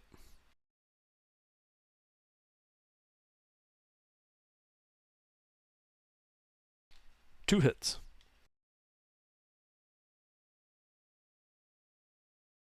$34 magical slashing. All right, you tear it apart. It is destroyed. Cool. How many are left in melee with me? None. Oh, they're all over there? All 3 of them are all over by the wizard. Okay. I will run over there. And that'll be it. Okay. These guys, let's see. So this one... Alright, so the one that isn't in melee, well, it's only in melee with the 2 wizards, is going to try and grab the other wizard. He's going to attempt to grapple you, Octavius. Which one? You. He grabs the one that isn't being beat up. So you can defend yourself with athletics or acrobatics. You have to beat a 12.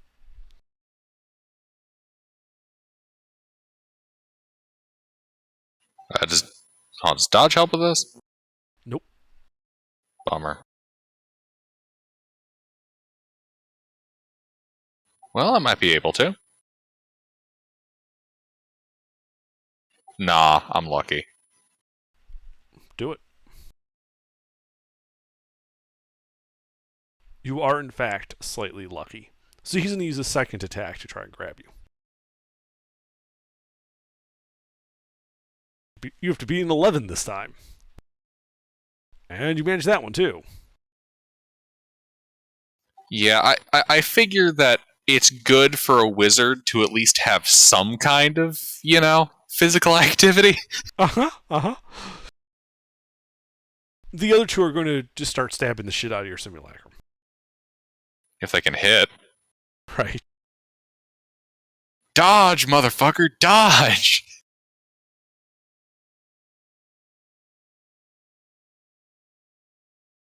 Do any of those... Oh, the 10 probably misses, but does a 17 hit? Yeah, those all hit. Okay. He could be doing You know what? No, he shield. Okay, so 2 hits. Yeah, just 2 hits. He could be dodging better. 17 slashing damage. Already? And Beta. Okay, Beta. How many are still out there? 4 now? 3. Oh, 3. Good. I'm going to shoot the one that's weakened. Alright, there is a bloody one. You're shooting him with a guiding bolt? Yeah. What level? First. Alright, roll to hit.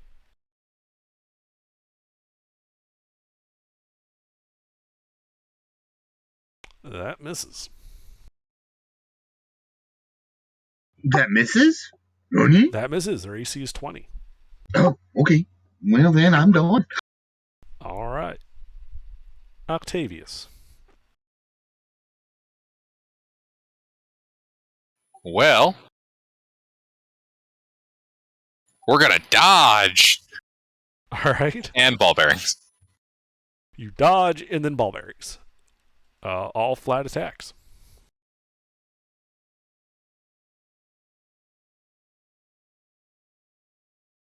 It just makes this unholy racket. These little metal ball bearings constantly pinging off this hollow armor. And then you just have the 2 wizards repeating like the same, movements.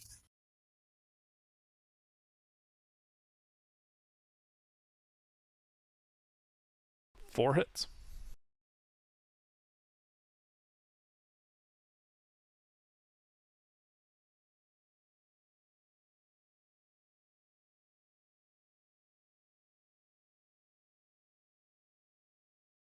Alright, yeah, they continue to dent his armor a little. Anything else? Nope. Goulash, you have ran into melee with the ball bearings and the bloodied one. Yep, I'm gonna go for the bloodied one and try to knock it prone.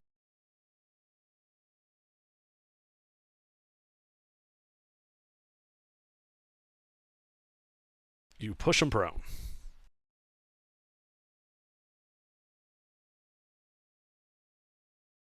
Three hits. Wow. Yeah, really?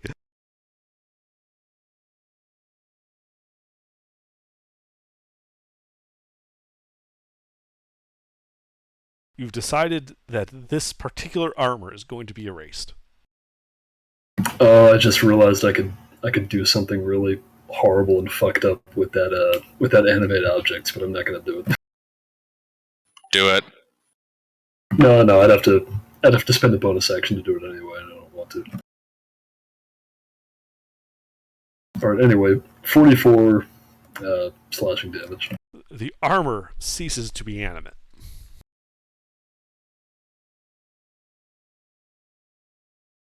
Anything else? No, that's it. Alright. Armor. Well, the one that you aren't in melee with is going to try and grapple the wizard. Son of a bitch. He tries to grapple the wizard with his second attack. You don't have to roll. I know, your modifier's +8, so. And with his second attack, he gets a 23.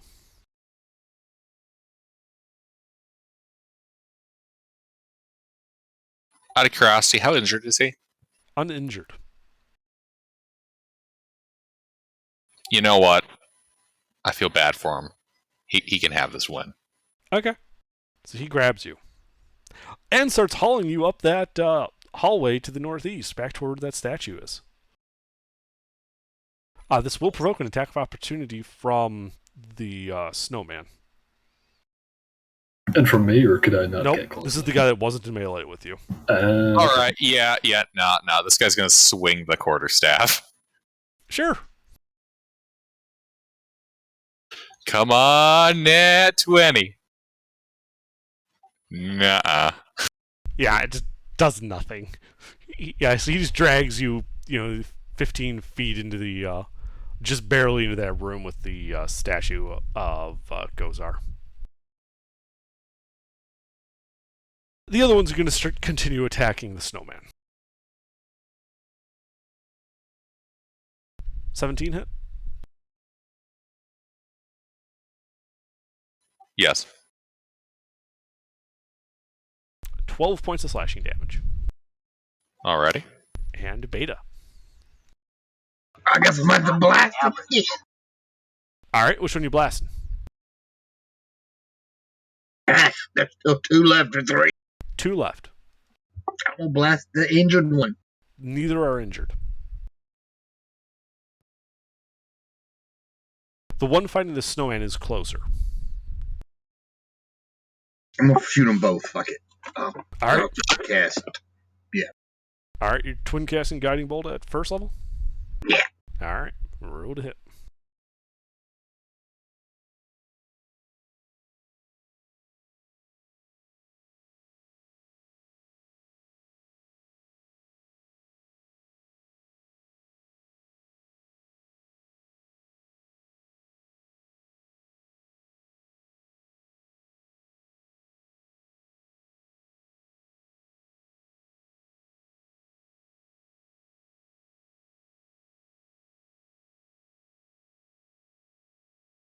Those both hit.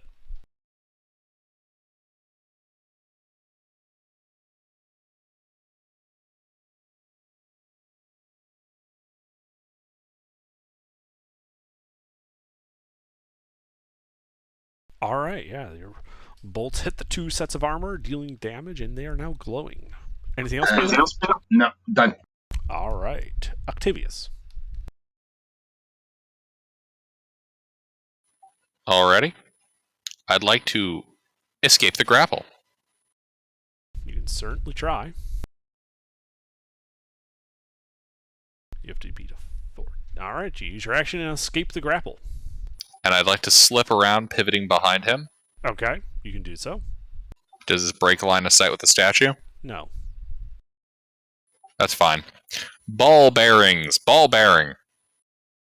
Alright, I assume they're attacking the one that's by, where they were already at the other one? By, Yep. Snowman? Alright, roll to hit. The first one has advantage.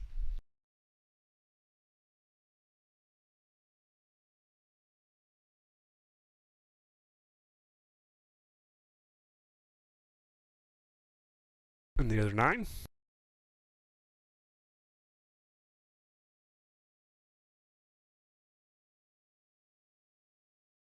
Three hits.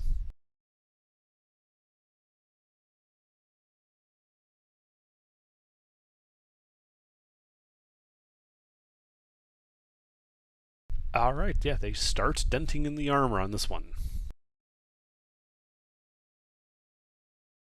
Anything else? That's all. Alright, Goulash. Alright, how many are left in melee? There's one in melee with you. It's also the one being peened on with the ball bearings. Mm-hmm. The other one had grabbed the other Octavius and dragged him back up that hallway to where you guys arrived. He's currently out of sight of you. Oh, well, I'm sure he's got that under control. I'm gonna knock this other suit of armor over.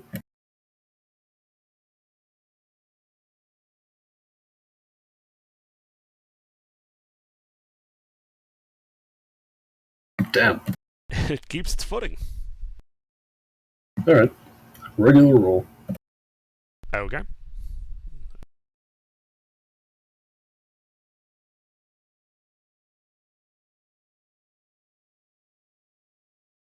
One hit.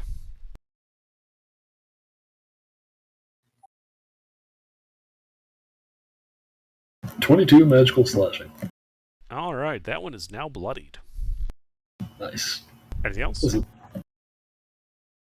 No. That bloodied one is going to stand up and attack the snowman.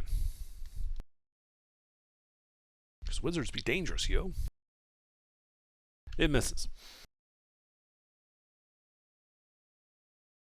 It misses again. All right, and then the other one, Octavius, is going to try to attack you. A likely story. Does a 16 hit you? I allow it. All right.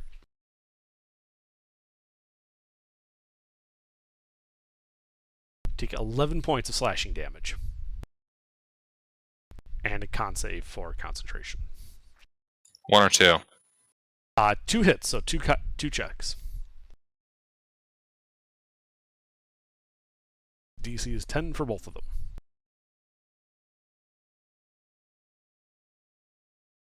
Alright, the ball bearings stay animated. Beta, your turn. Okay, I'm gonna go up to where Arcturus is, or not Octavius. I mean, Okay, you're going to the simulacrum or Octavius actual? how many is fighting each? 1. Is there a bloodier one at one and the other one? The one fighting the simulacrum is bloody.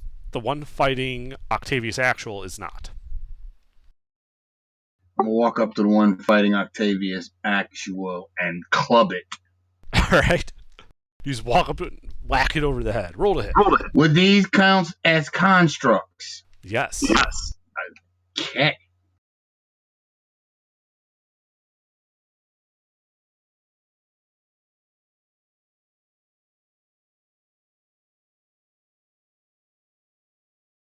That hits.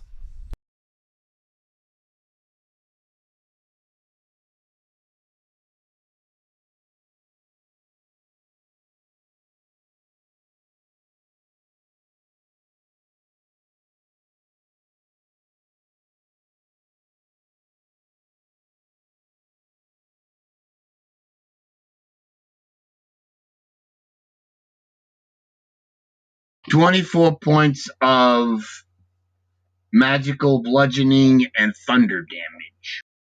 Okay, that bloodies him. And I'm good. Alright. Octavius. Ding, ding, ding, ding, ding, ding, ding, ding, ding. Okay, well, 10 attack rolls.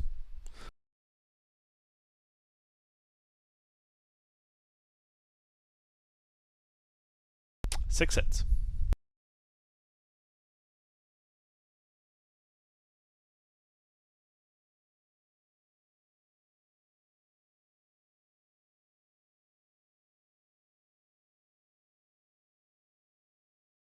Alright, despite not being all that effective, they do finally peen the armor down, and it is destroyed.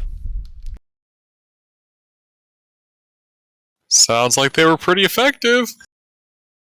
Mm-hmm. Anything else? Well, let's see. That's my bonus action. Simulacrum's freed up, right? I mean, he was always free to move. He never got grappled. I mean, like, he doesn't immediately have a target adjacent. Correct. Firebolt. Who? The armor. Oh, okay, yeah. You can move and then attack the armor. There's a corner there. Miss.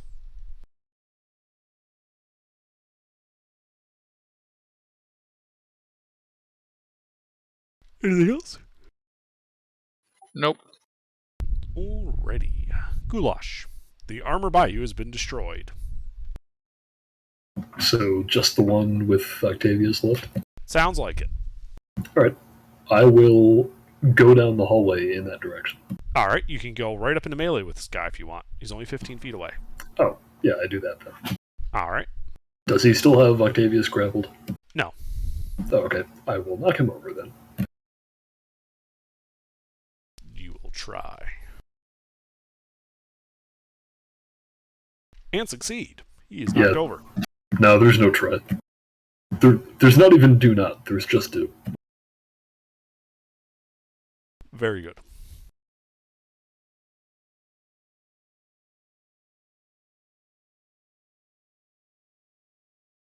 Ooh, just one hit, though. One hit, though, yeah.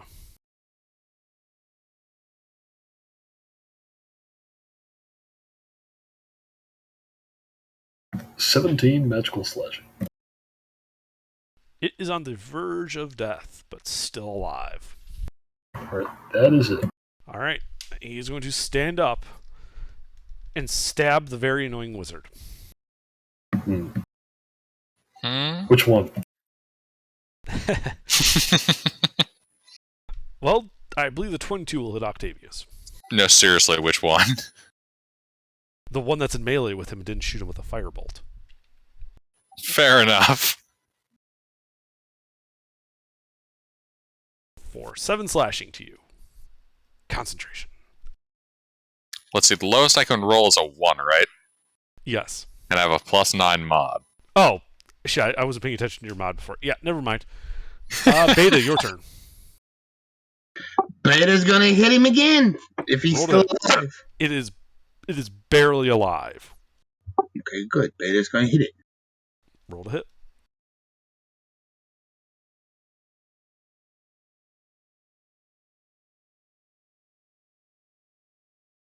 Miss. Yeah, I think so. Alright, I'm done. Octavius.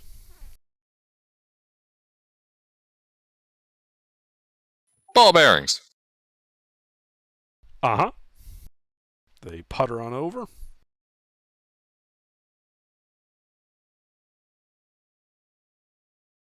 Four hits.